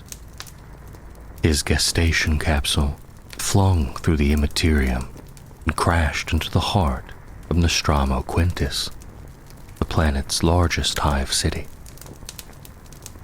It did not stop at the surface. It plunged through broken strata, crushed structures, forgotten infrastructure, and even the planet's crust, before lodging deep within the unstable geosphere near the molten core. That descent carved a wound into the world, an adamantium-veined scar that no natural force should have made. The crater it left became a place of fearful myth. Some whispered that the capsule had ridden volcanic vents back to the surface. Others claim the child within had swum through molten metal itself to claw his way back to the lightless world above. But unlike his brother Primarchs, Conrad Curves was not taken in by a family. No parents waited to nurture him. Instead, he rose alone, a pale specter in the nightmare underhives of Nostromo Quintus. There, in the soot-choked blackness, he hunted feral creatures for food and endured the screams of a world rotting from within. Cursed from birth, he was racked by precognitive visions, horrors of futures that had not yet happened and might never come to pass. These waking nightmares would haunt him until his final breath. He grew in solitude, becoming something more than a survivor, more than human. Driven by ruthless will and sharpened by the lawless cruelty of Nostromo, he emerged not just as a predator, but as an executioner. And and with each atrocity he committed in the name of order, the hive grew quieter. In less than a year, crime in Nostramo Quintus collapsed to nothing. The transformation was seismic. A curfew emerged, not by decree but by fear. The once bustling midnight streets emptied. Children were warned to obey, lest the night haunter find them. Rumors took root, whispers of a creature that moved unseen, of claws that tore flesh from bone. The name Night Haunter was spoken first in dread, then in reverence, then silence. By sheer terror, Kurz brought the planet to heel. He hunted its criminal overlords like vermin, eviscerating them in alleys, and displaying their remains as gruesome warnings. Nobles and murderers, slavers and scions alike, all bled in the shadows. And in their place, a twisted peace took hold. The Night Haunter became Nostramo's Dark King. He ruled alone, absorbing every scrap of knowledge he could find with obsessive diligence. Kurz governed with wisdom until injustice was whispered. Then he acted. He pursued wrongdoers through the ruins and alleys, striking only when exhaustion failed them. His retribution was monstrous, but precise. He did not destroy the guilty. He marked them, scarred them, and shattered them. This duality, calm ruler by day, nightmare by night, drove Nostraman society into a fearful harmony. Wealth was shared not by fairness, but by fear of having too much. No one dared stand above their neighbor. Under the Night Haunter's gaze, the capital thrived, and the rest of Nostramo followed suit, if only to keep the horror from their doorsteps. With terror as his blade, Kurz purged his world. The syndicates and aristocracy fell. The law was no longer a system, it was a man. Even then, his instincts betrayed what he would become. He was a hunter by design, cloaked in shadow, striking with surgical malice. The 8th Legion, crafted from his gene seed, would share these traits: stealth, ambush, psychological warfare. Long before their fall, the Night Lords adorned their armor with skulls, bones, and symbols of death. For them, fear was a weapon greater than any bolter. Almost a full century after the launch of the Great Crusade, the Emperor arrived on Nostramo. It was prophesied, they say, a coming of divine light to a world that had never known the sun, and that the arrival would bring its end. The Emperor's ship cut through the gloom and landed upon the shadowed surface, his light shining like a second star. The people of Nostramo could not bear to look upon him. Their eyes, shaped by generations of darkness, wept and blistered in his radiance. Some fell to their knees, others screamed or fled. The light reflected off the wet stone streets, searing the vision of any who dared raise their heads. At the end of the broad avenue leading to the Night Haunter's throne, Kurz stood alone. When the Emperor approached, the Primarch was struck by a vision so horrific he attempted to tear out his own eyes. Only the Emperor's hand stopped him. "Be at peace, Conrad Kurz," he said. "I have arrived, and I intend to take you home." Kurz's answer was soft but resolute. "That is not my name, Father. My people gave me a name, and I will bear it until my dying day. And I know full well what you intend for me." With that, the Night Haunter joined the Imperium, not as a soldier reborn, but as a man resigned to fate. Kurz learned quickly under the Imperium's wing. He studied doctrine beneath the tutelage of Fulgrim, and soon claimed command of the 8th Legion, renaming them the Night Lords. They were ruthless, efficient, and without humor. No strategy existed for them but overwhelming fear. The Night Lords became ghost stories for rebellious worlds. Entire systems paid tithes and purged undesirables at the mere rumor of their approach. And Nostromo, it fell again.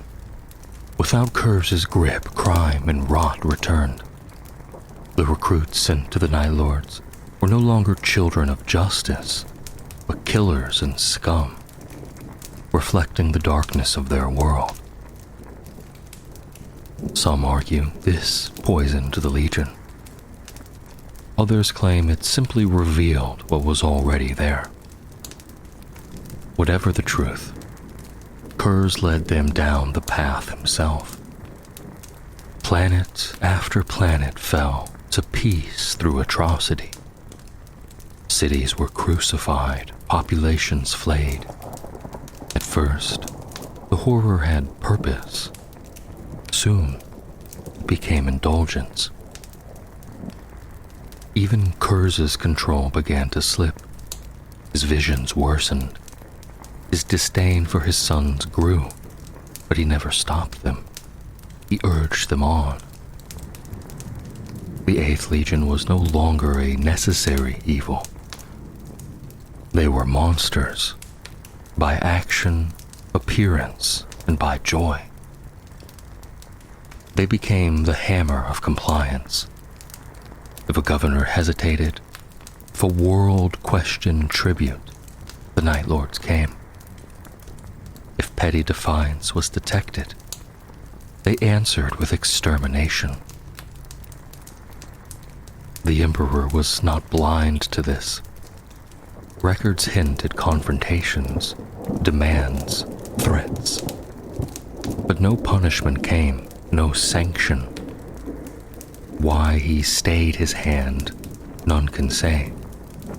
But his silence was damning. The spiral deepened. The darkness claimed them further. The Night Lords earned censure even before their fall. They were truly the first damned legion. Made of darkness, commanded by a man racked with foreboding, enslaved to fear. Perhaps they never had a choice. Perhaps they were always meant to return to the night that birthed them. Nostromo died in 984 M30, but its death began long before the first lance battery ever fired. Many Imperial scholars point to the drop site massacre as the first true betrayal among the Primarchs. But buried deep in the sealed archives of the Imperial Palace lies an older truth, one that predates Istvan and Prospero, one that tells of a brother raising hand against brother long before Horus turned his eyes to rebellion. At the heart of that truth sits Conrad Kurz, the Night Haunter. The incident unfolded in the bloody aftermath of the Shroud Compliance, a brutal campaign waged to bring a stubborn clade of humanity under Imperial rule. The Emperor's children, The Imperial Fists and the Night Lords had all been deployed. Rare was the campaign that saw 3 Primarchs march together. Rarer still, one where so little harmony existed between them. Rogel Dorn and Conrad Occurs were never made to understand each other.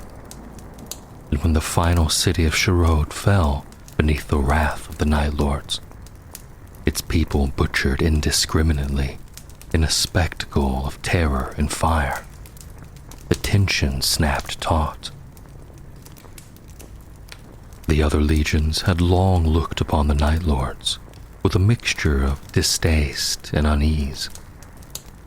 The excess of their retribution had earned whispered scorn and loud condemnation.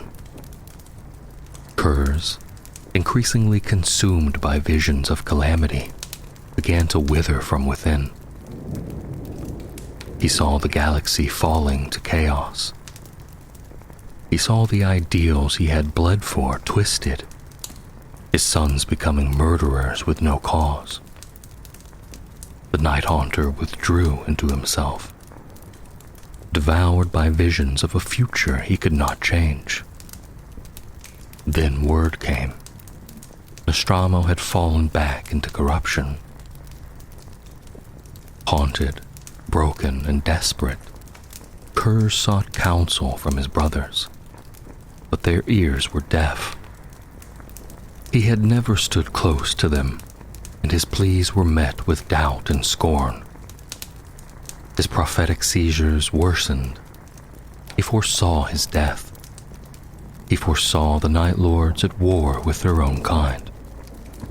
But even Fulgrim, who had once mentored him, found no comfort to offer.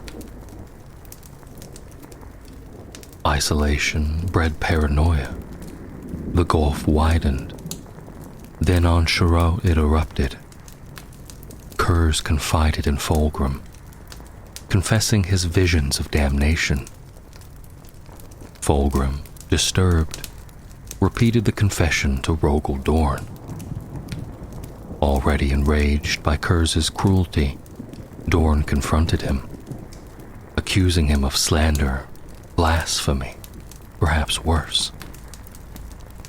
What happened next was buried. Records end in silence, but the aftermath was clear.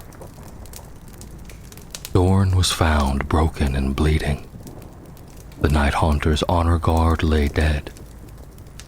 The 8th Legion's Primarch was placed under arrest, pending judgment by his brothers.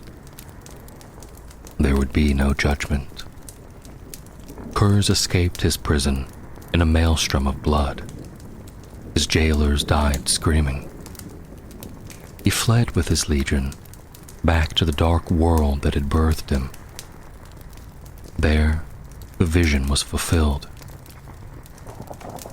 In orbit, above Nostromo, the Night Lords formed in ranks, and their ships turned their lance batteries toward the planet's heart. They targeted the very scar that Kurz's arrival had once seared into the world's crust. Fire lanced down. The core destabilized, and the world broke. Nostromo, smothered in smoke and sin, cradled in darkness, tore itself apart. It was Kurz's right, as Lord of Crusades, to make such a decision. But it was more than execution. It was judgment, defiance, a severing of ties. With Nostromo's death, the Night Lord shed the last fragments of restraint. Some believe it was Kurz's final act of loyalty, to cleanse his world before it fell deeper into depravity. Others say it was a message to the Imperium, a signal of rejection, a warning of what he was capable of. What happened next remains obscured by contradiction. Some records claim Kurz returned to Terra. that he stood before the Emperor and the Council of Terra, condemned for the unthinkable, exterminatus upon his own home world. Kurz's defense was cold and unwavering. Nostromo had collapsed into lawlessness once again. In his eyes, its death was justice. He accused the Emperor of hypocrisy, pointing to the very crusade that demanded obedience through blood. Were they not forged to sanction terror? Others whisper that Kurz never returned at all, that he vanished with his legion into the shadows of the crusade, waging private wars in the outer reaches of imperial space. In this telling, Terra remained silent, fearing what the Night Haunter might do if provoked further. Punishment came not in proclamation, but in quiet exile. Supplies ceased, requisitions vanished. The 8th Legion was cut adrift. Whichever version is true, it is known that in the early years of M31, Kurz was summoned once more, recalled to stand with the Emperor's Chosen against Horus Lupercal at Istvan. But the seeds of betrayal had long since taken root. To many, the Night Haunter was the most obvious villain among the traitor Primarchs. His legacy was one of fear and murder, his mind fractured, his actions already stained in infamy long before Istvan. He had attacked Rogel Dorn. He had slain his own world. Yet this view is simple, and the tragedy of Conrad Kurz is not. Like several of his brothers, Kurz had inherited a portion of the Emperor's foresight, a shard of divine ability to see into the many paths of the future. But where the Emperor saw countless branching fates, Kurz saw only one, a single road.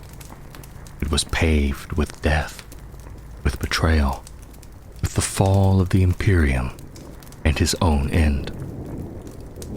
No matter what he did, no matter how fiercely he fought, or how perfectly he served, the vision never changed. He was damned. His sons were damned. The galaxy itself would drown in war, and he would die, alone and forgotten. It broke him. By the end of the Great Crusade, Kurz teetered on the edge of madness. No one truly knows what drove him to join Horus. Perhaps it was defiance, a last chance to change his fate. Or perhaps it was surrender to destiny, to darkness, to the inevitability of what he had always foreseen. When the Thramis Crusade began, he was no longer a general, no longer a builder of empires. He was a specter, a shattered soul chasing purpose and blood. His legion followed suit. Some remembered honor and the light they once sought. Others drowned in slaughter. Kurz no longer led. He wandered through his memories and his madness, while his sons chose their path. Some to preserve what little remained of their pride, others to feed the nightmares he had always feared. As war consumed the Thramis sector and the eastern fringe, the Night Lords burned, and in their fire, the soul of a legion was lost. Even as the galaxy convulsed in the firestorm of the Horus heresy, the first echoes of the Night Lord's final tragedy began to ring. Conrad Kurz, their haunted Primarch, would become a herald of those echoes. The Legion, torn by inner torment and distrust, began to turn inward, lashing out against itself in a desperate bid to excise what it believed to be corruption within its own ranks. But they had chosen the wrong enemy. The rot had not seeped in from without. It had always lived within the Legion's heart, from the very beginning. From the moment the Emperor crafted Conrad Kurz, and he was set upon Nostromo, the seed of decay had been sown. The curse they sought to kill was the Night Haunter himself. Unlike his brothers, Kurz had only inherited a fragment of the Emperor's foresight, a sliver of divine prophecy twisted by incompleteness. And within that fragment he saw ruin and his own death, saw his sons drowning in atrocity, cast into an eternal war against those who should have been their kin. For a time he fought against the vision. He killed and punished. He tried to carve a better path, one corpse at a time. And yet, no matter how much blood he spilled, the vision never changed. When Horus shattered the Emperor's grand design and plunged the galaxy into madness, Kurz looked again, and the future was still the same. His resistance gave way to resignation and then to madness. By the Thramas Crusade, the Night Hunter had ceased to struggle. He had embraced the inevitability of damnation and found comfort in the futility of his existence. The death and terror that followed were no longer tools, but truth. Infuriated by the Emperor's rejection of their methods, Kurz and the Night Lords pledged themselves willingly to Horus's rebellion. When the first blow of treachery fell at Isstvan III, the galaxy was stunned. Yet some were surprised to see the Night Lords among those still counted as loyalists in the opening battles. For years, they had stalked the shadows between condemnation and necessity, enacting terror on behalf of the Imperium. Perhaps it was that legacy of punishing those who strayed from the light that convinced some the Night Lords still stood for order. But as the betrayal at Isstvan V soon revealed, they had not severed ties with the Great Crusade because of loyalty.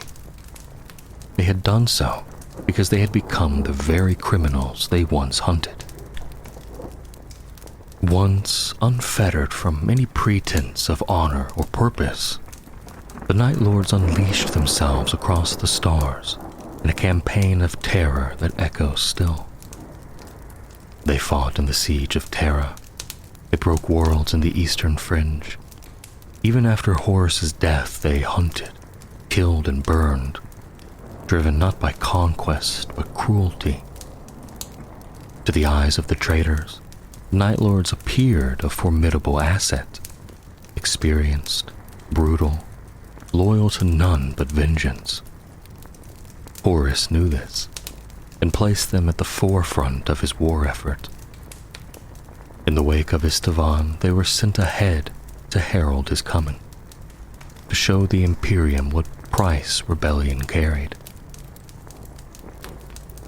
Across dozens of systems, they spread death like ink across parchment. Those who bowed were spared. Those who resisted vanished under a tide of flayed skin and screams. Fear became compliance, and compliance tribute. The northern reaches of the Imperium collapsed under this psychological warfare. But fear is a tool that dulls with use. In time, the Night Lords became an infection rather than a weapon. Every setback, every drop in production, every administrative failure was met with disproportionate punishment. Whole cities were put to the sword for the sins of paperwork. It became clear, even to Horus, that they were now more danger than asset. And so, the War Master repurposed them. As they had done in the north, so would they serve in the east. There, on the edge of Imperial control, Horus would let them loose, upon the stars that once called Nostromo their heart.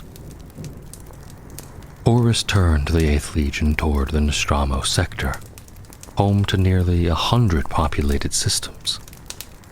Though Nostromo itself was dead, its neighboring world still pulsed with bitter hearts and dark industry.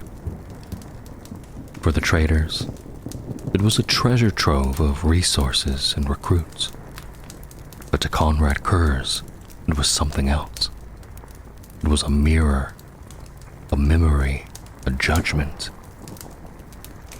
What he found there was rot, corruption renewed in his absence.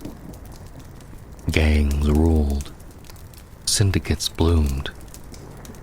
Cities returned to crime and cruelty, far from the brutal order he had once imposed. To other legions, this might have been manageable. Co-opt the gangs, demand tribute, feed Horus's war machine. But Kurz had not returned to negotiate. He had come to punish. The Sindarks of Kedor IV learned this firsthand. They pledged loyalty, expecting an alliance. Kurz gave them death. But even as the Nostromo sector burned under the Night Lord's return, a deeper fracture split the Legion itself.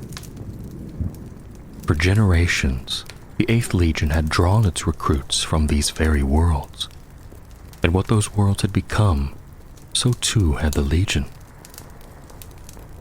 The new Night Lords were not the same warriors who had once fought beside the Luna Wolves and the Blood Angels. They were brutes and butchers. They had no code, no creed, only fear and domination. The veterans of Terra and the older Nostroman lines saw it clearly, and they despised it. These two factions, those who sought power through violence, and those who still clung to a shadow of principle, began a cold civil war within the Legion. At its heart was Conrad Kurz. Some, like Nackard Thol, wanted only to leave Kurz behind, to rule as warlords beneath Horus. Others, like Sevatar and Barbatos, fought to restore their Primarch's focus, to remind him that he was more than a prophet of doom. They bore the red gauntlets, a mark once of death, now turned to a symbol of loyalty to the old ideals. There were no open battles, no declarations, but across Thramis, Night Lords bled each other just as much as they bled their enemies. Through assassinations, dishonor, sabotage, and manipulation. As the Thramis Crusade began in full, it was not just the Imperium they fought, it was themselves.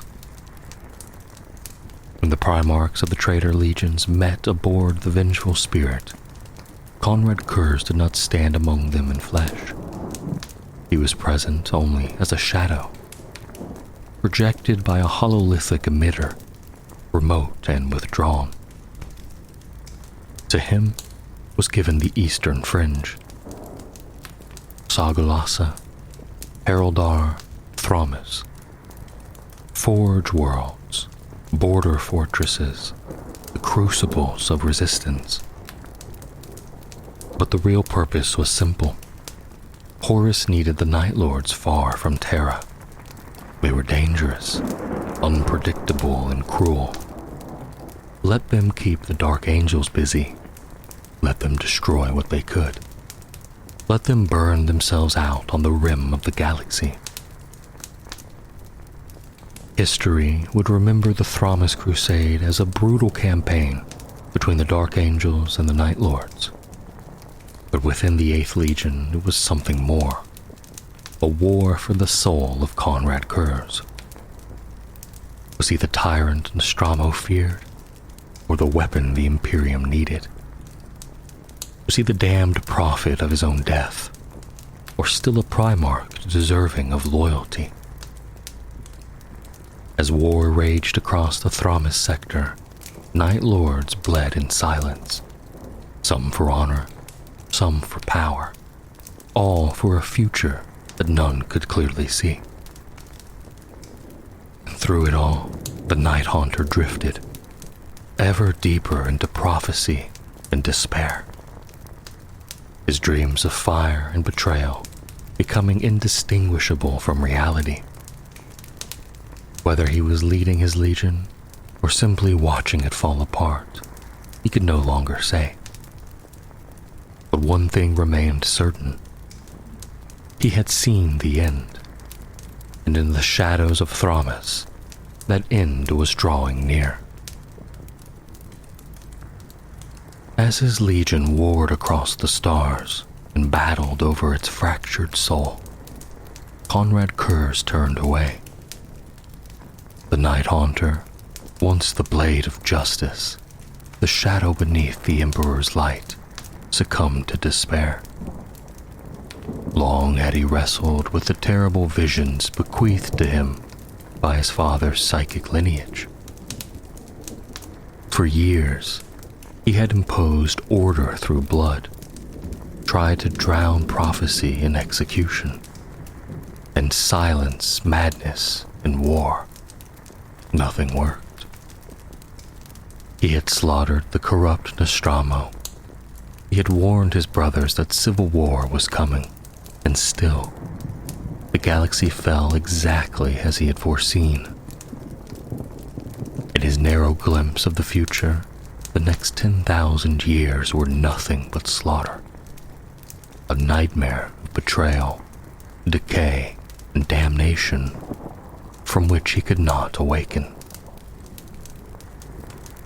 When his efforts in the Nostromo sector and the early battles of the Thramis Crusade failed to change the shape of destiny, Kurz retreated. Deep within the fortress on Sagulsa, half-built and wrapped in shadow, he imprisoned himself. There he raged. He etched his anguish into the flesh of captives. He wept and whispered and screamed, withdrawing ever deeper into madness.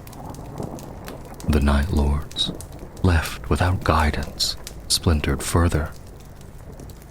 Nacrid Thrall and those who bore the Cross of Bones filled the void, unleashing the Legion in a storm of indiscriminate slaughter across the Thramis sector.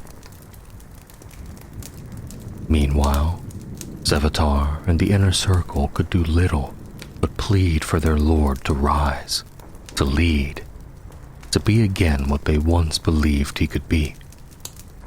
They would succeed, briefly. Kurz sent a beacon to draw the lion to him. On the surface of Sagwalsa, the two Primarchs met in what began as parley and ended in bloodshed.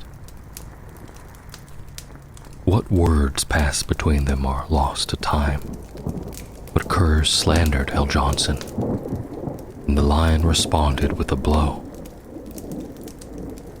The fight that followed was brutal. At one point, Kurz nearly killed his brother, only for a Dark Angel to drive a blade into his back and end the duel. Both legions intervened. Both Primarchs survived. None can say what Kurz hoped to gain. Did he wish to sway his brother to Horus's cause? Warn him of the fate that awaited them all? Or did he simply hope the lion would kill him and end his torment? Only blood answered. Later, on Sheol, he attacked again, and once more was dragged from death's edge by his own sons. His body broken, his mind fractured. But even as he lay comatose, the Legion still revolved around him, still tore itself apart over him, Though his plans had failed, Kur's withdrawal granted power to others. Thol's warbands, unchecked, overcommitted. As the Dark Angel struck back, the balance shifted. One by one, the champions of the Cross of Bones fell. Thol at Thramas, Veduk the maimed at Sheol, others slain by Sevatar and the Atramentar. When it was done, Sevatar established a new Chiroptera, a council loyal to survival, not sadism. Under his pragmatic rule, the Legion began to rally. The plan was clear. Abandon the Thramas sector, leave behind the broken legacy of Nostramo, return to the War Master's side in the Segmentum Solar, and fight as a Legion once more. But fate intervened. The Dark Angels came first, black ships spilling from the warp like a tidal wave of retribution. The Night Lords resisted, wounded but not yet destroyed, until Conrad Kurz awoke. He ordered them to turn, to strike. They obeyed. What followed was suicide. Legionaries turned back, charging into the jaws of death. Others, seeing the futility, fled blindly into the warp. The Legion was broken, scattered across the galaxy, unable to reform. All that they had bled for was undone by their own Gene-Father. The nightmare he had foreseen came to pass because of him. And so, the Night Haunter went into exile, a prisoner aboard the Invincible Reason, haunted by the knowledge that he himself had sealed their doom. In the dying light of the 31st millennium's first decade, the scattered warbands of the Night Lords struck at Sotha. The planet, though remote, guarded a priceless treasure, the Pharaohs, a beacon, a relic, a key to Ultramar's defenses. It was a prize worthy of a War Master's praise.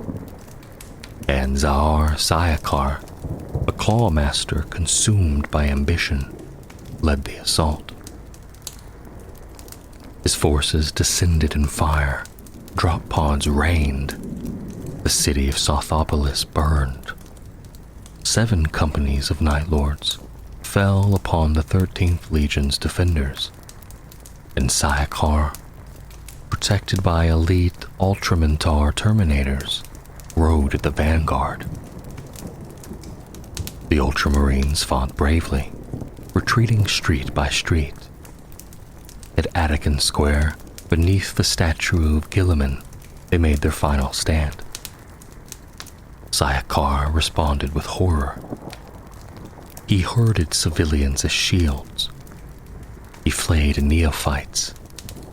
He defiled every standard of honor the Astartes once held dear.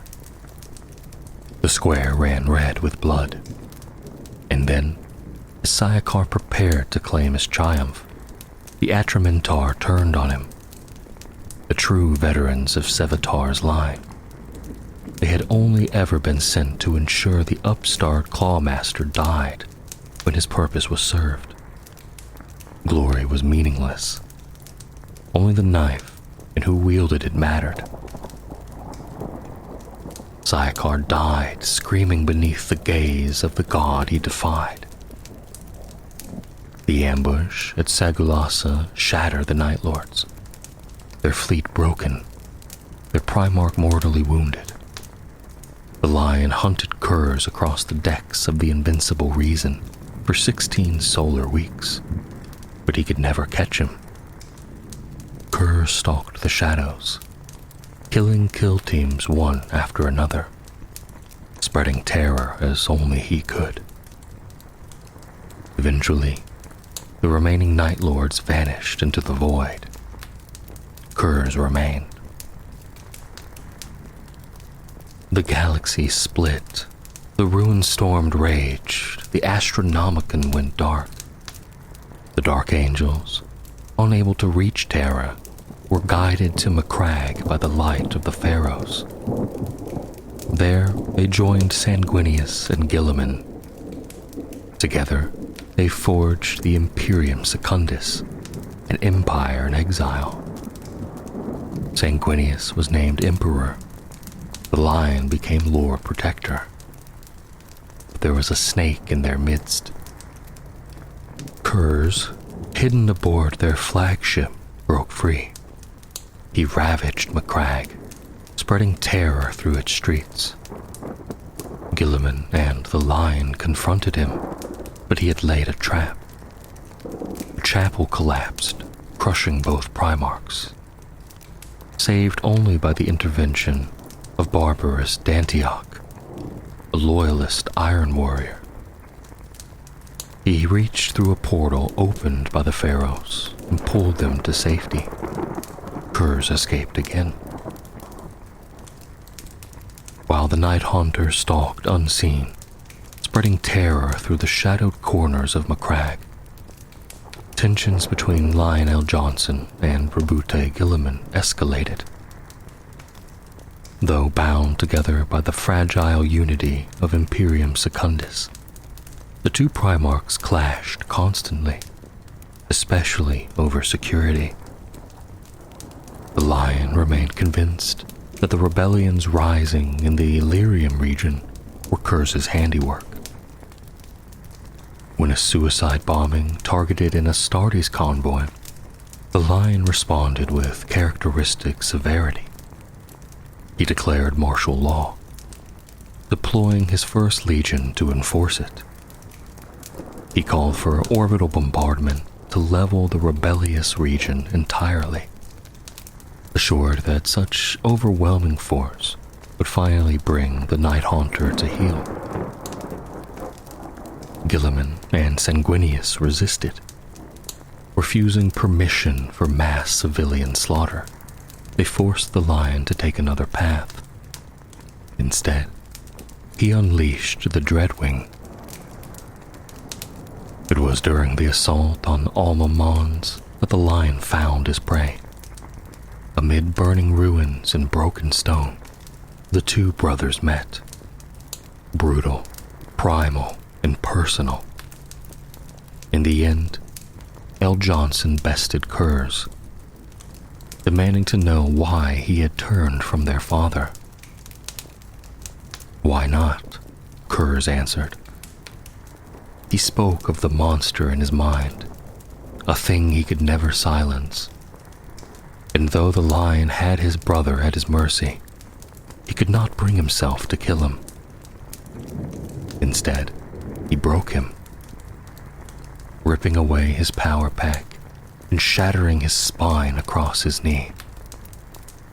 Paralyzed, Conrad Kurz was dragged before the other Primarchs to stand trial. At the triumvirate, the Night Haunter defended himself, not with pleas, but with philosophy. Each Primarch, he argued, had been created for a purpose. His purpose had always been terror and retribution. How then could he be judged for following his nature? Then he turned the knife. Kurz accused the Lion of violating Guilliman's orders, of authorizing orbital bombardment against civilians, despite explicit commands to the contrary. L. Johnson's fury ignited. He would have struck Kurz down had Sanguinius not intervened. Guilliman, enraged by the betrayal, snapped the Lion sword across his thigh. With the trial in chaos, Sanguinius banished the Lord Protector from the Imperium Secundus. The Dark Angels withdrew from Macragge hours later. But the Lion could not let go. He brooded in silence aboard the Invincible Reason, questioning everything. Then, With a word to the Tucholcha engine, he returned. Alongside his Lieutenant Holguin, he teleported directly into the chamber where Sanguinius prepared to execute Kurz. Surrounded by armed guards, L. Johnson made his case. Kurz had foreseen his death, an assassin sent by the Emperor himself. If that prophecy was true, then the Emperor still lived beyond the ruin storm. Sanguinius, who bore his own terrible visions of death, knew the lion spoke true. When Guilliman asked what would become of the prisoner, the lion knelt and declared he would be Kurz's jailer. The Night Haunter laughed. He had torn his brothers apart with nothing but words. Now bound and broken, Conrad Kurz remained imprisoned aboard the Invincible Reason. Bell Johnson visited him from time to time, hoping to harness his foresight for the loyalist cause.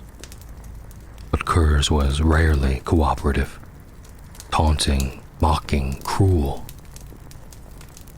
When the combined fleets of Guilliman, Sanguinius, and the Lion attempted to break through the ruin storm, they brought Kurz with them.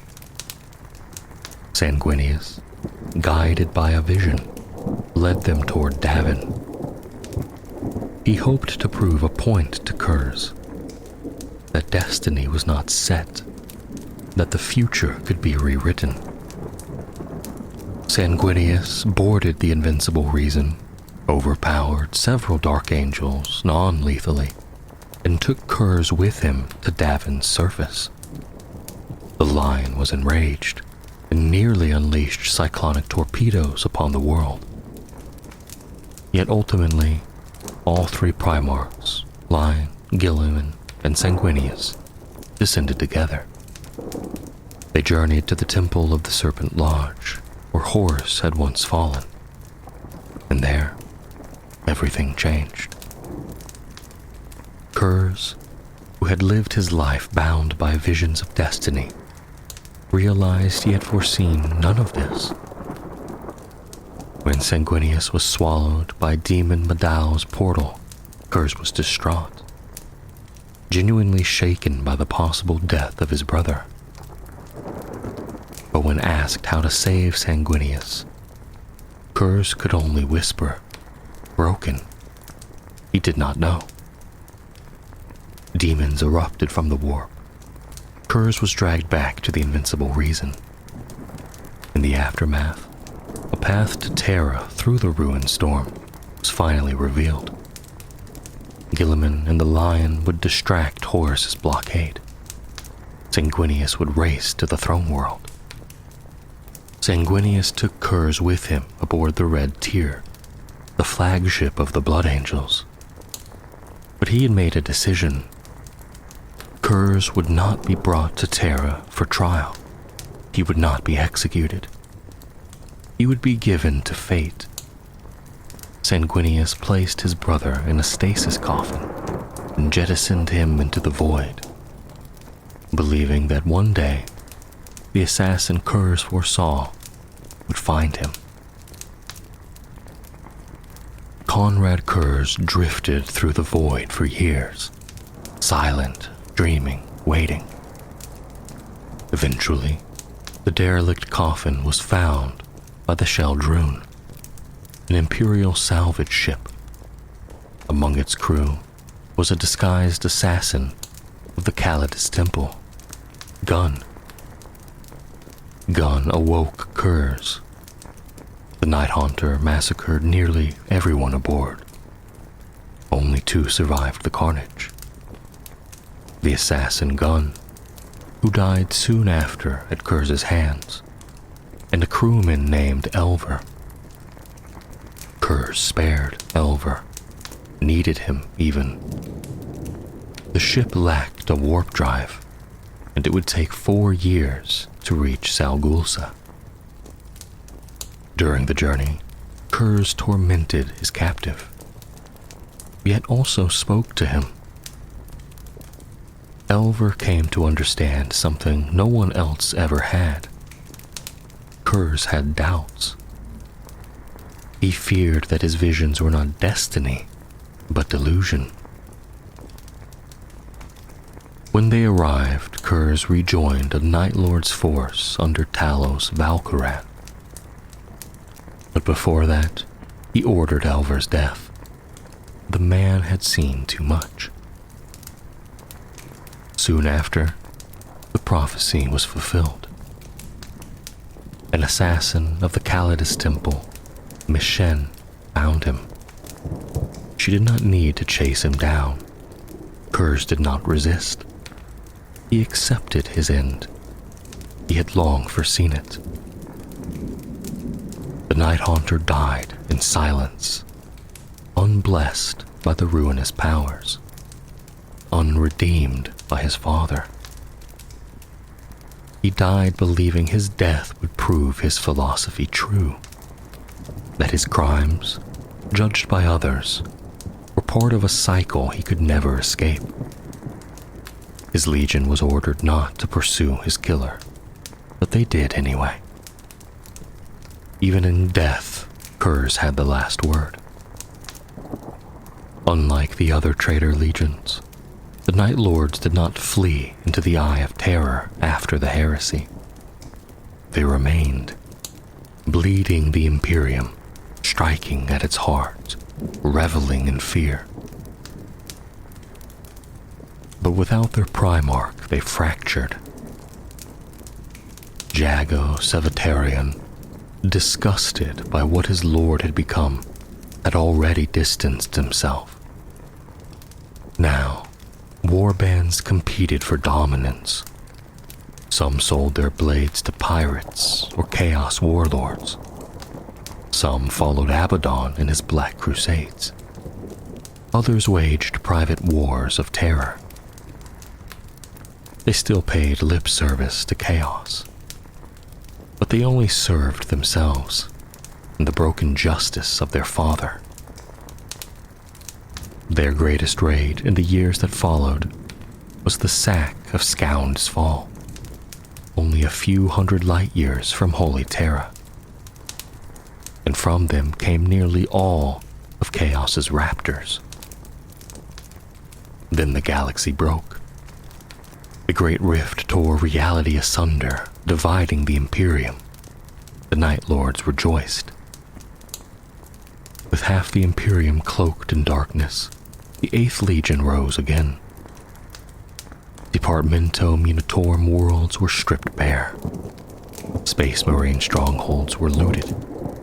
Astropaths were captured, tortured, and turned into psychic sirens, luring stranded Imperial vessels into traps.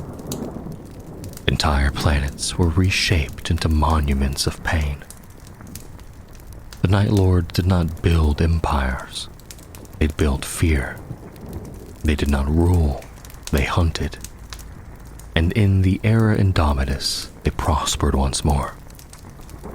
Their Primarch was gone, but his legacy endured. Terror still had a name. It was whispered in the dark. Night Lords.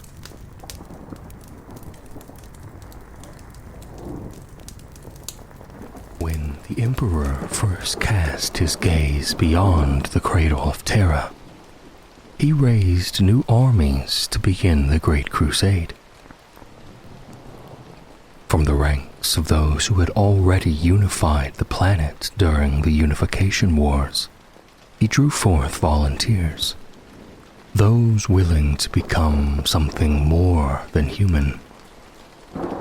Among these were the first of the 16th Legion, warriors born from the Emperor's design and imbued with the gene seed of their yet missing Primarch, Horus. Others were not volunteers at all.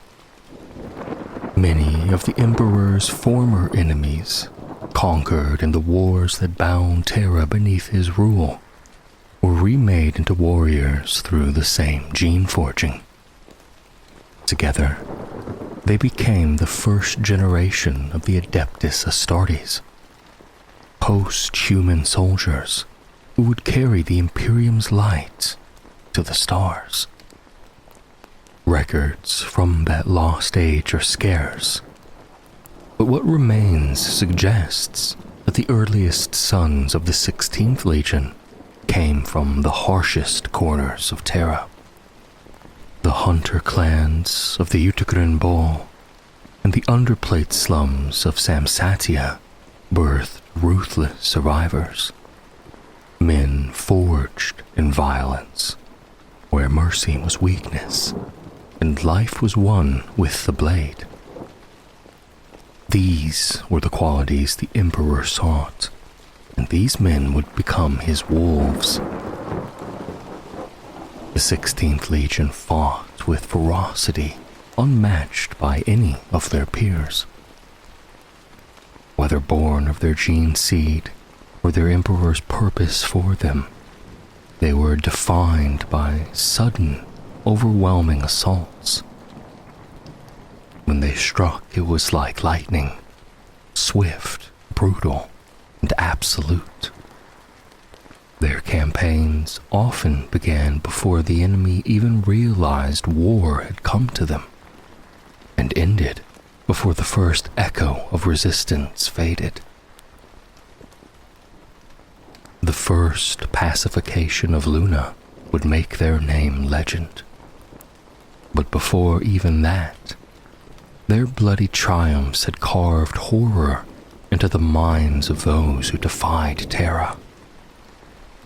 The breaking of the Coriolis enclaves and the 5 winter rebellions left scars that lingered for generations. In the Capridian sinks, traders still whisper of the counting of the wolf, a grim reference to the Legion's ancient number, 16. They were said to appear without warning, descending in storm birds and storm eagles, flanked by lightning crow gunships. By the time their missiles struck home, they were already among their foes, fighting face to face in the thunder and the flame. They were proud, direct, and merciless. Laughter and mysticism were strangers to them. They were men of action, not ceremony. They fought with controlled fury. Their discipline as deadly as their aggression. The Imperium's newborn age demanded warriors such as these. Over time, the Emperor's habit of sending his wolves to crush the most defiant foes gave rise to a legend that he loosed the wolves of Terra upon any who resisted his will. The pacification of Luna in 703 M31, often called the first true battle of the Great Crusade, cemented the name that would define the 16th Legion. From that victory forward, they were known as the Luna Wolves. Their symbol, the wolf's head, adorned their armor, a relic of a creature long extinct on Terra, remembered only as an emblem of feral cunning and controlled savagery. Their officers wore the pelts of engineered predators in tribute to that ideal. Others would later take the image of the wolf as their own, but the Luna Wolves were the first. The Luna Wolves were also the first legion to recruit beyond Terra itself. Their new aspirants came from Chthoniya, a world scarred by ages of mining and decay. Located within the Sol system's reach, Chthoniya had been among humanity's earliest colonies, mined, built upon, and hollowed out long before the rise of the Imperium. By the dawn of the 31st millennium, it was a gutted husk, a labyrinth of tunnels, crumbling foundries. Its people were no longer miners, but killers. The planet's gang clans ruled through violence and fear, their young raised in a world where life was earned by the knife. These brutal survivors proved ideal stock for the 16th Legion. The Luna Wolves found on Chthoniya not a people to uplift, but kindred spirits already shaped by blood and struggle. But they would find far more than just that on Chthoniya. Horus, Primarch of the 16th Legion, was the first of the Emperor's lost sons to be found. Cast into the warp during the scattering of the Primarchs, his capsule fell closer to Terra than any other, and landed upon Chthoniya itself. There, amidst the planet's murderous clans, the Emperor found his son in 801 M30. The truth of Horus's youth is veiled in myth and contradiction. Some accounts say he grew to power among the kill gangs, mastering war before the Emperor's arrival. Others insisted he returned to Terra early, raised at his father's side, as they forged the alliances between Earth and Mars that birthed the Imperium.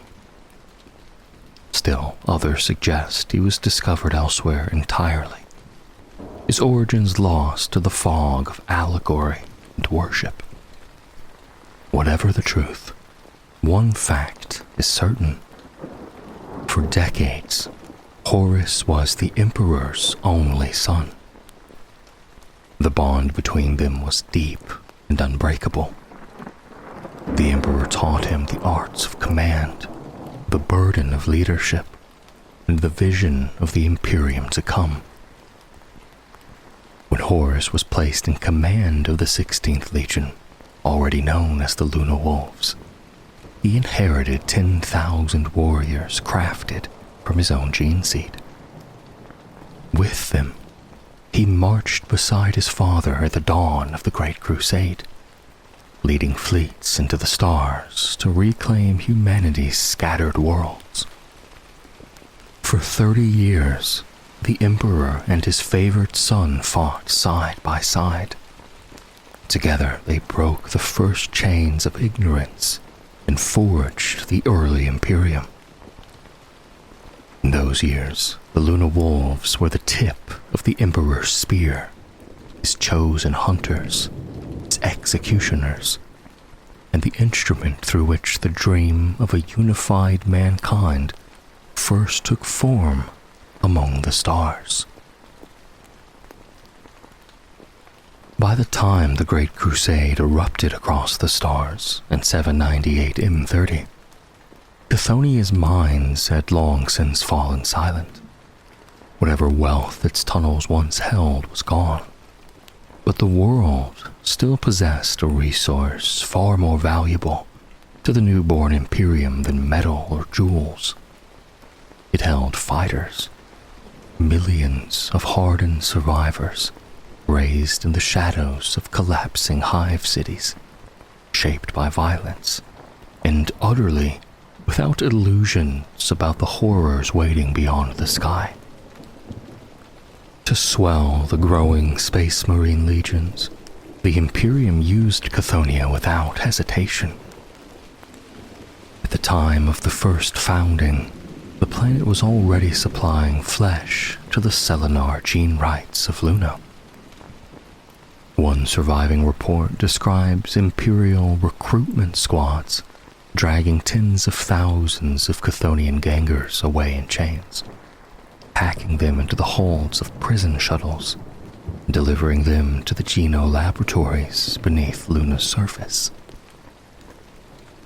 Most of these captives became troopers of the Imperial Army, many even joining the elite solar auxilia, such as the infamous Chthonian headhunters.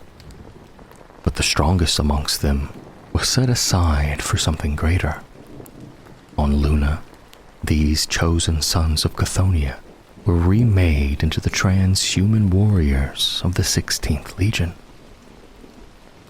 Traditionally, early aspirants came from Terra's own youth, and later, from feral or feudal worlds encountered during the Crusade.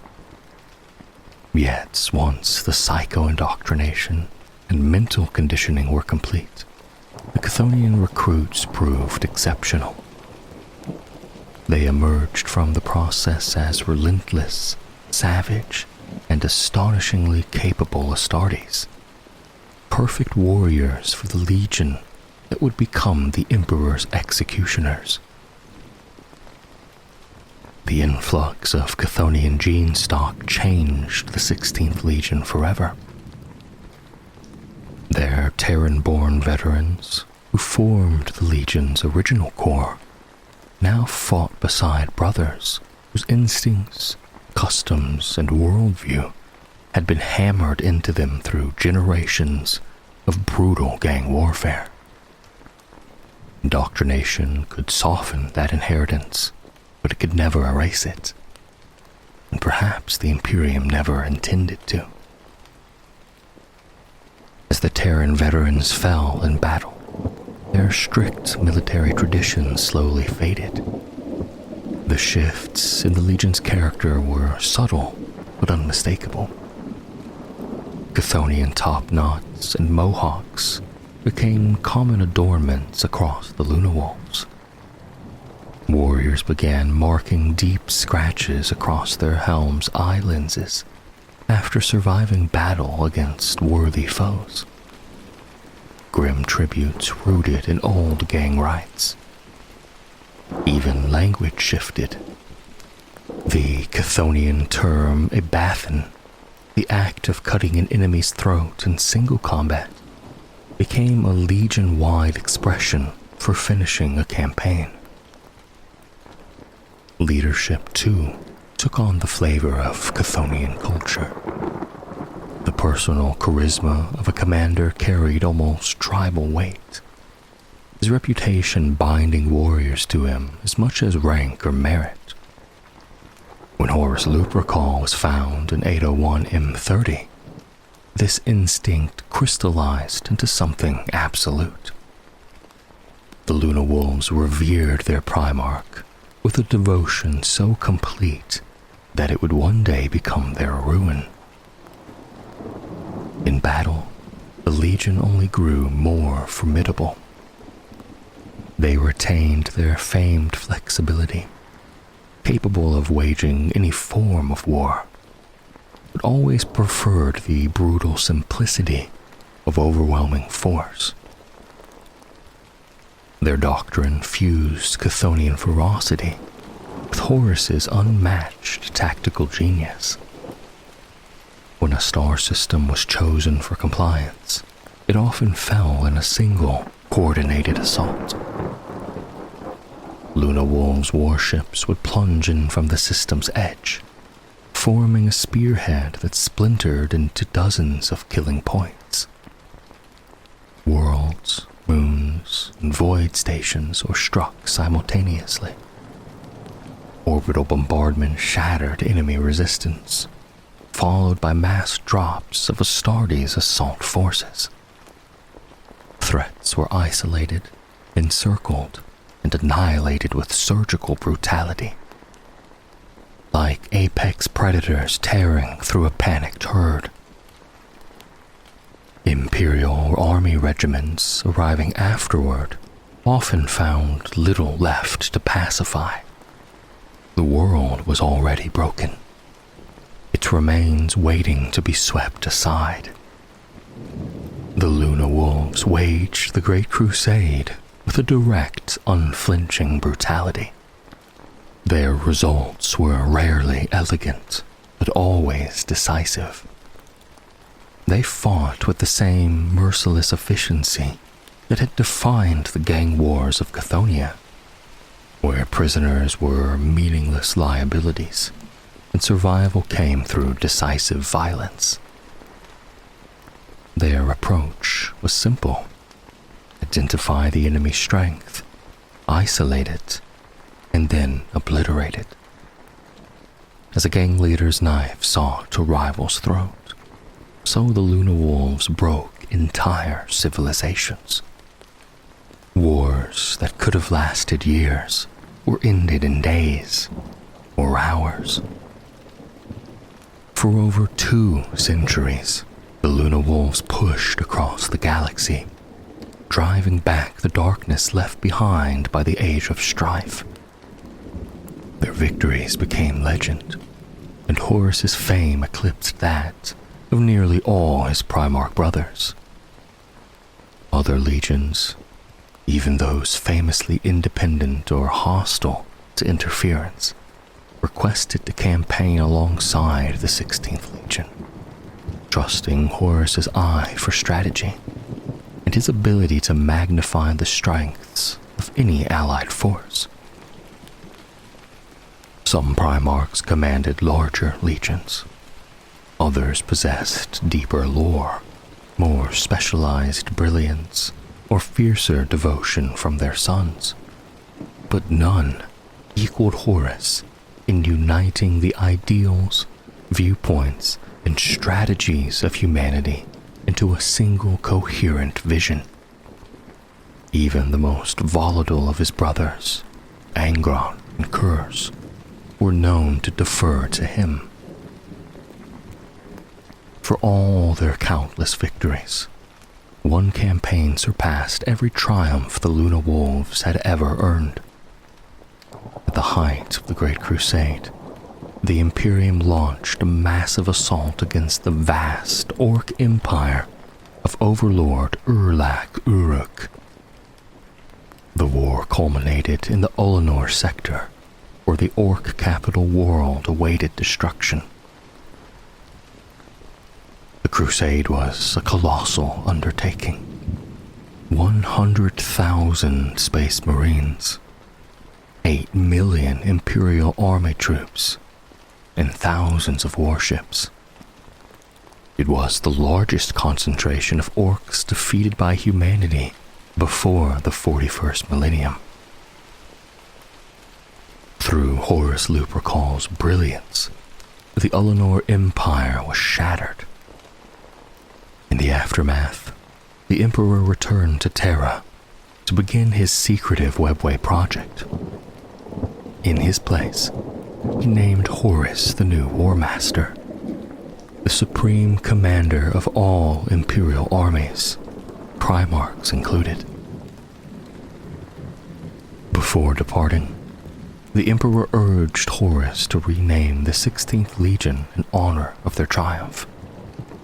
Horus declined, unwilling to place himself above his brothers. And so, for a while longer, they remained the Luna Wolves. But the Emperor's withdrawal wounded the Primarchs, Horus most of all. His absence and the secrecy surrounding his hidden project planted the first poisonous seeds of disillusionment. In time, those seeds would take root, fester, and ignite the greatest betrayal the galaxy would ever know. The beginning of the Horus heresy had already been set in motion. As the Great Crusade continued to press outward into the stars, the Emperor's perceived abandonment revealed a painful truth. The Primarchs, for all their engineered brilliance, were not perfect. They were titanic beings in body and mind, yet each carried deep flaws: vanity, arrogance, jealousy, insecurity.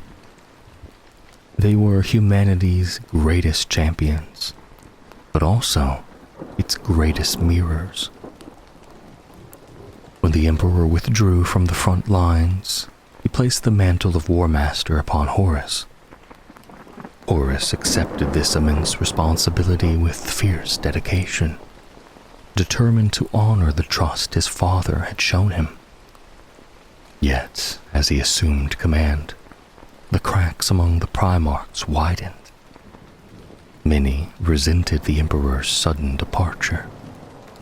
Others bristled at the newly formed Council of Terra, a political body of nobles and administrators given authority over taxation and governance of newly conquered worlds. Only a handful of Primarchs, among them the calculating Lorgar, stood firmly beside their brother during this time of uncertainty. The situation was worsened by the Emperor's silence. Horus, so long his favored son, was deeply wounded by the fact that none of the Primarchs, not even he, had been told the true purpose of the Emperor's seclusion on Terra, or the vast secret project unfolding beneath the Imperial Palace. These unspoken doubts twined with resentment and frustration, a painful feeling of abandonment within the Primarchs. The seeds of bitterness had been sown, and soon they would bear deadly fruit.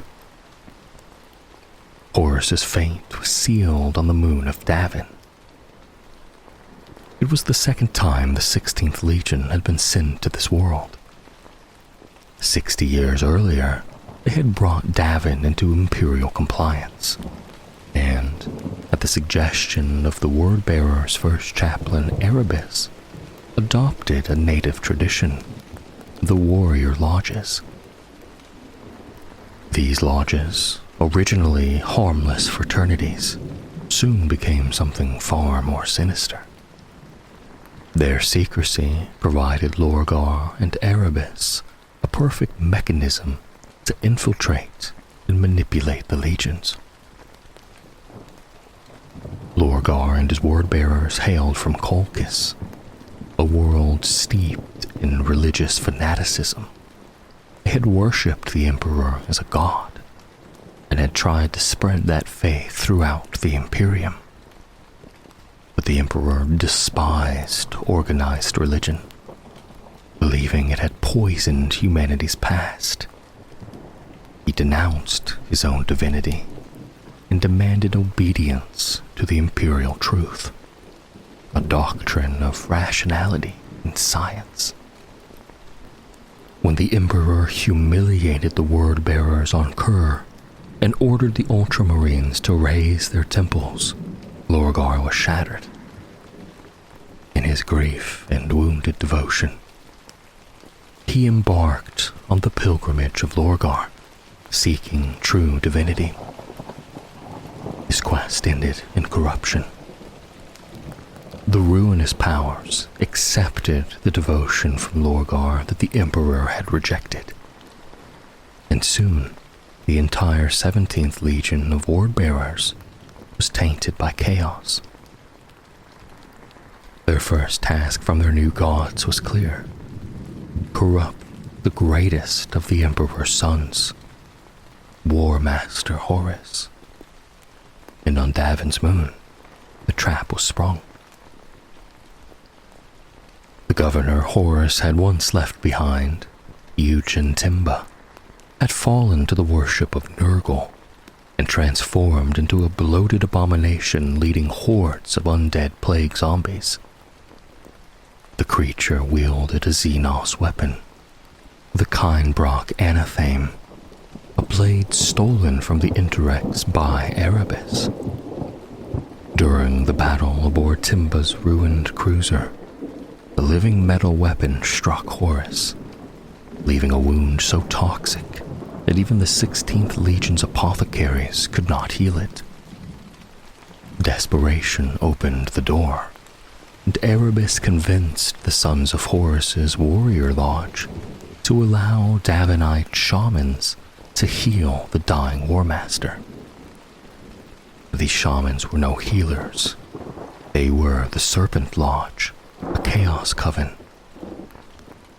In their temple, the Delphos, they enacted a ritual that tore Horus's spirit from his body and cast it into the warp. There, Horus was shown a vision. He saw an Imperium of the future, brutal, oppressive theocracy, where the Emperor and several Primarchs, though not Horus, were worshipped as gods.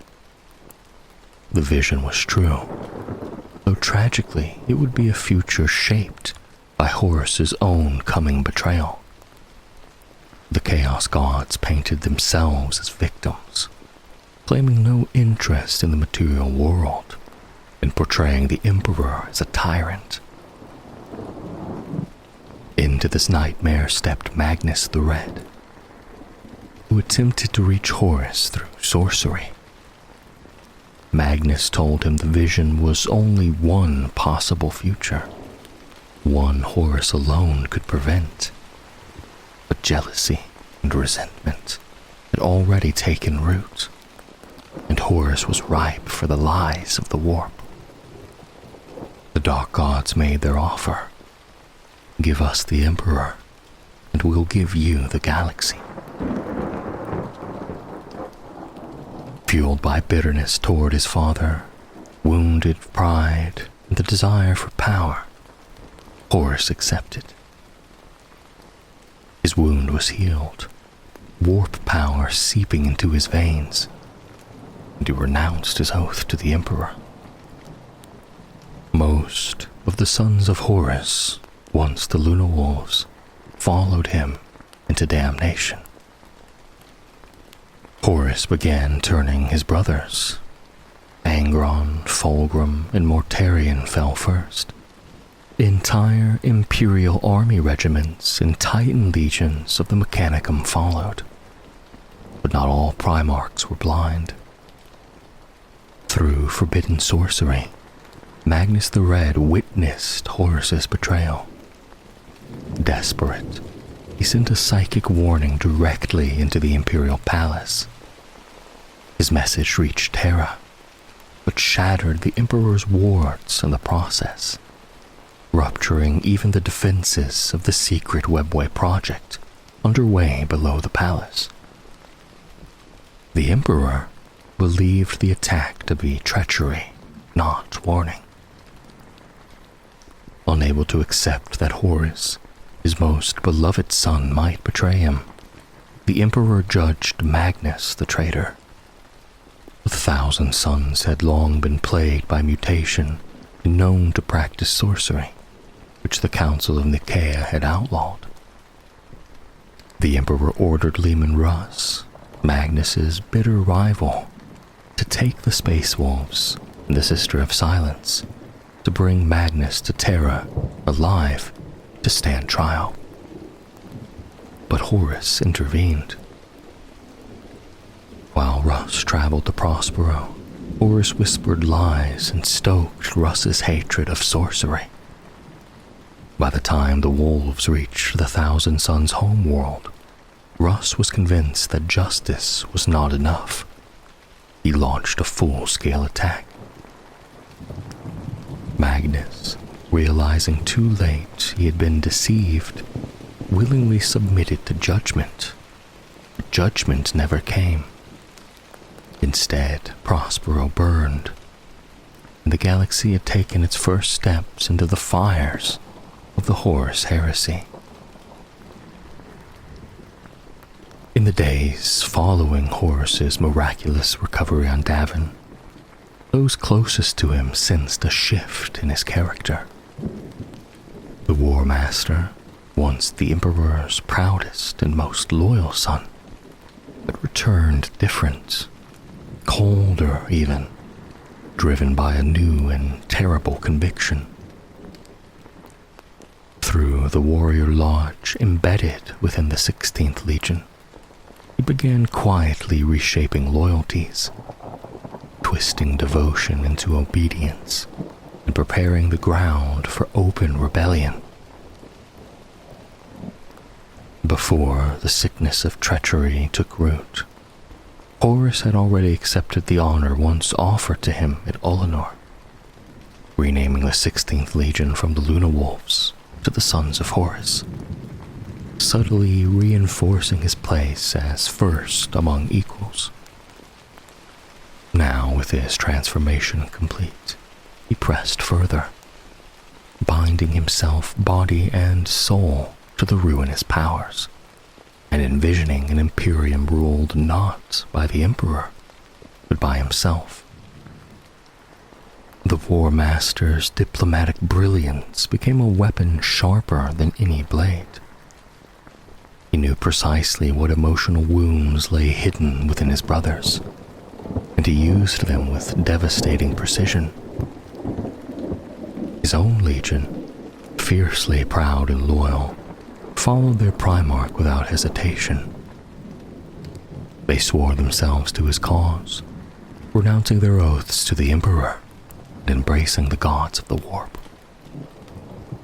Corruption spread outward from Horus like a contagion, into the Mechanicum, the Titan legions, the Legio Cybernetica, splintering Mars itself and igniting the schism that would fracture the Mechanicum into loyalists and traitor halves.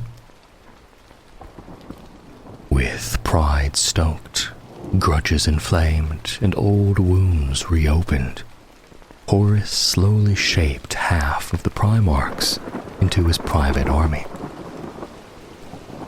But before openly declaring war on the Emperor, he enacted a purge. On the world of Istvan III, Horus orchestrated the slaughter of any remaining loyalists within the 4 legions under his influence: the Sons of Horus, the World Eaters, the Emperor's Children, and the Death Guard. Those few Space Marines still true to Terra were lured planet-side with false orders, then annihilated in a bombardment meant to wipe out every last trace of loyalty. This was only the beginning. Soon after, the War Master would carve a deeper wound in the Imperium at Istvan V, where the Dropside Massacre nearly destroyed 3 entire Loyalist legions. And so the galaxy descended into the long night. For 9 bloody Terran years, the Horus heresy raged across the stars. A civil war unlike anything humanity had ever endured. Brother fought brother. Legion was pitted against legion, and worlds burned in a frenzy of betrayal and vengeance. The Imperium shook under the weight of a conflict it was never meant to survive. By the time Horus carved his brutal path toward Terra, the Sons of Horus stood at the head of a vast army of traitor Space Marines, demonic engines, corrupted Titans, and faithless regiments of the Imperial Army. Never again would the Legion stand so mighty. At the height of the siege of Terra, Abaddon, first captain of the Sons of Horus, led the black-armored Terminators of the Justaerin in the vanguard. They carved through the walls and defenders of the Imperial Palace like a living storm, their chain fists shredding ceramite and flesh alike. Outside, Titans clashed in apocalyptic duels, and the skies above Terra blazed with lance fire as fleets tore one another apart in orbit. From the bridge of the vengeful spirit, Horus watched the battle slip from his grasp. Loyalist reinforcements were arriving faster than his armies could break the walls. His fleet was beginning to falter under the counterattack. Knowing he was running out of time, Horus made a final desperate gamble. He lowered the vengeful spirit's void shields, daring the Emperor to come to him. And the Emperor answered. In a blinding spear of light, he teleported aboard, seeking his fallen son. What followed was a duel both physical and metaphysical, a clash of titans that shook the warp itself, Horus fought with all the strength, fury, and hatred the Chaos Gods had poured into him, killing his brother Sanguinius before his duel with the Emperor. And though Horus would wound the Emperor in their fight, the Emperor fought with the love for his lost son and for the entirety of the Imperium, and the terrible necessity of having to end Horus. In the final moment, before the Emperor's killing blow completely destroyed his soul, Horus struck his father a mortal wound. On the palace grounds below, Abaddon was climbing a mountain of Loyalist corpse when he felt it, a psychic scream echoing across every mind in the Legion. Horus was dead. The sons of Horus froze mid-battle, their eyes lifting toward the burning sky. Panic and despair rippled through the traitor ranks. The great assault faltered, then collapsed. Abaddon teleported to the bridge of the Vengeful Spirit just in time to recover his Primarch's broken body. Overcome with grief and fury, he tore a lightning claw from Horus's arm and affixed it to his own, a vow of vengeance against the Emperor. Realizing the battle was lost, he rallied what remained of the 16th Legion. With the Emperor carried back to Terra by Rogel Dorn and Loyalist forces surging across the battlefield, Abaddon seized control of the Vengeful Spirit, broke orbit, and fled into the deep void. It was the end of Horus, and the beginning of something far darker for the Legion he left behind. In 6M31, as part of the Imperium's desperate defense of the Segmentum Solar, Rogel Dorn diverted a substantial Loyalist force to Chthoniya, the homeworld of the Sons of Horus. Under Lord Castellan Evander Garius, the Imperial Fists, the Space Wolves' 13th Great Company, Imperial Army cohorts, and 3 sodalities of the Legio Custodes launched what would become the first siege of Chthoniya. The surface garrison of traitors was quickly overrun, forced to retreat into the crumbling mines and tunnels beneath the world to wage a brutal guerrilla war. Years later, after the Battle of Beta Garmon, a massive Sons of Horus fleet under Varen Ashuradon supported the Wordbearers, Alpha Legion, traitor Sola Auxilia, and forces of the Dark Mechanicum from Voss returned to reclaim their homeworld, beginning the second siege of Chthoniya in 13M31.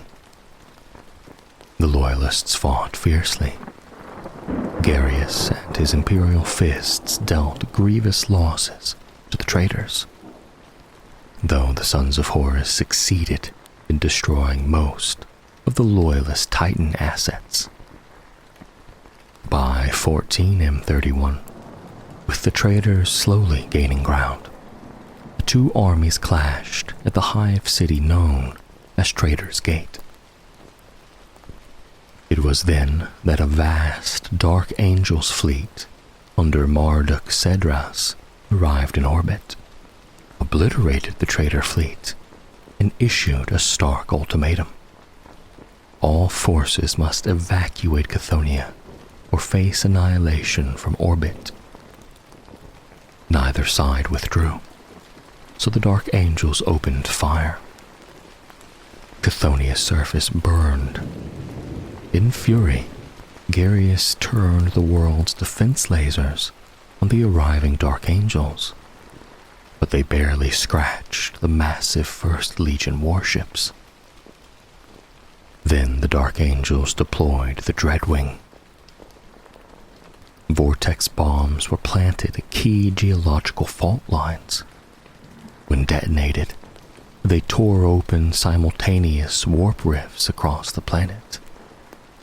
Chthoniya, home world of the 16th Legion, cradle of the Sons of Horus, was ripped apart. Both loyalists and traitors attempted evacuation, but only their commanders escaped. The world of Horus Lupercal died in fire and warp light, and the last tie binding his shattered legion to a past before treachery was gone forever. In the aftermath of the siege of Terra, when the Emperor lay broken upon his golden throne, and the War Master Horus lay dead aboard the vengeful spirit, the 16th Legion fled into the void. First Captain Ezekiel Abaddon and the surviving Sons of Horus tore free of Terra's orbit, carving a bloody path through the embattled fields and disappearing into the dark between the stars. In their wake came punishment. The great scouring began, a time of brutal imperial retribution. Worlds that had stood with Horus burned. Planets that had raised banners for the traitor legions were scoured clean, their populations slain or enslaved. Their ruins left as a stark warning to any who might think to follow the same path. The traitor legions that had not yet reached the Eye of Terror were hunted without mercy, driven from one system to the next by vengeful loyalists. Faced with extinction, Abaddon led the Sons of Horus into the Eye of Terror, choosing madness over surrender, damnation over annihilation. They reached that howling storm of unreality, bloodied and broken, the mighty 16th reduced to a fraction of its former strength and glory. Led now only by a handful of surviving captains, the Legion found itself caught between devotion to a dead Primarch and the crushing reality of total defeat. In their desperation, they turned to the warp. The Sons of Horus sought strength from each of the Chaos Gods in turn, begging for renewed power. Demons were invited into their ranks. Possession became commonplace, and the Legion paid dearly for every blessing it took. All the while, their former allies turned against them. As the traitor legions fell upon one another within the Eye, the Dark Gods toyed with their new champions, reshaping them, breaking them, and twisting them to serve their own eternal wars. At last, even Abaddon walked away. Shattered by Horus's death and weary of the endless conflict, he abandoned the Legion and vanished into the depths of the Eye on a solitary dark pilgrimage. The Sons of Horus, still clutching the body of their fallen Gene Father preserved in stasis, withdrew deeper into the madness, turning their backs on the Legion wars raging around them. On the demon worlds of Malium, a graveyard of rust and steel surrounded by living darkness and the bones of dead warp dragons, they raised a fortress. They called it Lupercalios. With thousands of Imperial slaves, they built a mighty citadel from the broken carcasses of starships lost to the warp. Its spires and towers formed from the jagged prows of ancient voidcraft. In its heart, they entombed Horus. Inside a spiraling chamber of bone-white stone, bathed in flickering golden light, the War Master's corpse hung suspended, his perfect form forever poised above his sons. As far as the eye could see, the walls were carved with his deeds. Every victory, every conquest, every battlefield immortalized in stone. Each day, the Legion gathered beneath their dead Primarch, renewing their oaths, unable or unwilling to seek another master. Lupercalios became both fortress and mausoleum. With their Primarch dead, and their Legion teetering on the edge of extinction, the Sons of Horus stagnated. Demons attacked them without end, and many Astartes succumbed to possession, their minds and bodies consumed by the warp's insidious entities. Some argued that they should swear themselves fully to a single chaos power, trading divided attention for focused patronage. Others vehemently refused. The 16th Legion had already worn the yoke of the Emperor and watched it drag them into damnation. They would not bow so easily again. Their pride burned fiercely. If they were to serve any master, it would be one of their own, never some distant god. All the while, the Eye of Terror burned with war. The traitor legions tore each other apart in the Legion Wars, but the Sons of Horus stayed apart, barricaded within Lupercalios, worshipping a corpse and raising their fortress ever higher. That isolation only made them more tempting prey. To the debased Emperor's children, the prize was irresistible. Horus's body was more than a relic. It was a treasure trove of genetic and biological secrets, a potential weapon. In a sudden, savage assault, the Emperor's children, swollen with power after forging damnable pacts with Slanesh, smashed through the Malium's defenses and tore into the heart of Lupercalios. They seized the War Master's corpse and carried it away.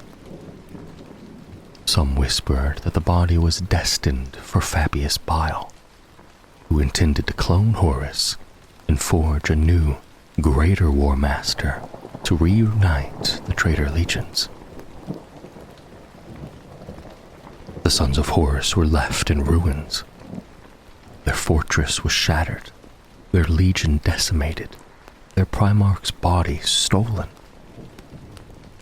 Standing on the brink of annihilation, the 16th Legion turned inward.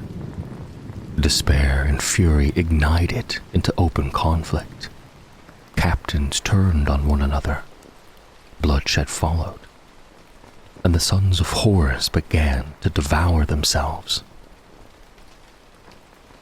It was then that Ezekiel Abaddon returned.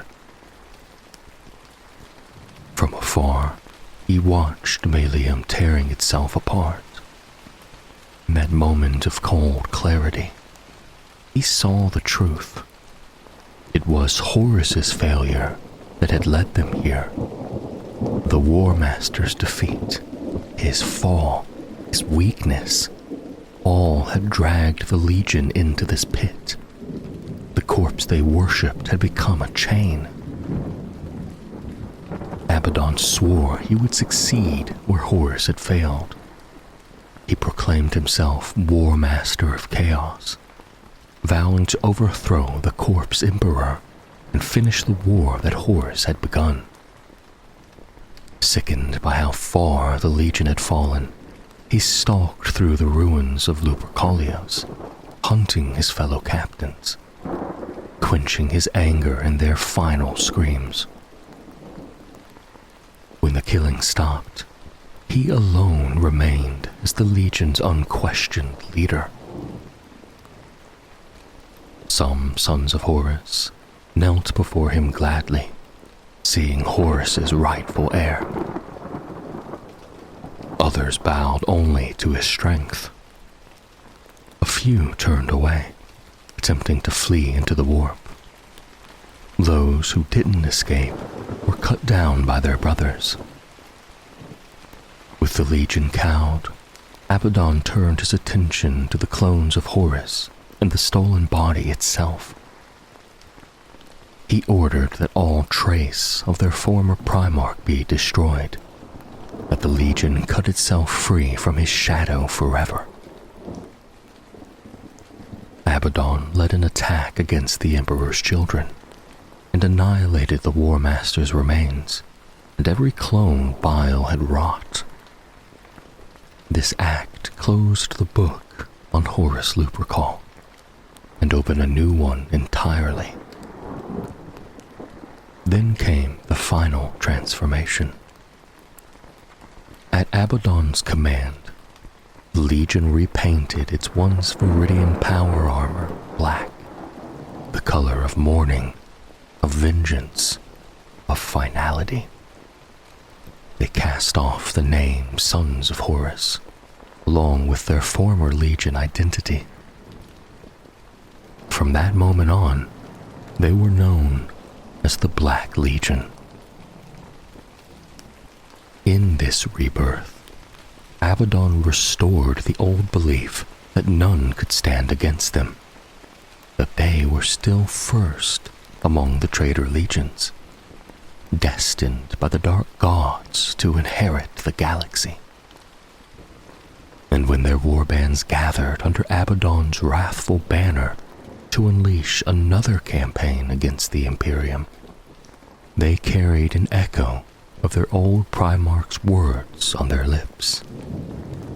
Let the galaxy burn. The long war had begun. With the Legion's loyalty secured, Abaddon turned outward. He began to rebuild, not for survival, but for conquest. The despoiler sought new warriors, new blood, new strength for the Black Legion. Word spread through the Eye of Terror. Any space marine who bent the knee to Abaddon the Despoiler would earn a place within the Black Legion and share in the coming revenge against the false Emperor. Many mocked the ambition, but in the hearts of countless traitors, the endless, directionless brawling within the Eye left a sour taste. The warp's corruptions had worn them down. The promise of a legion with a clear purpose and a ruthless leader drew them in. The memory of defeat at the hands of the loyalist legions still burned, and many longed for a chance to spill Imperial blood again. Others didn't care whose blood they shed, only that Abaddon promised them worlds to ruin and victims to torment. As tales of his strength and cruelty spread, warlords and champions sought him out, intending to test him, to judge whether he was worthy. Many left with their armor scorched black, willingly joining his cause. Others never left at all. Abaddon gained a reputation for merciless retaliation. Those who tried to use the Black Legion as a tool, infiltrating it with false loyalties, found their schemes exposed. Those who whispered treachery into the ears of his followers saw their warbands crushed and their fortresses torn down, stone by stone. Their heads eventually took their place upon Abaddon's trophy racks. In time, only the truly foolish, or the truly insane, would dare break an oath sworn to the despoiler. He became a master of manipulation, knowing exactly which blend of fear, greed, and vanity would sway mortals and demons alike. Warlords came before him to see for themselves what kind of champion chaos had raised, and found themselves drawn into his orbit, their colors darkened and their loyalties bound. As the Black Legion swelled, Abaddon's fleets raided world after world within the Eye of Terror, seizing more slaves and warriors. This time, he refused to create a single, easy target. No new Lupercalios to be besieged and broken. The Black Legion became a fleet-based force, a shadow that slipped through the warp, ever moving, ever striking. Aboard the vengeful spirit, Abaddon waged war against rival traders, demonic hosts, and imperial intruders alike, forging an army worthy of his ambitions. He knew the nature of the traitor legions. No one warlord would ever rule them all, but he intended to unite them, if only for moments of shared purpose, as Horus once had. The Black Legion could never topple the Emperor alone. To burn Terra, they would have to rally the other traitor legions, sweep aside the armies of the Imperium, and launch a single colossal strike at the heart of mankind's realm. This was Abaddon's dream, and it would define his destiny for centuries. In 781 M31, 5 centuries after his retreat from Terra, Abaddon burst back into Imperial space at the head of a vast host of traitors and demons. For the Imperium, this was the first real encounter with the Black Legion, and the brutal reminder that the enemies of the heresy were not gone, only waiting. During the Great Scouring, Abaddon had lingered within the Eye of Terror, rebuilding the Legion into a black mirror of its former glory. Now the Black Legion and their allies returned, ready to write the first chapters of the long war in the blood of Imperial worlds. Through a mix of alliances, threats, and promises, Abaddon gathered the greatest force of traitor legions seen since the heresy itself. Worlds near the Eye fell into panic and flame as legions dropped from the skies and demons tore reality apart. Only Cadia, with its fortress cities and indomitable regiments, held fast, fighting from tower bastions while lesser planets burned. The Imperium scrambled to respond. Newly founded chapters from the Second Founding were diverted from other campaigns to stem the tide. The traitor legions exulted in their return, slaughtering billions and packing their holds with slaves. On dozens of worlds, the Black Legion fought with the same ruthless efficiency and savagery that had once made the Luna Wolves legendary. Abaddon chose his generals well. Each sought to outdo the others in atrocity. On the Agri world of Valicia, Zagthean the Broken turned a planet of blood rose orchards into a nightmare. He wove a maze of living thorns, blinded his prisoners, and cast them into its twisting paths. There they wandered, bleeding and half-mad, listening for the sound of their hunter closing in, breathing in the thick, sweet scent of their own blood, until he chose to end their terror. On Melphia, a world of floating hive cities, the raptor commander Erelak unleashed devastation from above.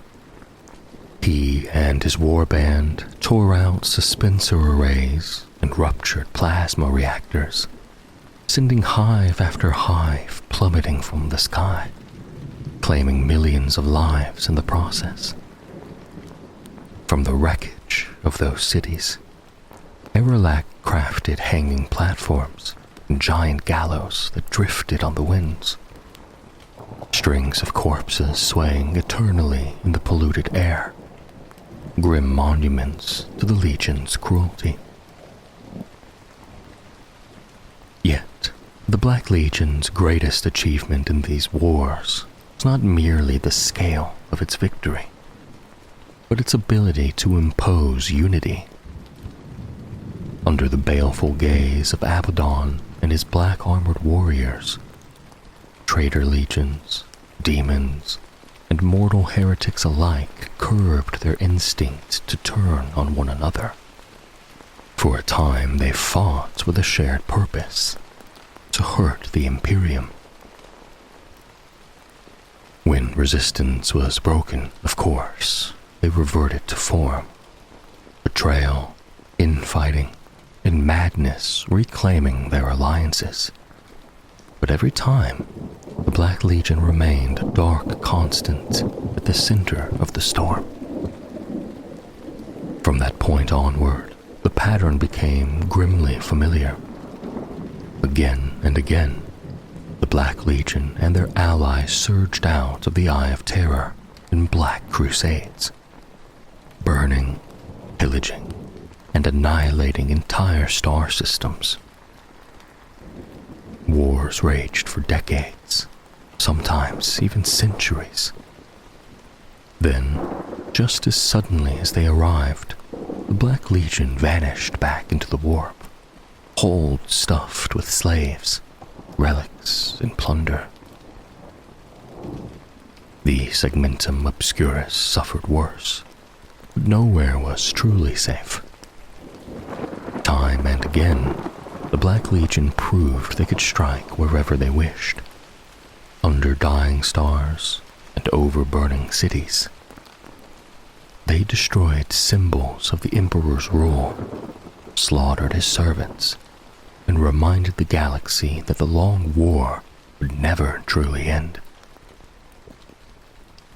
For the Imperium, the name of the Black Legion became synonymous with relentless, merciless hatred. For Abaddon, each crusade was just another step toward his ultimate goal, the day when all the hosts of chaos would march under one banner, and the false emperor's last light would be extinguished. While the bloodletting of the first Black Crusade reached its fever pitch, cities burning, worlds emptied to feed the darkest desires of the traitor legions, Abaddon pursued a quieter, more personal objective. Leaving the Black Legion to continue their brutal raids, he turned his attention to the warp itself. The countless deaths of the crusade had filled the immaterium with screaming souls and the psychic stench of terror. Abaddon used that storm of emotion as currency. In return for this feast of despair, pain, and anguish, the dark gods gave him something far more valuable than blood or plunder. They gave him knowledge. From their whispers, he learned of the Tower of Silence on the world of Urlan.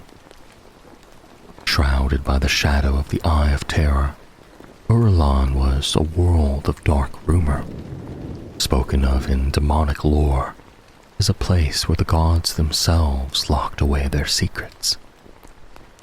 Guided by fate threads unraveled by his chaos sorcerers, Abaddon discovered a hidden path through the warp, a concealed route that allowed him to reach Urlan without ever breaching the Cadian Gate. With a hand-picked cadre of Black Legion elite, veterans of 1,000 battles, Abaddon set foot on Urlan and entered the Tower of Silence. The tower did not welcome them. Its guardians descended like living shadows, ancient constructs of dark energy that flickered and shifted, their claws raking at the tattered edges of the warriors' souls. The battle was bitter and otherworldly, fought on a threshold between reality and nightmare. But Abaddon and his chosen did not break. When the last of the constructs fell, the War Master pressed deeper into the tower's heart. He climbed down into the mirrored depths of Urlan, into a haunted labyrinth where reflections and spirits swirled together. There he wandered for what felt like an age, hounded by the dead, their cold hands forever reaching to pull him into their ranks. Step by step, battle by battle, he forced his way toward the heart of the maze. At its center, suspended in the air, hung a shard of shifting darkness. Abaddon reached into the void. His fingers closed around a cold hilt, and he dragged the weapon into reality. Before his eyes, the demon sword Drak Nien took form, a blade of warp hate and shrieking malice. What the sword claimed, Abaddon's power swelled to inhuman proportions. The War Master of Chaos became almost unstoppable. In the wars that followed, whole cities burned as sacrifices to ever-hungry demons. Entire armies were ripped apart by gibbering warp entities, called forth by Abaddon's will. The dark gods rewarded him lavishly, and he performed acts of fiendish bravery that horrified all who stood against him. Each victory was another step toward the destiny he carved with Drak Nien's edge. Infused with the might of chaos, and wielding this newly claimed demon sword, Abaddon led the Black Legion to ever greater heights during the Black Crusades. Under his command, they claimed victory after victory, their triumphs piling high. For the 16th Legion, it was a darkly glorious time. The oceans of blood they spilled washed away some of the sting of the Horus heresy, and the memory of their great defeat at the Emperor's palace. But even the most violent storm eventually wanes. The Imperium rallied. In answer to their threat, it gathered its newly formed Space Marine chapters and Titan legions and hurled them into the fray. Though the crusade was eventually forced to an end, the cost to the Imperium was staggering. Scores of worlds had been silenced forever, their populations wiped out. Millions of slaves were dragged screaming back into the Eye of Terror. Abaddon had achieved what he needed. He had tested the defenses of the Imperium. He had fed the Dark Gods and grown mighty through their favor. He now bore Drak Nien at his side. And he had begun openly using the title War Master of Chaos, claiming the mantle and legacy of Horus for himself. Within the Black Legion, there was no dissent. The First Black Crusade stood as undeniable proof of his right to lead. For the traitor legions as a whole, this first foray out of the Eye shifted the balance. The black armored warriors and their self-proclaimed war master had regained much of the grudging respect they had lost. Even the demon primarchs could not ignore the clear signs that the dark gods favored Abaddon. Conflict still smoldered between the traitor legions, flaring into war as it always had. But now, there was a renewed sense of purpose, something they had nearly forgotten in the 5 centuries since Horus fell. In the wake of the First Black Crusade, a time of constant raiding began. Abaddon did not chain every warband to his side. Instead, he granted his Black Legion lords and their followers a dangerous kind of freedom. They could strike where and when they wished, choosing their own battlefields and atrocities. There was only one condition. Every horror they unleashed, every atrocity they committed, had to be done in the name of the Black Legion, and at a cost to the Emperor.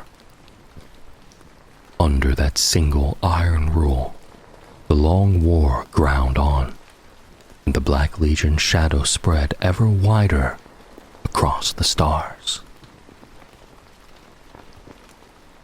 In the long and catastrophic age through which mankind has endured, few living souls can claim to grasp more than a fragment of the Emperor's grand design for the galaxy. Yet in hindsight, some truths emerge from the patterns of history.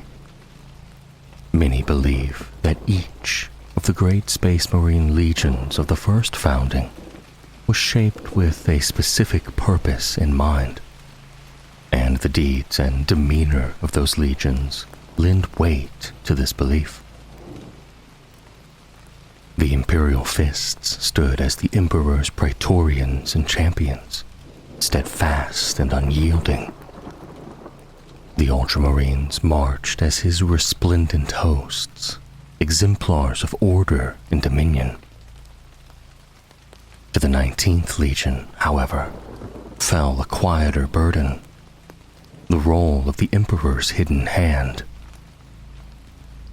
They were to be the unseen sentinels, the silent executioners who watched, judged, and struck down those who would flee rather than kneel before the master of mankind.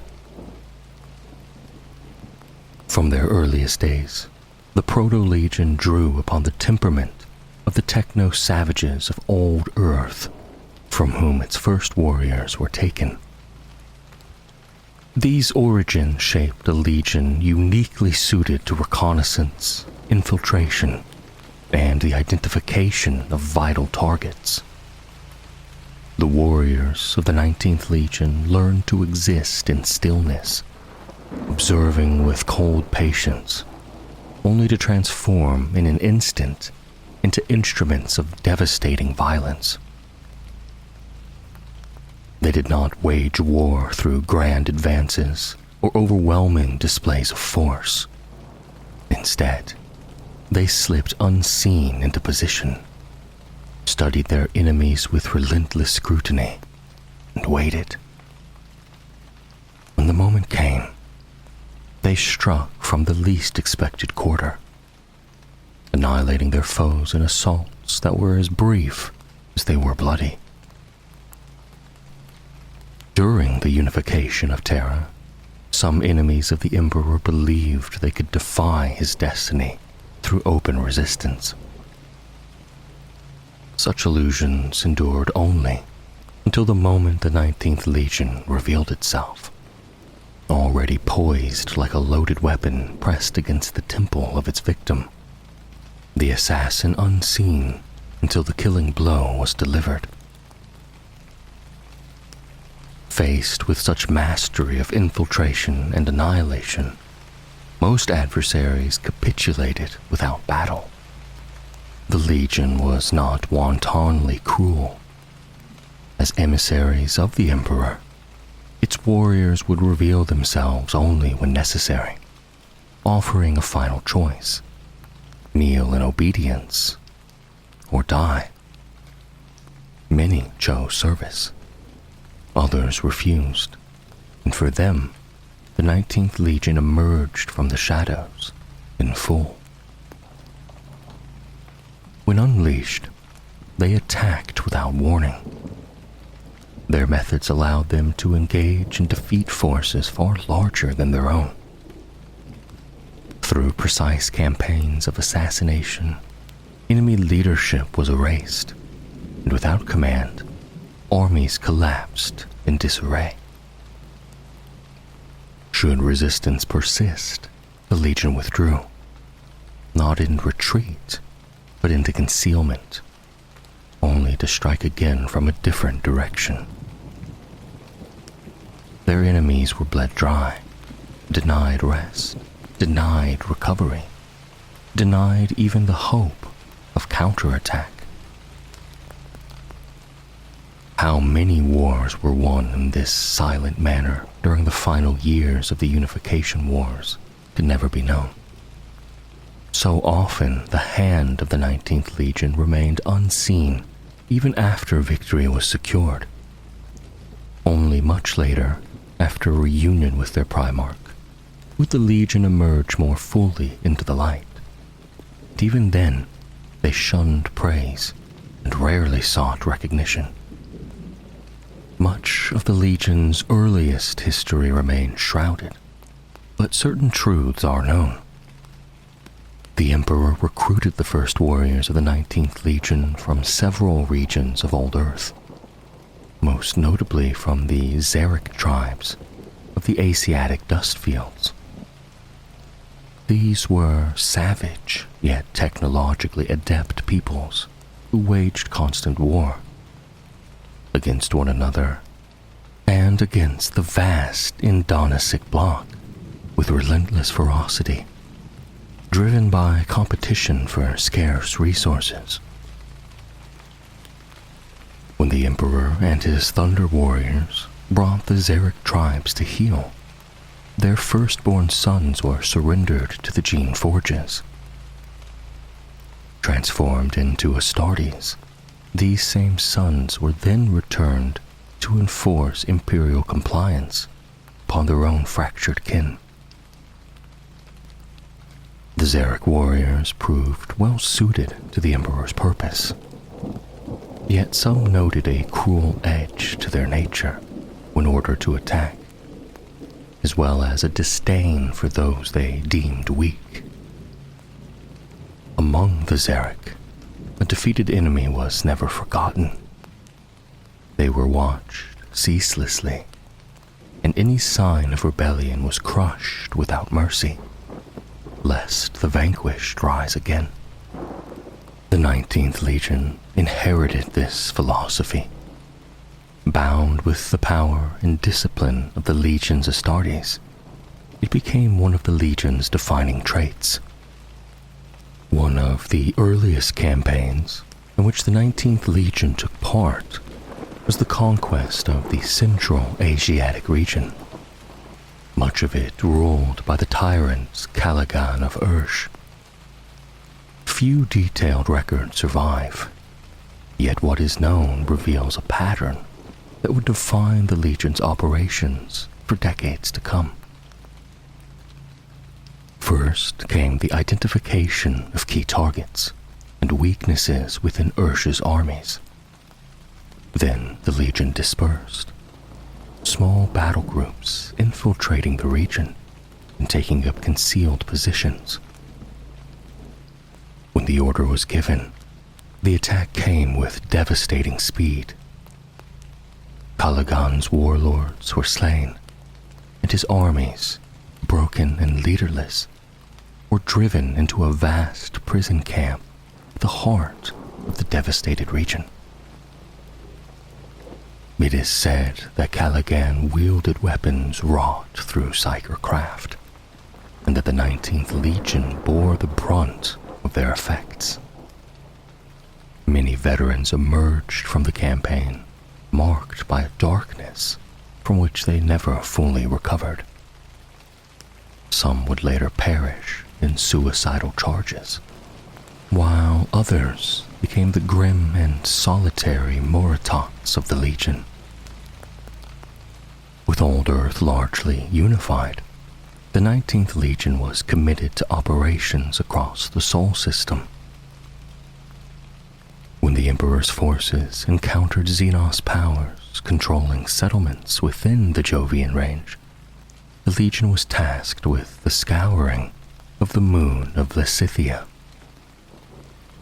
Of this campaign, almost no records remain. Whatever transpired upon that distant satellite resulted in total victory. The Xenos annihilated, but at a catastrophic cost. The human settlers were slain, and vast numbers of the 19th Legion fell alongside them. In the aftermath, many veterans of Lysithia were withdrawn from service by the masters of the Gene Forges, never to return. No other instance like it is recorded, and what horrors they endured or committed remains unknown. For decades afterwards, survivors bore the ancient Jovian rune upon their armor, crowned by the numeral 19. By the closing years of the Great Crusade, the symbol endured only upon the sarcophagi of the Raven Guard's dreadnoughts. Among them was Shade Captain Voltaris, who had played a decisive role in the campaign. Grievously wounded, Voltaris was interred within a Furbundus dreadnought and served for many decades more, until his final death before Gate 42. The 19th Legion was formed late in the Unification Wars, and nearly 2 centuries would pass before they were reunited with their Primarch. By contrast, the Luna Wolves were reunited with Horus Lupercal early, and in the opening campaigns of the Great Crusade, it was not uncommon for the 2 legions to fight side by side. Their methods complemented one another. While the Luna Wolves delivered sudden, overwhelming assaults, the 19th Legion was already in place, blocking escape routes, hunting down stragglers, and ensuring that none fled the Emperor's justice. Those who broke through were pursued without mercy. Captives were watched with unblinking vigilance until Imperial compliance was assured. The Legion's ability to shift from silent observation to lethal violence made it a source of dread among those who resisted unity. Horus valued the 19th Legion greatly and often requested their presence during the early Great Crusade.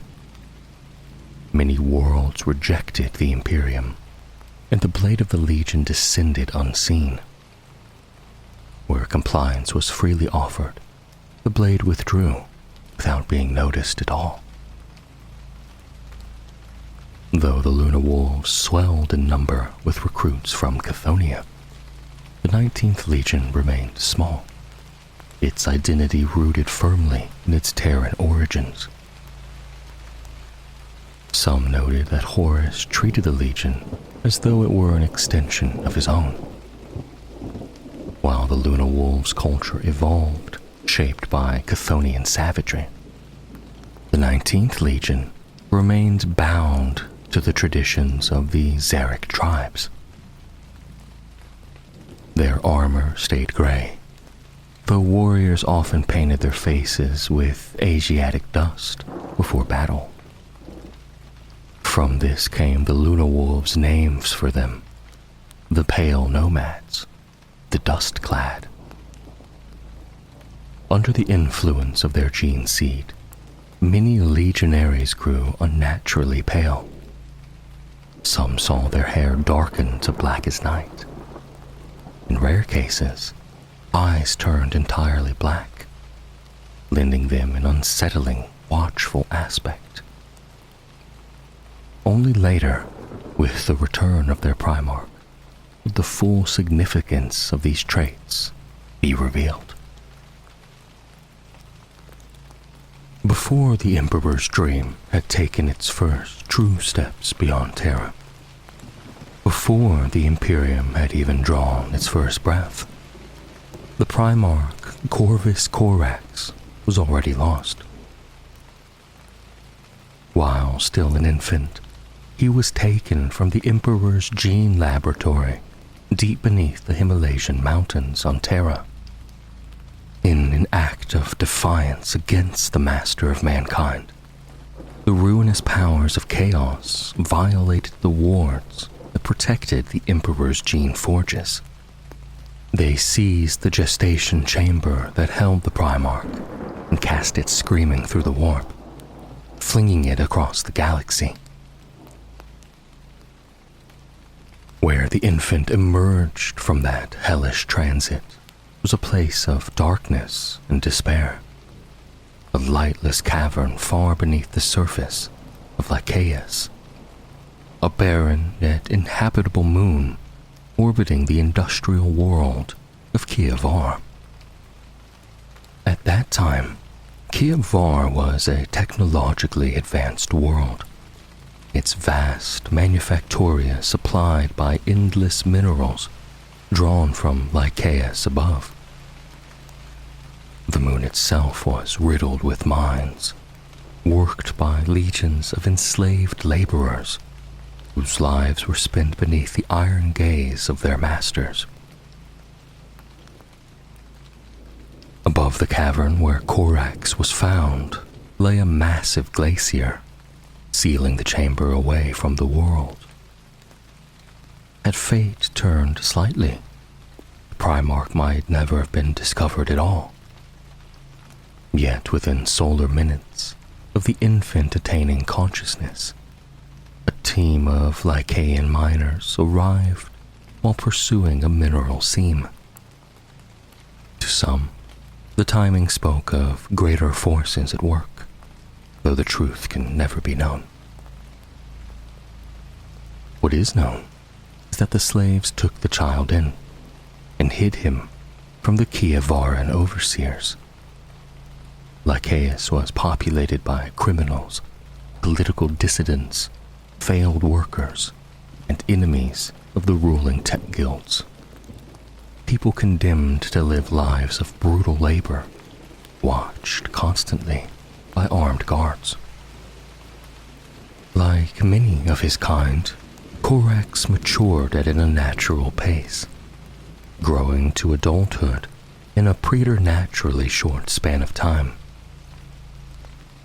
To the enslaved, this only confirmed what they had already come to believe, that the child was a gift, a deliverer sent to free them. They named him accordingly, using their word for savior. Though created with immense knowledge already imprinted within his mind, Corax learned much from those who protected him. Many among the slaves were political radicals, condemned for beliefs that crashed with the brutal efficiency of Kievar's ruling tech guilds. Ideas of justice, dignity, and human worth that had no place in their regime. To these people, Corax swore an oath. He would free them. Yet, those same men and women urged caution. They taught him patience. They taught him to watch, to plan, to observe his enemies with care and restraint. Under their guidance, Corax learned to temper his power, using his superhuman faculties not for reckless vengeance, but for preparation. He waited, learning everything he could of the systems that bound Lycaeus in chains. It was during this time that Corax came to understand the strange abilities with which he had been endowed. He was never discovered by the wardens of Lycaeus, no matter how closely they watched. Even when standing directly within an enemy's line of sight, Corax could will himself unseen, bending the perceptions of those who looked upon him. In time, he learned to move freely through the prison moon, walking unseen beneath the guards' watchful eyes. Yet there were limits. Machines still detected him. Auspexes and artificial sensors remained blind to deception. It was the minds of observers that were tricked, compelled to disregard his presence if he chose it. As Corax reached full maturity, the rule of the tech guilds drew inexorably towards its end, though they would not realize it until it was too late. He orchestrated a campaign of precision and restraint, leading small cells of freedom fighters on missions to steal weapons, acquire ammunition, and sabotage vital systems. Each strike carefully timed to weaken the prison's foundations. At last, the moment came. Corax led the uprising that shattered centuries of oppression. The battle for Lycaeus was fierce and bloody. Not all slaves were idealists or innocents. Many were murderers and worse, imprisoned for crimes rather than beliefs. Necessity forced Corax to use their strength, demanding only that once freed, they never return to their former crimes. It was in the immediate aftermath of this victory, amid the opening atomic bombardment of Kievar, that the Emperor arrived to reclaim his lost son. Unlike many such reunions, the Emperor came alone. He departed alone the next solar day. Though father and son spoke for long hours, none know what words passed between them. Some have claimed the Emperor revealed truths to Corax that even other Primarchs were not ready to hear, of the warp, of the darkness to come. Whatever was said, Corax was left with a task unfinished. The Emperor entrusted him to complete the liberation of Kievar alone, as though ensuring his son would learn the most terrible lesson of war. Left behind, Corax made use of weapons the tech guilds believed beyond the reach of slaves. Stockpiles of atomic warheads and mining charges hidden on Lycaeus. When the tech guilds attempted a counterattack, Corax gave the order that would define him forever. Using the gravity well binding Kievar and its moon, Corax unleashed a full atomic bombardment upon the planet's manufactoria cities. Countless died, but countless more were spared a lifetime of slavery. By slaying thousands, he saved millions. The tech guilds capitulated. Kievar was freed. Lycaeus was renamed Deliverance, and its black tower became the Raven Spire, the fortress monastery of the Raven Guard. Korax had learned the truth the Emperor had intended, that war often demands the suffering of the innocent for the survival of all. When Corvus Corax assumed command of the 19th Legion in 922 M31, the Great Crusade was already more than a century old. He swiftly imposed upon his legion the methods he had perfected on Lachaeus. In doing so, he purged much of the legion's older culture, particularly the cold-blooded traditions inherited from the Xeric tribes. Corax saw in some of his Terran warriors echoes of the Kievar enslavers he had overthrown. Several senior officers were removed or reassigned, including Lord Arcus Fall, who had commanded the Legion for 3 decades. Under Corax's guidance, distilled into battle mantras, the Raven Guard refined their skills to preternatural levels. Corax even defeated Rabute Gilliman 3 times within the Ultramarine Primarch's Strategio Simulacra. Employing unconventional troop formations Gilliman had never encountered. Once Gilliman adapted, however, Corax never defeated him again. The Legion commissioned new technologies from Mars, most notably the Shadowhawk gunship and the Whisper Cutter insertion craft. These machines, many designed by Kievaran artificers, elevated the Legion's mastery of stealth to unprecedented heights. Kievar itself became a crucial industrial world, fiercely independent of Mars and loyal only to the Raven Guard. Its sole external alliance lay with Griffon IV, whose Titans fought alongside the Legion in several campaigns. Among the Raven Guard's notable campaigns was the Imperial compliance of the Istvan system. Istvan III possessed a cohesive industrial society, but its mysticism and independence led it to reject the Imperial truth.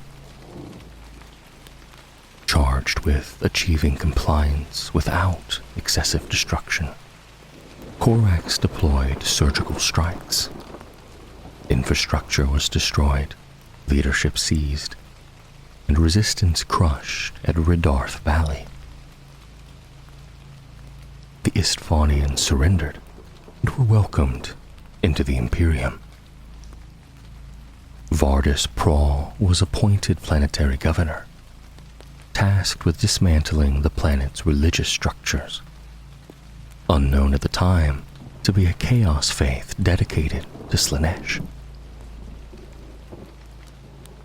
15 years later, Corax would return to the Istvan system once more, not to bring compliance, but to bring judgment on the traitor Horus.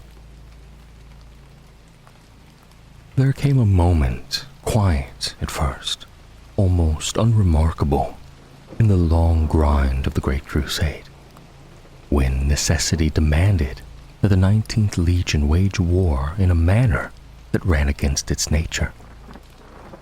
And from that need came one of the greatest setbacks in the Legion's history, a bitter omen that would foreshadow the horrors of Istvan V only a few standard years later. Soon after, Horus Lupercal was declared Imperial War Master at the Triumph of Ullanor in 0M31. The Raven Guard were recalled from operations along the coreward edge of the Ghoul Stars. They were ordered back into the line, brought under the War Master's direct command beside several other legions. Their shadow war traded for a place in a more conventional theater of conflict. The trouble lay in the Occam Sothos cluster. These worlds had been brought to Imperial compliance by the Lunar Wolves in the opening years of the Great Crusade, claimed and secured for Terra. Yet now their people had fallen into a state of mass psychosis, and with shocking violence, they rejected unity with the Imperium. This secession was unheralded, sudden and disastrous, its true cause discovered only later. Xenos parasites had taken root among the population.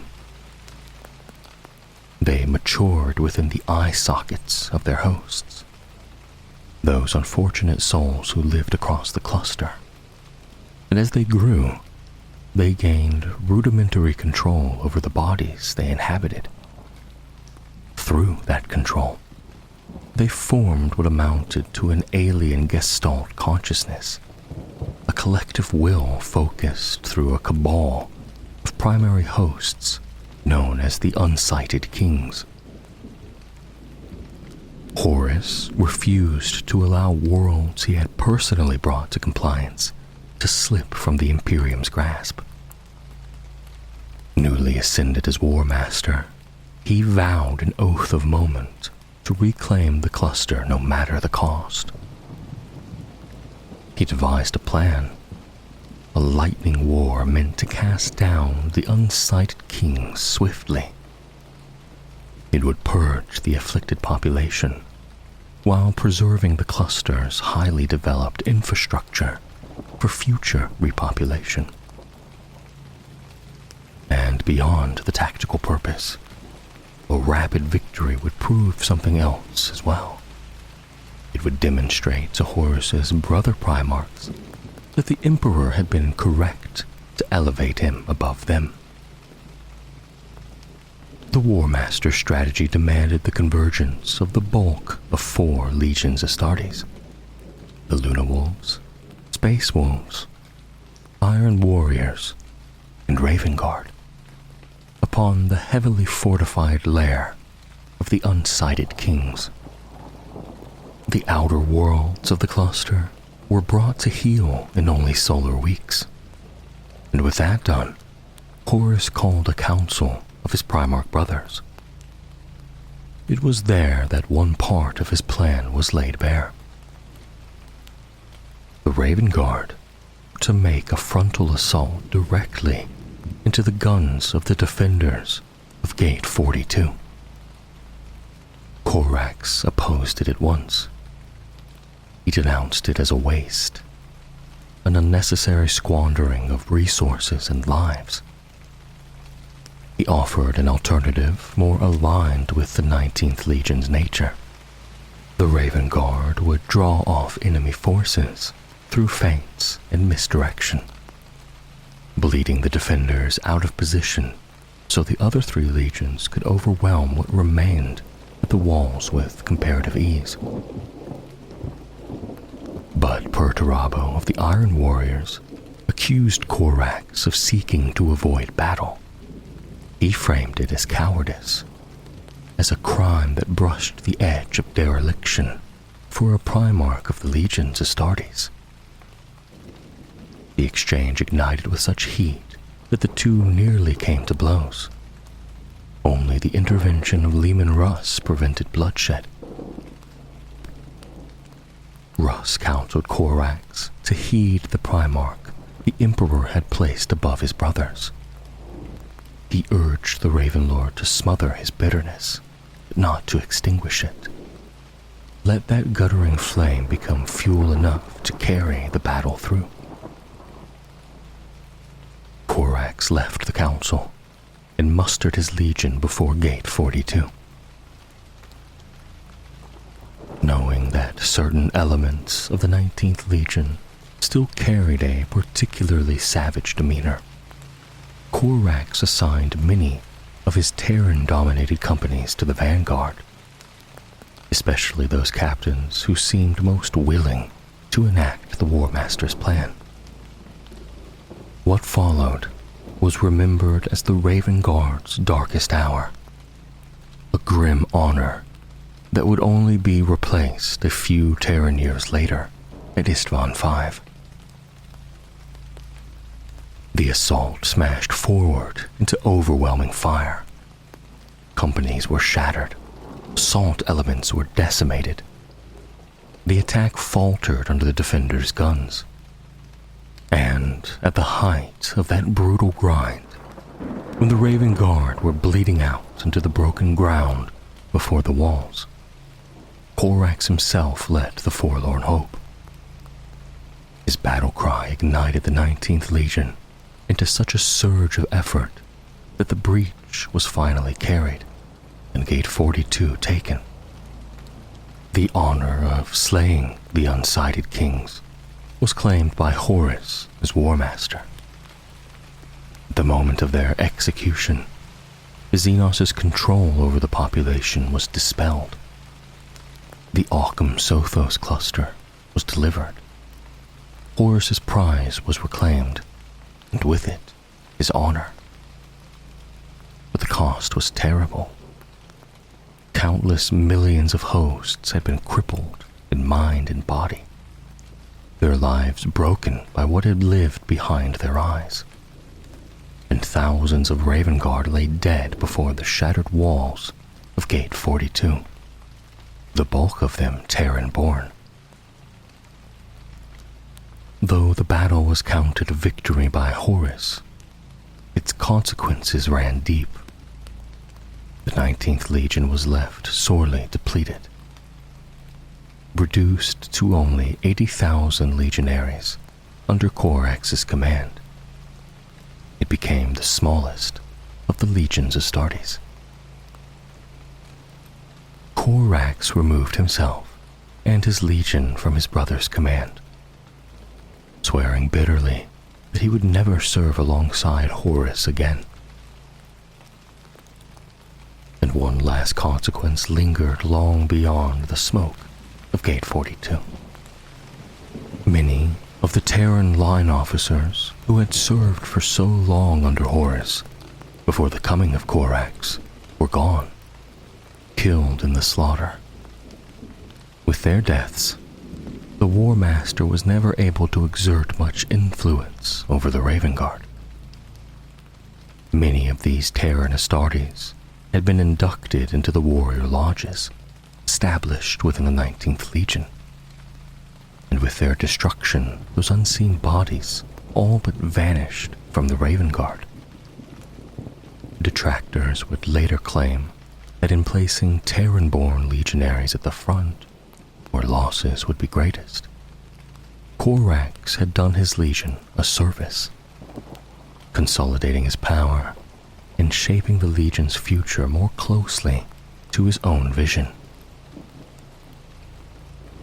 As a result, the 19th Legion was largely spared the wave of insurrection later transmitted through so many other legions by the hidden auspices of the warrior lodges. A 2 standard year engagement across a sector claimed by remnants of the broken Eldari species, the Scaland campaign, became the original field test for the first 1,000 sets of prototype power armor crafted by the Mechanicum. Armor that would later be designated Mark VI Corvus pattern, though at that time it bore the provisional designation Mark V. Small numbers of the Mark V armor had already been given to the Iron Warriors and Salamanders. Both legions expressed reservations, concerned by the lack of heavy plating compared to earlier marks. They pressed for a revision that would better serve heavy assault roles. A mass combat trial was deemed necessary to judge the design before abandoning it. Internal politics among Primarchs and Legion commanders saw the honor bestowed upon the Raven Guard, already depleted after the Occam Sothos fighting. Speculation suggested that a faction, led by Perturabo, intended to hand the Mark V to an understrength legion so the design would fail spectacularly, ensuring its replacement by a sturdier pattern. If that was the intention, it backfired. The Raven Guard performed admirably in the verdant Eldari seed worlds of the Scaland sector. The armor's advanced autosenses and enhanced agility suited their doctrine, enabling strike-and-fade warfare that hounded the Eldari and shattered their already battered forces. The campaign succeeded. The Eldari were expelled, and the Imperium claimed the sector's rich worlds. The Mark V prototype armor was approved for final deployment, and many improvements suggested by the Raven Guard were adopted. The armor was later dubbed Corvus Pattern, in honor of the Raven Guard's role in its testing and approval.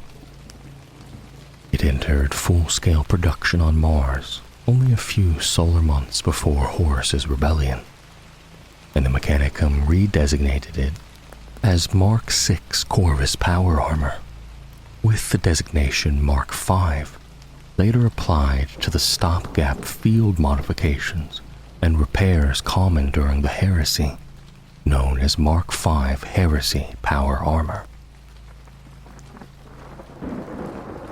When the Horus Heresy erupted, the Raven Guard were caught within the nightmare of the drop site massacre on Istvan V. 4 Space Marine legions, Night Lords, Iron Warriors, Word Bearers, and Alpha Legion turned to chaos beneath the banner of the arch-traitor Horus Lupercal and betrayed their loyalist brothers, catching them in a terrible crossfire. The Raven Guard fought ferociously beside the Salamanders, the Iron Hands, but the losses were catastrophic. They were effectively crippled, unable to play any further constructive role in the defense of Terra. From a force of roughly 80,000, the 19th Legion was reduced to less than 3,000 survivors. In the Urgal Depression, Korax and Vulcan argued over what could still be saved. Vulcan urged a tactical withdrawal to their dropships and a dug-in resistance. Korax insisted the battle was lost, and that survival demanded escape. Unable to agree, Korax turned away and ordered the Raven Guard to retreat. A short while later, an atomic artillery strike hit the Primarch's position. By the grace of the Emperor, Korax survived. The fate of Vulcan was unknown at that time. The second wave of traitors turned fully on the Loyalists, slaughtering them in earnest. The Iron Hands were apparently slain to a man. Across the battlefield, Fulgrim and Ferrus Manus, once as close as brothers could be, fought a titanic duel. Ferrus Manus lost, and Fulgrim cleaved his head from his shoulders. Elsewhere, the Raven Guard were met by the Word Bearers, with Lorgar, Corpheiron, and Erebus at their head. Their bitter clash saw the Word Bearers unleash the Galvor back, Astartes willingly possessed by demons. They attacked Korax en masse. Korax's prowess proved more than their numbers, and he slew them with impunity. Lorgar intervened to prevent the death of the remaining Galvor back, and dueled Korax directly. Korax quickly gained the upper hand. Lorgar, more scholar than warrior, was moments from execution when Conrad Kurz intervened and spared him. Kurz and Korax fought a brutal melee, Kurz gained the advantage and prepared to kill his battle-worn brother. But Korax escaped by taking to the sky with his master-crafted jump pack. The Loyalists were surrounded and butchered. Raven Guard and Salamanders refused to surrender, holding out as long as possible. With the arrival of Mortarion and Angron, supported by the Imperator-class Titan DS Irae, turned slaughter into pure annihilation. Tens of thousands of Loyalists died. Then Horus himself entered the killing ground at the head of the Gestarin, and the massacre reached its wrathful height. Any hope of escape was crushed when the Iron Warriors destroyed the Loyalists' first wave dropships. Loyalist ships in orbit were also largely annihilated. Yet some survived, miraculously slipping through the tightening cordon. The Raven Guard escaped more successfully than the Salamanders, and the Salamanders aided a few surviving Iron Hands to flee as well.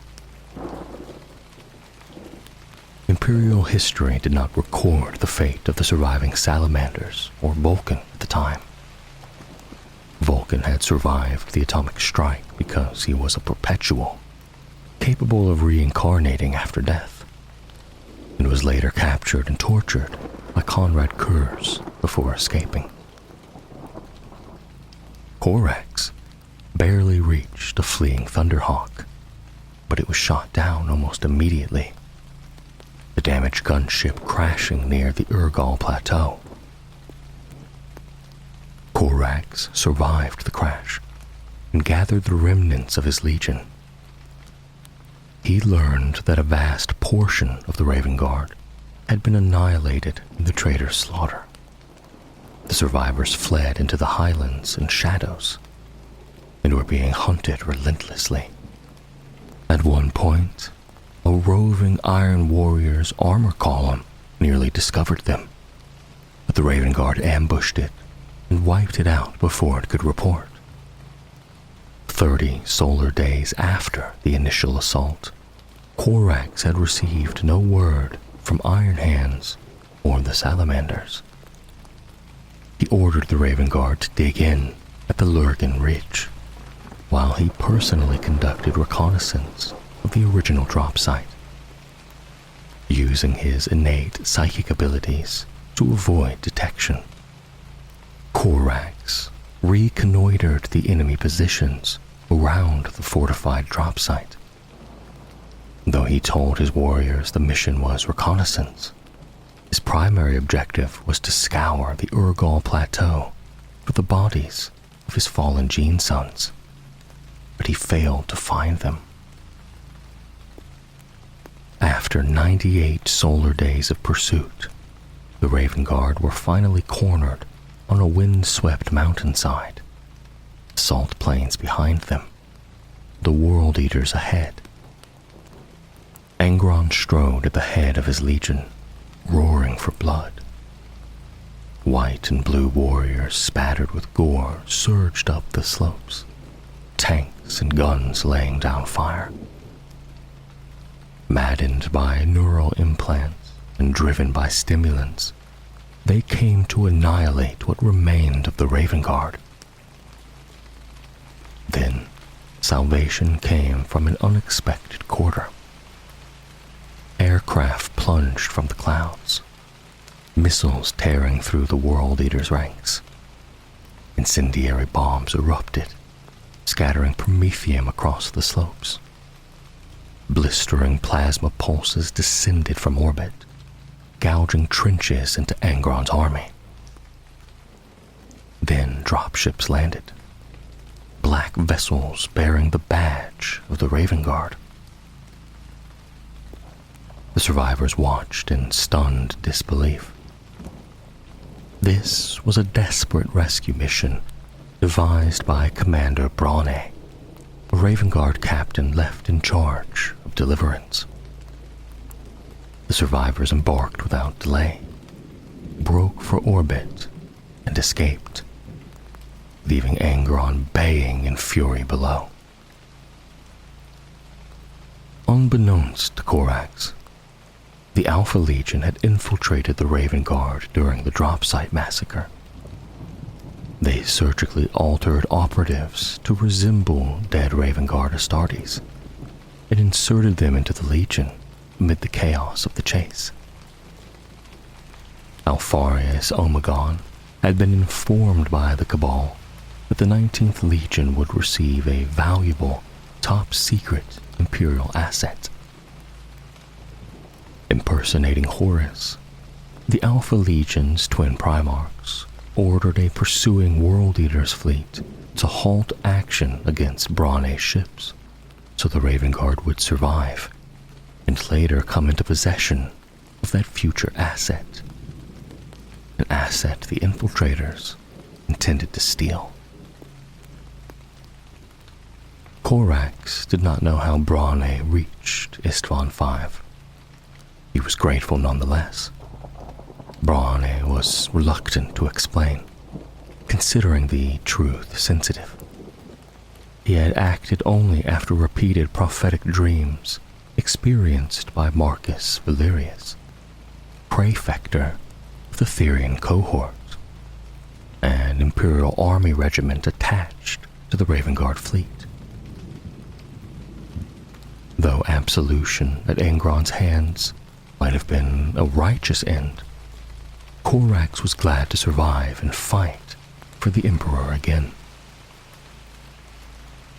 Back among the living, Corax reorganized what remained of his legion, including Branae's forces from Deliverance. Fewer than 4,000 Astartes remained. Most were formed into the Talons, tactical companies under Captain Agapito.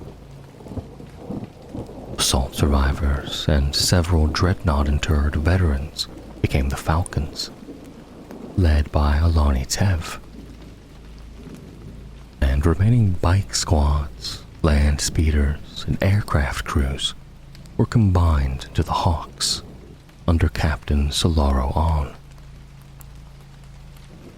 The apothecaries had been targeted from the outset of Istvan V, and only 7 survived.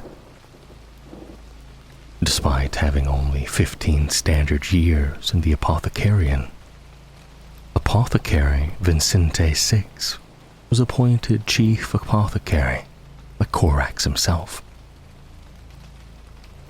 Corvus Corax returned from Istvan V with ash in his lungs and ruin in his hands. More than 75,000 of his legion were gone, killed, scattered and erased from the order of battle in a single massacre that still burned behind his eyes whenever he closed them. The Raven Lord's grief did not settle into quiet mourning. It sharpened, it hardened, became his obsession. And at the core of it all, there was Horus. Consumed by loss and haunted by the need for vengeance against the War Master, Corax ordered the survivors of the 19th Legion to return to Terra, for there was only one place left where a request of this magnitude could be made. He meant to ask the Emperor himself for aid in rebuilding the Raven Guard. The journey and the work were not clean.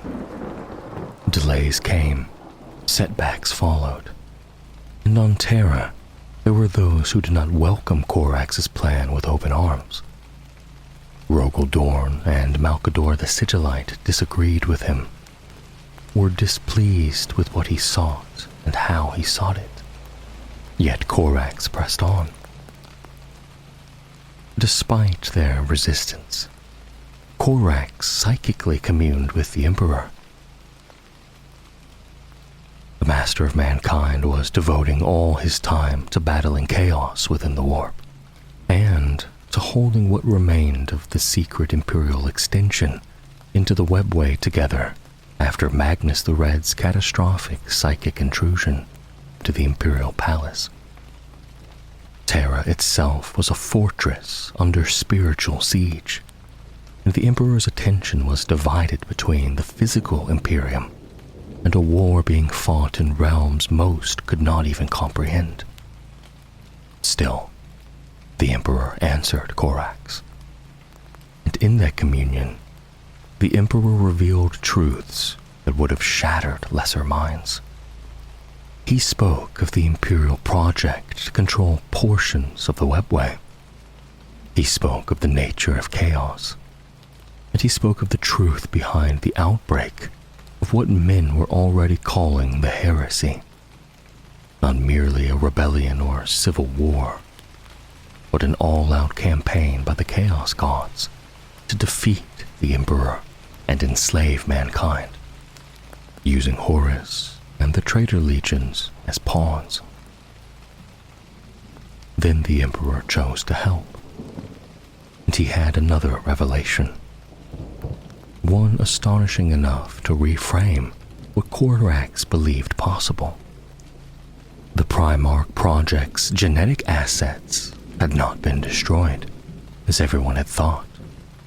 They still existed, dormant, including living samples of the original, undifferentiated gene stock the Emperor had used to create the 20 Primarchs. The Emperor offered no explanation for why these facilities and this gene stock still remained. He demanded only one thing. This genetic material could never be allowed to fall into the wrong hands.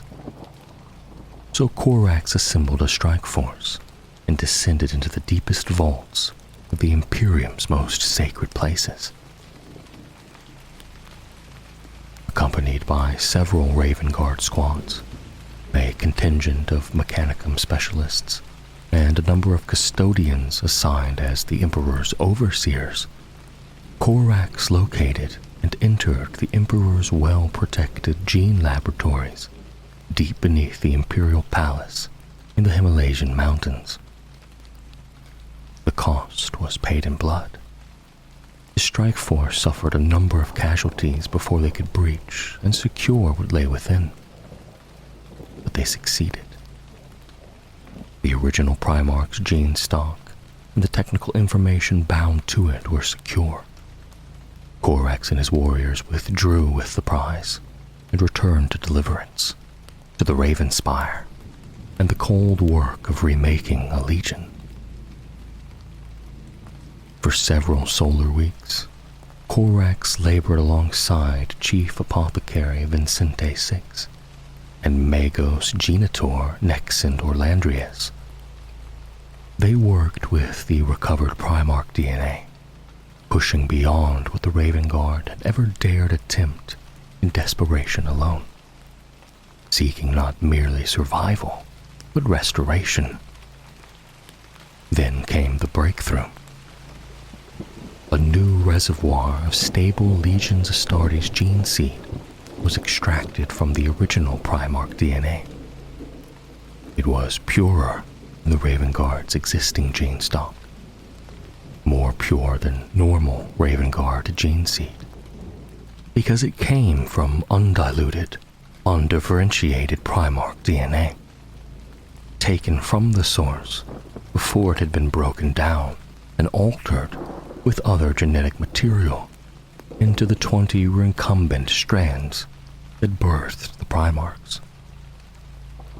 They implanted it into 500 aspirants and did so on an extremely accelerated development schedule. The results were excellent. The new Raven Guard Astartes lacked combat experience, but they were even more capable than typical Raven Guard Space Marines. They were named the Raptors and placed under the overall command of Captain Brane, who served as the Legion's master of recruits. They received their baptism by fire in a successful assault against a Word-Bearer's intelligence outpost, and they proved themselves worthy. For a moment, the impossible seemed to have become real. The 19th Legion's reconstruction looked bright, but the Alpha Legion had been waiting for exactly this moment. The Alpha Legion did not strike in haste. It did not rush. It did not gamble. They waited patiently until the Raven Guard achieved the genetic breakthrough. While Korax and his apothecaries worked, the Alpha Legion was already fomenting rebellion among the old tech guilds of Kievar, the forge world that Deliverance orbited. They assembled an Alpha Legion force nearby, while simultaneously misleading both their normal allies among the other traitor legions and their supposed allies in the Cabal about their true purpose. And inside the Raven Guard, the hidden knife was already in place. With the helps of adepts from the Dark Mechanicum, Alpha Legion operatives embedded within the 19th Legion contaminated the pure Primarch gene stock held by the Raven Guard. They used a virus tainted with demonic essence. The Alpha Legionaries themselves did not know the true nature of the virus until after the contamination was complete, because their Dark Mechanicum allies had insisted it could be easily extracted once the original Primarch gene stock came into their possession. The second wave came next. 2,000 newborn Raven Guard Astartes, and it was a disaster. As soon as the gene seed organs were implanted, the recruits manifested hideous, warp-related mutations. Many had to be kept imprisoned.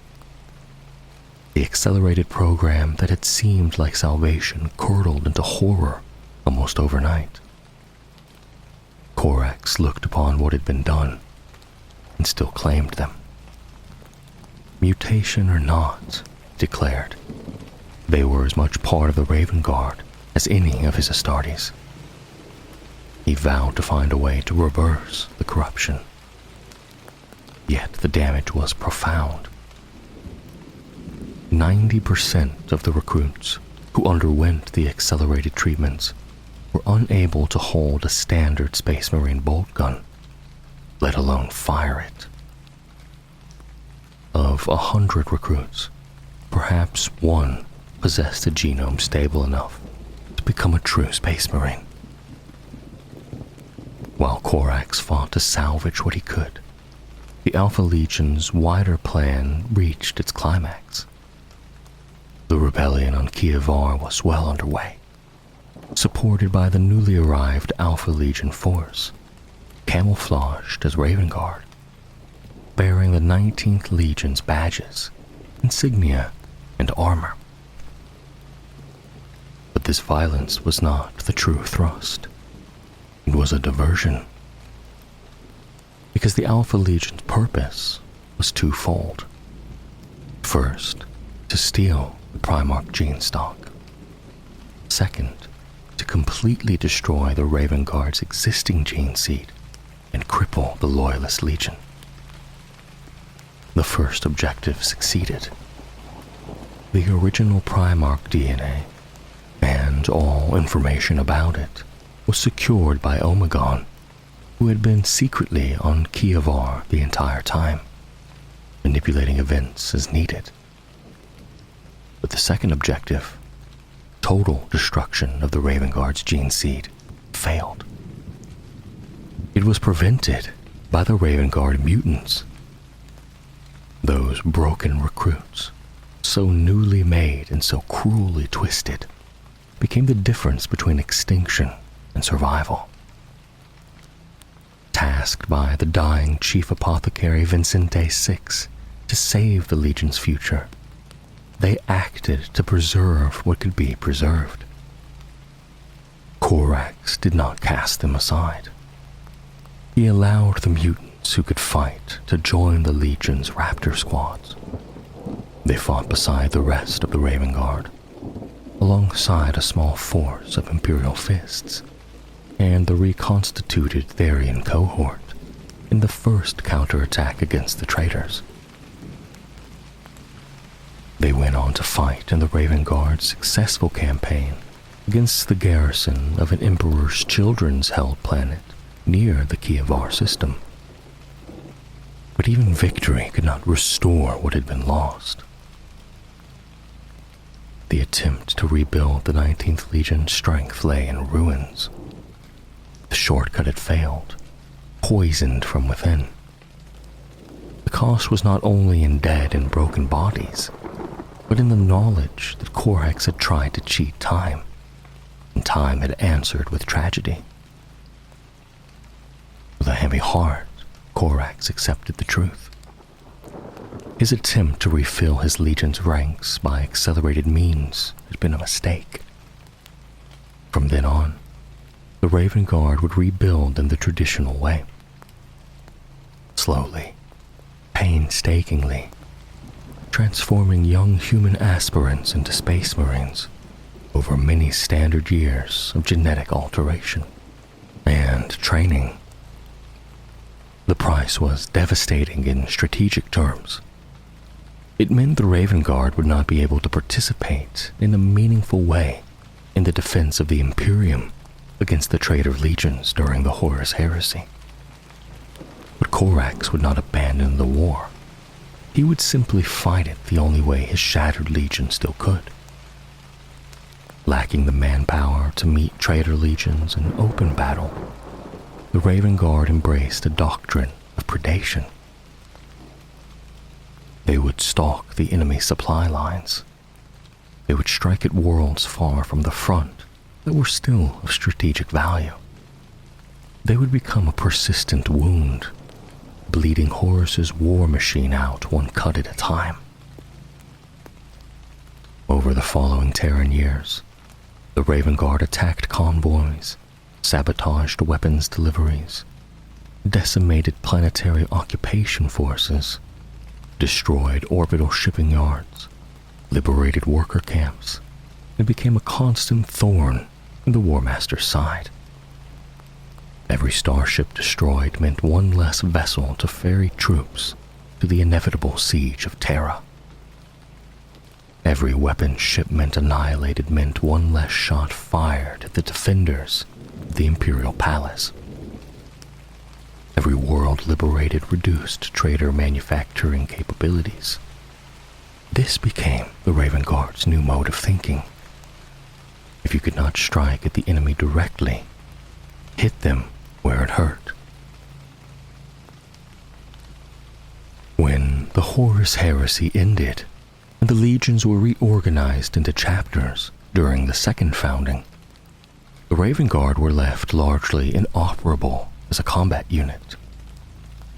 During the time of rebirth, they spent solar decades recruiting new members and rebuilding what had been broken. Still undermanned and under-equipped after the massacre at Istvan V, the Raven Guard honed and perfected covert, small-unit guerrilla tactics, methods requiring little in the way of heavy armor, fire support, or large reserves of equipment that the chapter and its limited successors simply did not possess. Even into the 41st millennium, their lack of predators, land raiders, and the latest patterns of power armor would reflect those dire conditions. The shadow of scarcity stretching forward across 10,000 years. After Horus's defeat, Corax welcomed Guilliman's decision to split the legions. He understood the necessity of preventing another rebellion like the Heresy. But Corax would not walk easily into that future. He disappeared, consumed by the tragic acts he had committed to save his gene sons. His ultimate fate, reflecting so much of his life, remained hidden in mystery. Before his disappearance, there was one final act. Quiet, terrible, and personal. Corax personally gave the Emperor's Peace to every surviving mutant created by the 19th Legion's accelerated program. Afterward, he'd locked himself in his personal chambers in the Raven Spire on Deliverance and begged the recently ascended Emperor for forgiveness. The guilt did not lift. Unable to truly alleviate it, Corax left the Raven Spire exactly 1 Terran year after he first entered seclusion. He boarded a transport bound for the Eye of Terror. His last recorded words as he departed Deliverance were, "Nevermore." His chapter has never learned his fate. A handful of centuries after Corax's disappearance, the Raven Guard's gene seed began to deteriorate. Some suggested the cause lay in the accelerated gene harvesting techniques employed in ages past. Several organs unique to Space Marines no longer functioned as they should, and every attempt to compensate for the damage failed. As a result, much of the Raven Guard's genetic material had to be drawn from undamaged gene stocks, tithed and stored on Terra by Adeptus Mechanicus genitors during the second founding. Viable gene seed became scarce. That scarcity reshaped the chapter. The Raven Guard became more scrupulous than most in selection, testing, and training. Inductees spent far longer in the 10th Company as Scout Marines or Vanguard Marines than was typical of other chapters, and the Raven Guard rarely went to battle without significant numbers of these aspirants supporting them. Even so, they refused to soften their pace. Their assaults continued. Their wars did not stop simply because replacement was slow.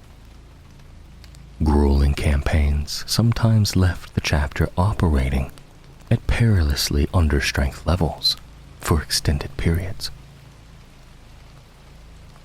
Though famed for indirect warfare, Raven Guard did not shy from costly frontal assaults when required.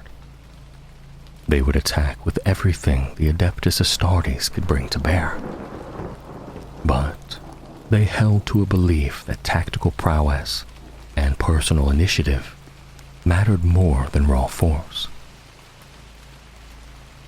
In the era leading up to the opening of the Great Rift, much of the Raven Guard's strength was deployed on the eastern fringe against the expanding Tau Empire. In the bloodshed of the Prefectia campaign, Chapter Master Corvin Severax fell. He was replaced by the former Shadow Captain, Kayvon Shrike. Shrike fragmented the chapter's strength and deployed them across the Segmentum Tempestus and Segmentum Pacificus in a number of covert operations. What goal these scattered campaigns serve, the chapter master has not revealed, but his enemies have learned, again and again, that nothing Shrike does is without purpose.